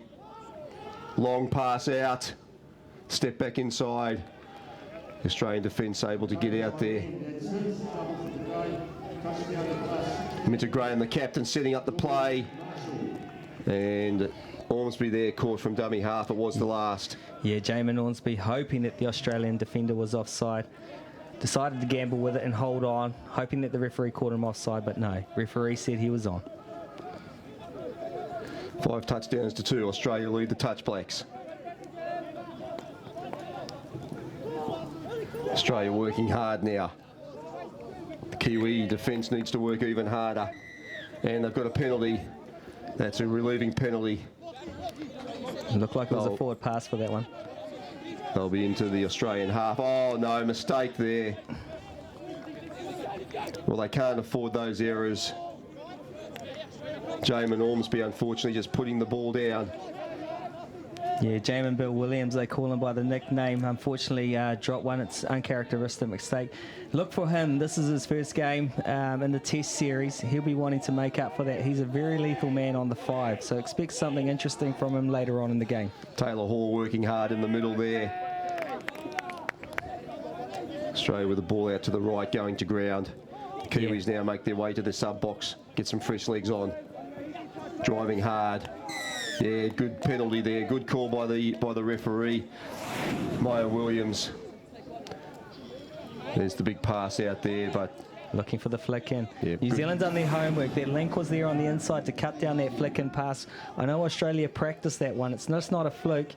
They chuck long balls and flick it inside. I remember New Zealand teams working on that one, and it paid dividends twice. Yeah, well, they scored twice from that yesterday, George. The big long pass out, and the New Zealand defence wasn't trailing across. The flick back inside, and with an Australian player there in support, they scored 2 touchdowns there. On that occasion, Michael Kavanagh covered the winger, and Minter Graham was good on the inside. Tamuri working. Good work by Australia. Working hard with Matt Sinclair. Trying to draw that Australian defence out again. Saying, come out to me, come out to me. There we go, back inside. Long ball on the option. And good cover by the Australians. Nick McCurran there. So we see the big wide pass out there. The Australian defence is there. Mick McCurran. Whoa. Well, very close touch there. It was close. Big dive from McCurran. McCurran did well to try and evade that touch. And it must have been the slightest of touches there. And another long ball out there. Oh, the touch called again. Number 4 saying, you didn't get me. Matt Prowse. Another try-saving touch. Called the once touch. Again. Whoa. I couldn't see. I couldn't see. George, I don't know. Actually, I saw Matt Prowse put his hands apart, like there was space between a touch or something. Yep. So he may have actually went out of play before the touch was made. Yep. Peter Norman True. cutting through, dive touch in efforts to make the touch. New Zealand asking for the touch there. The New Zealand player's right there, but let's see the replay. Peter Norman, too good, too fast. Oh, good step. Lifts those knees at the right time. Okay, let's have a look at this. Got the ball in one hand. The Kiwis disputing the touchdown. Well, yep, that's a fair try. The touch might have been made. The player didn't have the ball. He didn't have his hands on when he got the ball, and so fair touchdown. Money call by Baggio. Well done, Baggio. Perfection. That's why he's refereeing at this level. And the scorer in that one, George, who do we see the scorer down there? No touchdown, mate. That wasn't a touchdown. You're losing it just because Australians scored so many times. There was no try. Did they not award that try? Oh, yeah, no, there was a try. What am I doing? 6 touchdowns to 2. You're kidding me. Just having you on, mate. Well, Number 7, Scott Buckley with the touchdown. Great work. Well, they turned defence into attack in the blink of an eye there, George. I know you might be getting confused. Well, you're trying to confuse me. One of those two things. Here's the Kiwis. Looking nice for a second phase. Damien Darlington there, getting his opportunity. Tama Guthrie. Darlington again. Guthrie back to him. Guthrie looking for the long winding ball. up. Oh, he was looking for someone to cut in on a short ball there. Someone had gone for a sub and was just a bit late getting on there. Mitzi Graham looking inside. There's the backdoor play again. Graham with the long ball. Yep, no space out there. It actually looked like that time Mitter could have carried on with the play there. It opened up, but he looked for the offload. Could possibly. Michael Kavanagh out on the wing, but he was well covered by the Australians. That's the thing, it's so easy to call it from here. You only got a split second to make the choice in those opportunities there. Dylan Hennessy working hard there. Oh, Tama Guthrie asking for the bad pass. Looked like he got a hand to that one. New Zealand rewarded. The Aussies pleading with the referee, but getting no love from that. They lead 6 touchdowns to 2, 14 minutes gone in the game. Mitter Graham working hard, looking for a sub now. Kiwis need to keep driving forward. There's a long ball. They get a replay out of that one? No. The referee says that was ball away. Yeah, Maddie Sinclair, number 3, looking from dummy half, looking for the chop back on the inside. Yeah, there he was, the pass to Ormsby. Pass just a little bit behind. Maddie Sinclair, a prominent player within the New Zealand Touch Blacks through the World Cup campaigns and so forth. And before that, it's actually been a bit quiet in this campaign so far. Well, there was that inside pass that we spoke about. They'll get a penalty here, the Kiwis. The forward pass there thrown from Lachlan Pearce. We can hear the call out from the sideline from the Kiwis. Get into that grind, get into that grind. We'll head down to Steve Roberts. Steve, we're 15 minutes into the game now. The Kiwis have got a couple of tries, still a 4-try gap though. How are things looking down on that Australian defensive line? Yeah, it's pretty solid at the moment, actually. It's been a physical game down here. There's a lot of pushing and shoving going on in the ruck, but Australia have been very solid with their defensive structure. And then when they get the ball on the transition, they're flowing the line very nicely. Mate, what do the Kiwis need to do? You're not going to offer them too much advice, mate, but if you were out there trying to crack this Australian defensive line, what would you be trying to do? As you said, I'm not going to give away too much. Spoken like a true Australian, mate. At this stage of the game, Australia really are dominating in the defence. You know, they've got their structures and they're muscling up when it comes to the ruck, and so giving the outside players a little bit more time to make the touches. So here we go again, Pete Norman trying to flick ball. Oh, they're bringing out all the tricks now, mate. Now Truddy won't be happy with that. He wants the simple things done, not the Ric Flair. Ric Flair, loving it, loving it. Kiwis now. This will be an opportunity for them now to get a little bit closer to the Australians. Good run there by Tama Guthrie, the vice captain. Passes off to Tamudi. Guthrie again. Tamudi with the pass out. Oh, intercepted. Oh, it's a foot race. No. Referee's called it back and a penalty. Must have been for offside there. So the Kiwis get an opportunity now. Yep, offside there. Number 3 hadn't got his feet back to the line. Puts his hand up, Terry Deegan. Pamatota, one of the try scorers. Oh, well read. Well read there by Sean Francis. Pamatata once again in the dump. For the peel play there, the Kiwis. New Zealand just can't catch that Australian defence out of the 5. No. Every time they go for a touch, there's 2 Australians already back on the line. So every time they go to punch, there's someone there on the line in front of them. So it's cutting down their options, which allows the other 2 players that are making the touch to get back on side. Yep. One thing we haven't seen a lot of, George, is the long ball back to the long side from the Kiwis. I don't know whether that's an option for them to look to go short side and throw a long pass out where they might catch the Australian defence squeezing in tight, but we certainly haven't seen that as yet. Yeah, it could be a good option. The Australians are doubling up quite nicely, so at the moment they need to try a few other combinations. Well, there we go. There's another touchdown to Australia. Some great hands, slick hands across there. Look at this. There's that man again, Hennessy, with the cut pass.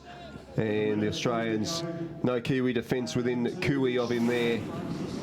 Australians' 7th touchdown. And Sean Francis in for his first touchdown of this match, adding to his 1 yesterday, 2 for the series. And already it's looking ominous for the New Zealanders at 7 touchdowns to 2, coming up towards half-time. Once again, that Australian defence is squeezed in tight, not providing any opportunities for the Kiwis. There's a long ball, but goes to ground. Taylor Hall probably through that one in a little bit of frustration. Yeah, we're coming down to the last minute, Jason. Score 7 touchdowns to Australia and 2 to the Touch Blacks of New Zealand. Hopefully New Zealand can come away with a touchdown in this last phase, or at least keep the Australians scoreless in this last 40 seconds and regroup at the half-time break and bring something to the party in the second half. Australian get some good momentum and they're finishing nicely. Here we go There's again. Hennessy again. Well, flick pass back that time. It was on the last, so they could afford to try something. Last opportunity now for the Kiwis in this first half. See, there's some punishing drives here, but they just don't seem to have anything on the end of it. Well, this is the first time in the match they've actually really driven in hard, the Kiwis. There's Pamatota with a big long pass out. Caught down there. And there's the half-time hooter. And a very good first half from the Australians. They lead 7 touchdowns to 2 over the Touch Blacks. And Steve Roberts will just head down to you, mate. A very good defensive effort once again from the Australian side, but the Kiwis just lacking a little bit there. They've let in 7 touchdowns already in this game.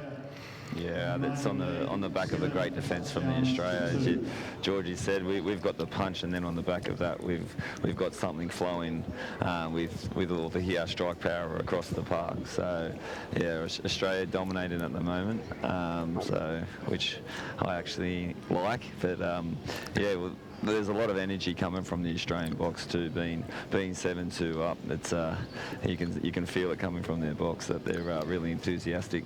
Yeah, Stevie, I was fortunate enough to be behind your box at the World Cup, and I saw the energy there. Even though you were well up on New Zealand, you guys were frothing at the mouth, owning your positions like as if you were 10 points down, wanting to come back, and you nailed it right to the end of the game. I can see this happening with the Australians here, so New Zealand need to come up another step. What do you think?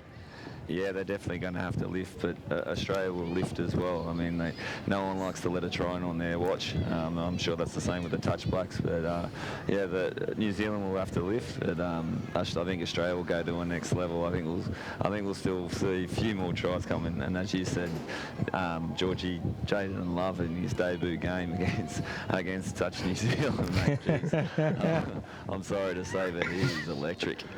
Yeah, our plan to send the New Zealand boy over there and put a leak in the kink in the armour of you guys. Didn't work. You worked them over well, and he's... Thank you for hearing me.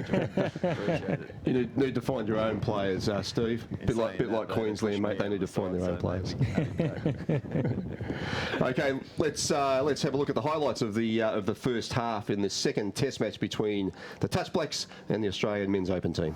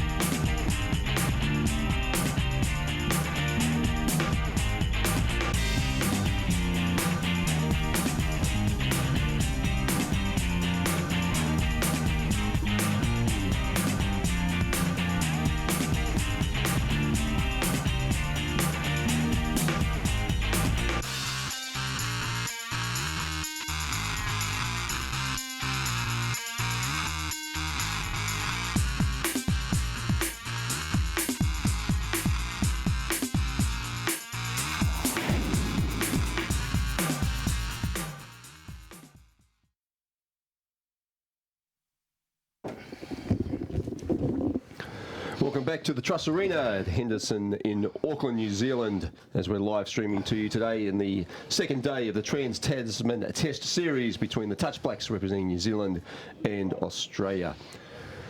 Touch footy at its greatest, George. Joining me in commentary, George Yonke. And on our sideline comments, Steve Roberts, former Australian captain. And George, it's been a great couple of days here already with another day to go tomorrow, but Australia in control in this Men's Open final at Men's Open second game at 7 touchdowns to 2. Yeah, Jace, right on the ball. Great day for Australia. Looks like they've got the Trans-Tasman series overall with them winning the mixed division 2 games already. Women's 2 games already. And at the moment, it's looking like the men's will have the second game. But hey, the fat lady hasn't sung, Jace. No, absolutely. Look, hard to see the Kiwis coming back from this one. They lost yesterday 13-7 and they're down to a very good Australian side at the moment, 7 touchdowns to 2. Our first half scorers, as we see Dylan Hennessy, very close there, almost sneaking through the Kiwis' defence. Sean Law with some good cover there, my friend. Dylan Hennessy trying to take the outside, stepping back in with Sean Law covering on the inside. Winds up, takes it over the outside. Beautifully read. Yeah, good Nick McCarran. Good defence there by the Kiwis. Try scorers in the first half for the Australians: Sean Francis, Scott Buckley, Jaden Love, Matt Prowse, Daniel Barton and Jordan Marshall picking up 2. And for the Kiwis, Taylor Hoare and Connor Pamatauta. Put it this way, the New Zealand boys are driving really well and really hard, but they're only managing to catch one Australian defender up. If you have a look, every time a touch has been made, there's always at least two Australian defenders in the pocket. So when they go to do the power scoop, there's nothing on because there's always someone already back ready for them. Just like this on the 5. So what are the options? What does Peter Bentley need to do with his team to turn this around, George? Well, for starters, when they're on the 5 metre, they need more of the Australians out to meet them on the 5 metre. Every time they're making a dump, they'll catch one person out. Oh, got the inside. Speaking of it. That was a great outside ball by number 15, Connor Pamatauta. Matt Sinclair, the recipient of the try, backing up on the inside. But it was a great pass by Connor Pamatauta. who set that one up. He's the man they're looking to. Connor Pamatato, at his very young age, is carving up like he's been playing this game for many, many years. He's been outstanding so far. Let's hope he pulls a lot more out for the New Zealand team. Well, a good opening there by the Kiwis. They just need to make sure that Australia doesn't score. There's an opportunity here out wide. Australians not able to take advantage there. They did have an overlap. Looking for an opportunity there, pleading for a replay, for a recount. The referee says no. Referee Maya Williams saying no, we're not having any of that. The Australians look like, the Kiwis look like they're playing with a lot more direct and a lot more direct play and a lot more enthusiasm at the start of the second half, George. Yeah, exactly. Like I said, they're getting the yards right, but once again, Australia are always in the pocket, so there's always someone there. Oh, nice finish there. Diving low. Number 2 calling for the touch. But let's forget that one. I think we've got a forward pass here by the referee. Yeah, forward pass called by the referee there. A bit of support from Maya Williams, who was on the sideline. He's now in the middle. So relief there for the Australians. 7 touchdowns to 3. They lead the Touch Blacks. Working hard now through the middle. Some aggressive defence from the Kiwis. Oh, he's barking back at him too. He's fired up. So far, it's 1-0 to New Zealand. Let's put it that way. For the second half. For the second half. Good stuff. Excellent work. That's much better play from the Kiwis. They're making good yardage now. Just need to take advantage of it when they get up closer to the Australian line. Connor Pamatato there and dummy half again, taking a run out, looking for a pass out left, and there it is, and there's another touchdown. Oh, and the nice jump, the nice dive. Oh, the touch has been called. Nick McCurran. Nick McCurran there. Coming into the second test and... Great pass, he just couldn't get down quick enough. Up. Oh, yep. Touch there called by Sean Francis. A beautiful dive, but answered by Sean Francis, managing to get the hip of Nick McCurran.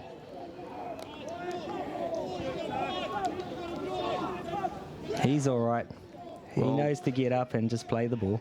Well, the Kiwis have shown slippery, slimy scoop through there. Kiwis have shown they can create those opportunities, George. They just need to limit the opportunities that they give to the Australians. And the big thing about this half is they're playing a lot more direct play. They're getting up into the face of the Australians. Yeah, the Australians are not liking being on the back foot. Tama Guthrie coming into play, bowing in the link, 3 for 3. Jamin Osborne winding up to look long. They'll get a recount there. And the Kiwis look to make some quick substitutions. While the ball's dead, 3 of them get off, bring some fresh legs on in the shape of Shannon Tamudi and Taylor Hoare out there. Now Rohi Black working in the middle. Tamudi, oh, there's a quick bounce out. Nice shot from the winger. Some interesting ploys here. Usually the shot's coming from the link, so it's good to see that. There's some variations here from Australia.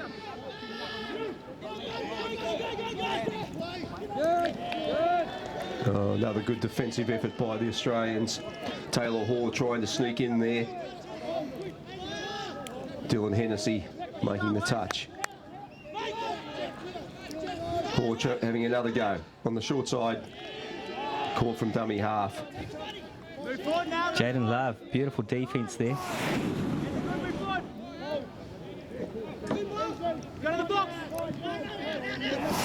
Steve Roberts on the sideline. The Australians probably got a little bit loose towards the end of that first half, mate. You mentioned that Tony Trad, the coach, wouldn't have been happy with that. What are your thoughts on the start of the second half from the Kiwis? Yeah, they've definitely come out firing. A lot of punch in their drive, as Georgie said, going through and taking the Aussies on and the creating. Let's have a look at that one. Thanks, Who's Steve. chucking those long balls? They're magic. Michael Kavanagh picking up his first touchdown. Oh, the lawbreaker, Sean Law, whacking out a wild one right to left, hitting the danger man, Michael Kavanagh. Well, we're back down, just 3 in the game now, and the Kiwis are right back in it at 7 touchdowns to 4. And if we think about it, I think the fat lady's gone back to sit in the grandstand because New Zealand are back. She isn't ready to sing. A lot of time left in this match, a lot of opportunities to score some touchdowns. And yes, well, the Kiwis' defence have nullified another Australian attack. And once again, driving hard. They need to keep that momentum up. New Zealand's backs are up. The yardages are coming nice and easy. Australia are on the back foot. Things are starting to happen now. Australian wouldn't like it. New Zealand asking, it should be the 4th touch. Baggio has it as number 6. Well, teams will get an opportunity to look at that back on the replay. I'm sure they'll have a refreshment later on in the evening and review that one. Australians making some substitutions now, getting some fresh legs out there. So they look to improve on their 7 touchdowns in that first half, and there's an opportunity. Got him on the short side. Good work though, shut down by the Kiwis. Damien Darlington got beaten on the short side, but did well to recover. Everyone manned up well. He got time to recover and pick the man up, number 15. Great run by Barton. It's a good recovery by the Kiwis. They keep the Australians quiet in this second half. Going back to go forward.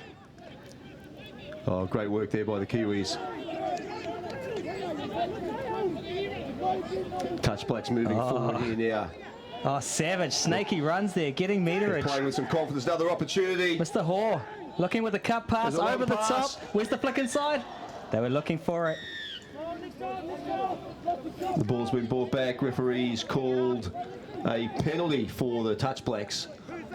No, it's a touch pass is what they've called. And against the Touch Blacks.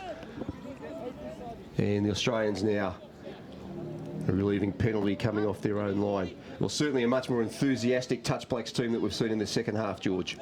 Yeah, if we put it down to it, and like I said, if we put the game into 2 halves, it's 2-0 to New Zealand. Australia got a, well, actually 3-0 to New Zealand. Australia got a safety net in this one, but we've still got lots of time. 3 touchdowns in it. Oh, check that one. Winds it up, does a big fakie, loads the gun again, and smashes the link hole. Too easy there. Jordan Marshall. And is that Terry Deegan, was it, that went in for the touchdown? Yes, it was. Number 3, Terry Deegan. Played it like a good rugby league pivot. Anyone in particular? Oh, might be someone. Someone with a similar name. Great play there, Jordan Marshall. Extending the key with the nice pocket play, Australians 2-step there. Back out to 4.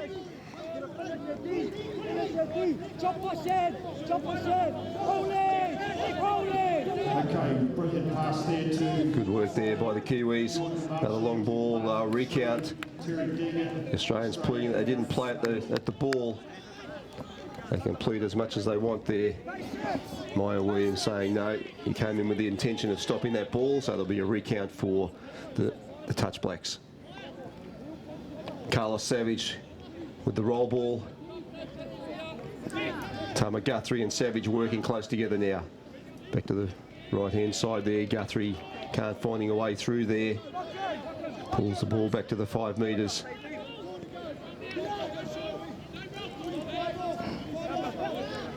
Savage working with Guthrie, working together again. They go left now. Guthrie all short ball there to Mitta Graham. Good solid defence by the Australians. Guthrie having another crack on the last. The Australians working the referees nicely, so all the attention's working around the middle. Every time a touch has been made, I must go to this, on the touch on the 5 metre line, you have a look at the wingers, they're already back on the try line. That shouldn't be happening because the New Zealand attacking plays are working outside the 5. Australia need to go forward. They're always creeping back, and when the touch is made, they've always got people on the try line. That's some good work, and that's some good coaching by the coach. Yeah, and that's against the rules, George. They do need to be pushing out. Well, referee not happy. Tama Guthrie having a word to Dave Baggio. And he's saying, you need to be quiet, son. And he certainly does need to be quiet. The last thing the Kiwis can afford is to be down a player. Oh. Too good there. Jamin Orsby not able to get across. Dylan Hennessy once again loading up, looking for the options, all the time in the world. Does a quick pump. And touchdown for number 12, Stuart Burity. It's quite interesting that the rugby or the league federations haven't got him in yet, because at a young age with skills like that and being able to adapt and see the vision he has and the time he has with the ball, I'm sure there should have been some people trying to poach him from our great game. Yeah, you never know. He could well be in the system somewhere. Damon Darlington. Connor Pamatata, great pass. Oh, and touchdown. Naroi Black there off another play from Connor Pamatata. Connor a great drive in there. There he goes. Great pass. He's got to be the MVP of this game so far. Down to 7:20. With 8 minutes to play, New Zealand 5 touchdowns to 9. Australia in the hot seat with 4 touchdowns ahead.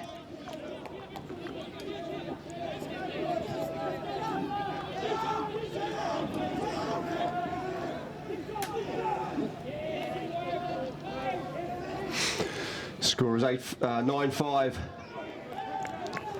Well, that's just under 7 minutes to go. The Kiwi team, the Touch Blacks, certainly still in this match. Good hard drives, back to that hard driving again. Getting some fresh legs on out the back now. They work up deep into the Australian half now. Oh, great little play.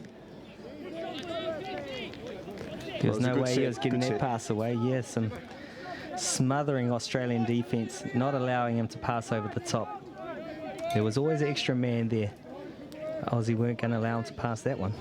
Well, certainly the Kiwi defence has tightened up in this second half. We'll head down to Steve Roberts, see if he can give us an insight as the talk gotten better from the Touch Blacks down there on their defensive line. Yeah, very much so, especially.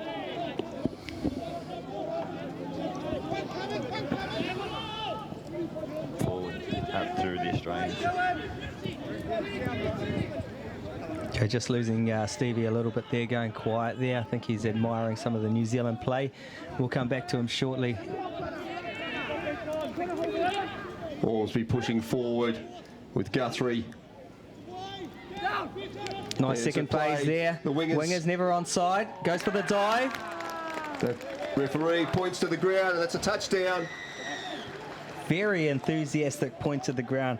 Australians all aware of that one. And a good quick play the ball. Ormsby with the pass. It was a little bit wobbly, but managed to be dragged in there. Matty Prowse, how did he get out there even to make and had the opportunity to call a touch? Close. He tried hard, but Ruamai Edueti. They call him the Rat Man.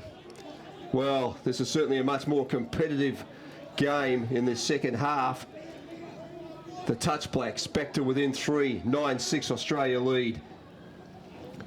And good defensive work there by the Touch Blacks.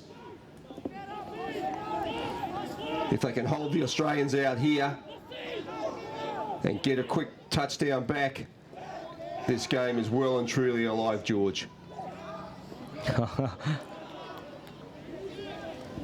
What do we got here? Signalling a recount there to the Australians. Okay, interesting. I thought it was a lost ball from Australia first. Yeah, I thought it was. Here we see on the replay, wraparound play. Look at the kick out. Hennessy. Oh, it's a flick on. Yep, it was actually directed in the right direction. It wasn't going forward. Great call by the #1 referee in the world, Maya Williams. Trying to drag that little bit.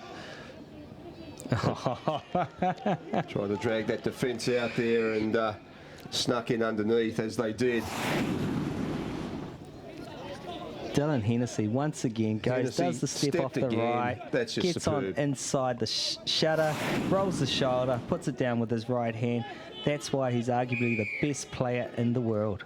Great work by Hennessy. He's been a little bit quieter than what he was yesterday, but being shut down. Oh, it's an intercept. And it's going to be a runaway. Here we go. Are they going to catch him? Oh, touch made. It's a touch. They called the touch. He's put the ball down as if he scored it. But no, it's a touch made. Lachlan Pearce A great run, but also a great chase by the Touch Blacks. Yeah, lucky there was two chases there. They angled him back to Ruamai there, which allowed him to make the touch. Oh, how's your daddy? Pearce just falling on the ground there, a little bit off balance. Pearce around the back.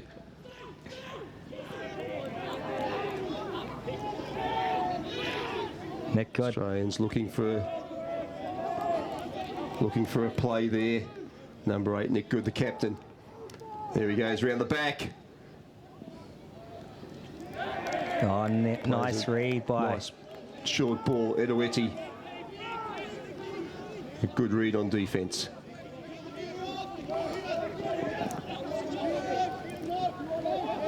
Great drives by the Touch Blacks. Getting some fresh legs on again. They've been dangerous whenever they've been up here, particularly in the second half. Connor Pamatota, the go-to man. There he goes, pass out wide. Over the top. Oh, unlucky on that time. Well, four of the 6 Kiwi tries have come through the hands of Connor Pamatota. He's had an outstanding game.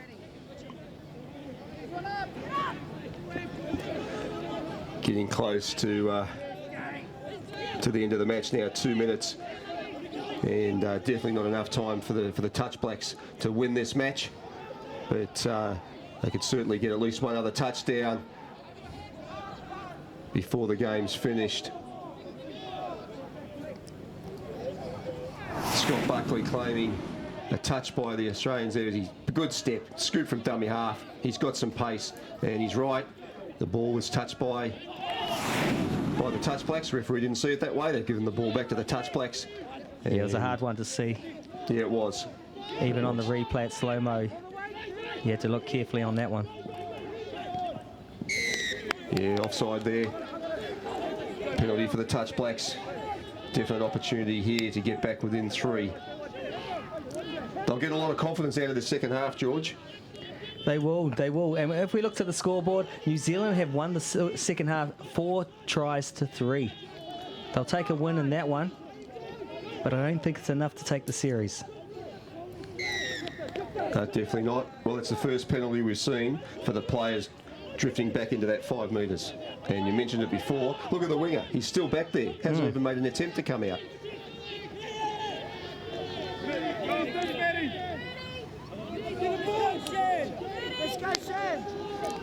Some Kiwi love there. Good work, Shannon Tamuri.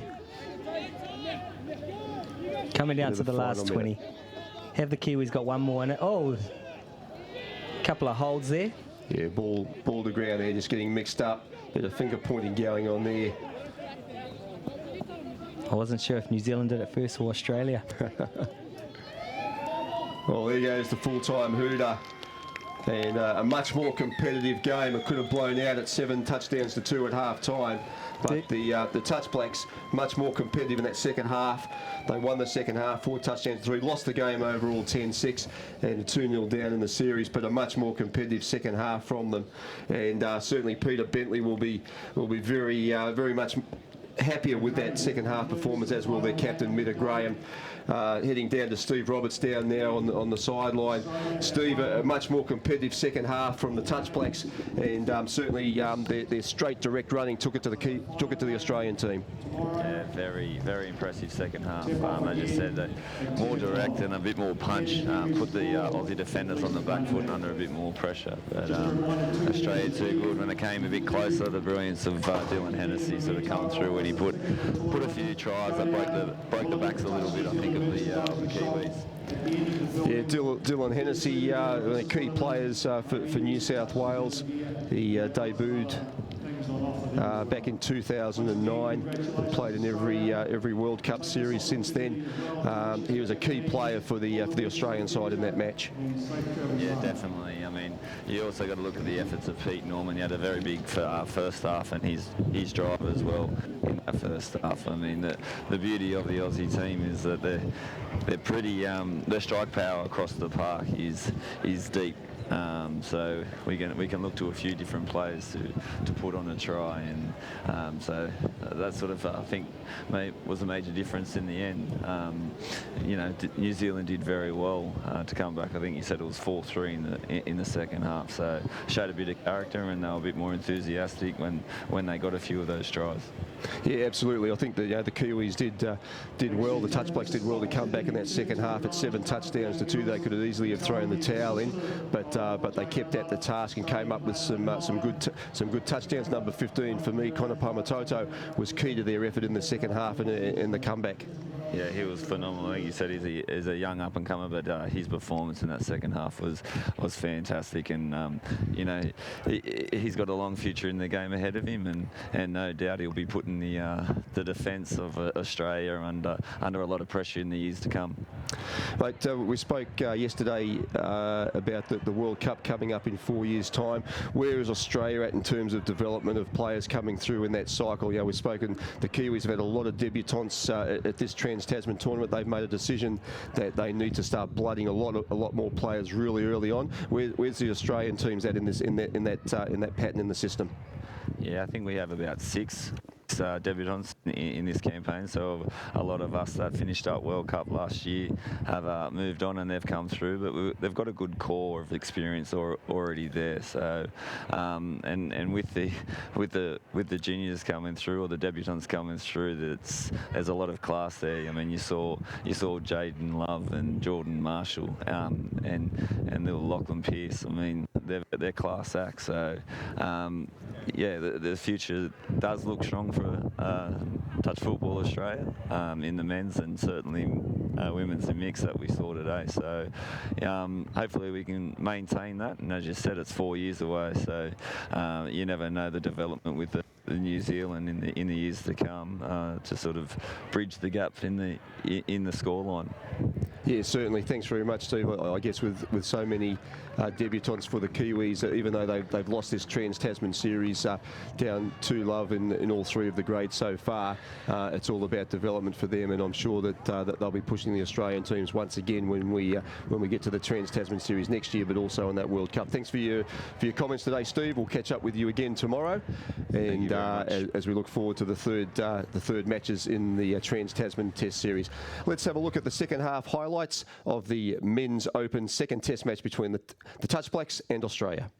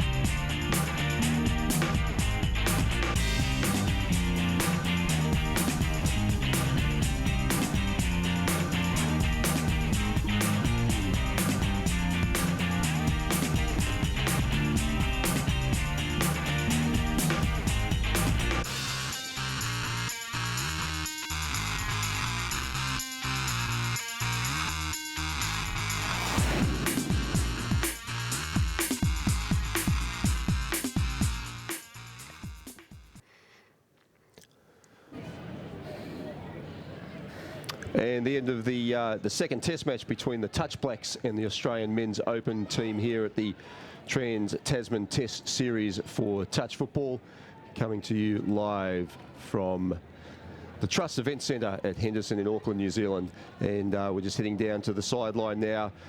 George Junke has got the captain of the successful Australian team, Nick Good. Hey guys, test number 2. Done and dusted. Deja vu for Australia. Nick, I was here with you last night. You were a very happy boy last night, and you should be happy today. Yeah, mate. Once again, played that in the daytime, so very fast out there, you know. It's that sense of, you know, it's completed, but that second half, they still won. They won 4-3, and we come back tomorrow with a lot more to improve. Although we've won the series, they won the hearts of their supporters in that second half, and I know tomorrow they're going to lift another gear, and we need to be better than that tomorrow, and we're nowhere near completed, and we know that tomorrow they're going to come out and be just as strong. Yeah, I like the defence you had. They had a lot of opportunities on the line, but you managed to shut them out. Every time they got you on the 5, you always had 2 back, so you worked that very well. Some good coaching there by Traddy. In the second half, he must have had something to say as you guys were coming off. Yeah, mate. Anyone that knows Traddy knows that his whole game plan is based around that 5-metre line and where the defence should be. He's not a Hall of Famer for no reason. He knows the game and he knows how to win it. And we have 16 players, and every one of us buy into his series and buy into the way he wants to play this game. And it shows year after year why he is the best coach in the game. And, you know, he was, and rightly so, he was ripping us a new one when we got off. They got on top of us, and it's that sense that although we've done something, we let ourselves down a bit there in the second half. And I'm actually very excited to get back here tomorrow and fix it. I really am. Mr. Good, what was it in the first half? There was a couple of key players that did really well. What did you put it down for that first half? You know, we have 24 hours in between tests, and a lot of people think that although touch is an amateur sport, we go away and we come back and play. Let me tell you, that's not the case. We sit down, we did video, we knew what was going to happen, and that first 20 minutes was just execution. We knew what we wanted to get at, we knew people we wanted to get at, and I just felt like in that first 20 minutes we executed. Well done, mate. You want to go back and celebrate the victory, but not too much, because you know you got work to do tomorrow, and you know the Kiwi boys are hurting once again. And like you said, they want to do the country proud. That's exactly right, mate. No doubt Traddy will have us enjoy a few beers tonight. We've earned that, I feel. We'll enjoy this win because not every year you get one. So we'll enjoy tonight, but once we wake up tomorrow, we know that we're back here for Test 3. And the Kiwis, they're too classy of people to bring a dead rubber. We know that they won't want to go down 3-0, and we're going to accept that challenge. Oh, well done, Nick. I'll let you go and enjoy that refreshment, and we'll see you tomorrow. Same bat place, same bat channel, and let's see if the action changes. There we go. Thank you, Nick. We're going to go over to the captain of the New Zealand Open men's team, Mita Graham, who's sporting a new look around the knee area. If we have a little look down at his knee, you can tell he's been put a lot of heart and soul in there. You'll be all right for tomorrow, mate? Yeah, be sweet as. Get another crack at it, and obviously pretty disappointed with the result and the series loss, but I think the way the boys fought in the second half, take a lot of pride out of that, and you know, hopefully get another crack tomorrow, and hopefully start like how we performed in that second half. And so full credit to Australia. The realities are we're just not good enough at the moment to beat them, and they've proven that in the last 2 games. But in patches we've shown what we're capable of, and it's about executing that game plan consistently for 40 minutes. And it's a tough task against a classy Australian outfit. And like they say, it's a 4-year cycle, and we're at the beginning. We've got World Cup in 3 years, and we give ourselves the best possible chance if this group of boys can stay together for as long as we can. So yeah, congratulations to Australia, but we'll get another crack tomorrow. Yeah, I'll have to agree with a lot of things you said there, Mita, but the thing I'll disagree with, you guys are good enough to beat that Australian team, and you showed it in the second half. I don't know what happened, but we were in there. We saw your backs get up, and you guys won that half 4-3. What was the difference in that half compared to the other 3 halves that you played throughout the event? I suppose just a good rocket up the backside during half time. Look, yeah, you say that we're good enough to beat them, but we didn't. And so the realities are, like I said, we've got to perform like that for 40 minutes, and until we do that, we're half-side team. So until we can perform for 40 minutes consistently and match them in the battle of the middle of the field, the grind as we call it, the fence and yards, like we showed in that second half, we're still on a learning curve and steadily improving. Okay, what I'm going to say to you, mate, I'm going to go and talk to your coach and tell him to put 2 rockets up your booty and come harder tomorrow and win 2 halves. How's that sound? Yeah, definitely. We're keen to do that. It's, you know, our home soil, our home crowd, our families are watching us, and so anytime we put on the singlet, it's to win. You know, we play for keeps, so we've got to get back to the drawing board, like I said last night, come back firing like we did in that second half, and put on a bit of a show and perform and execute our game plan. Hey, thanks, Mr. Graham. I know it's hard to come in front of the camera after a loss. You did well. You're always a role model to our people out there, and a lot of people that I know look up to you. You keep doing what you do, and you do it well.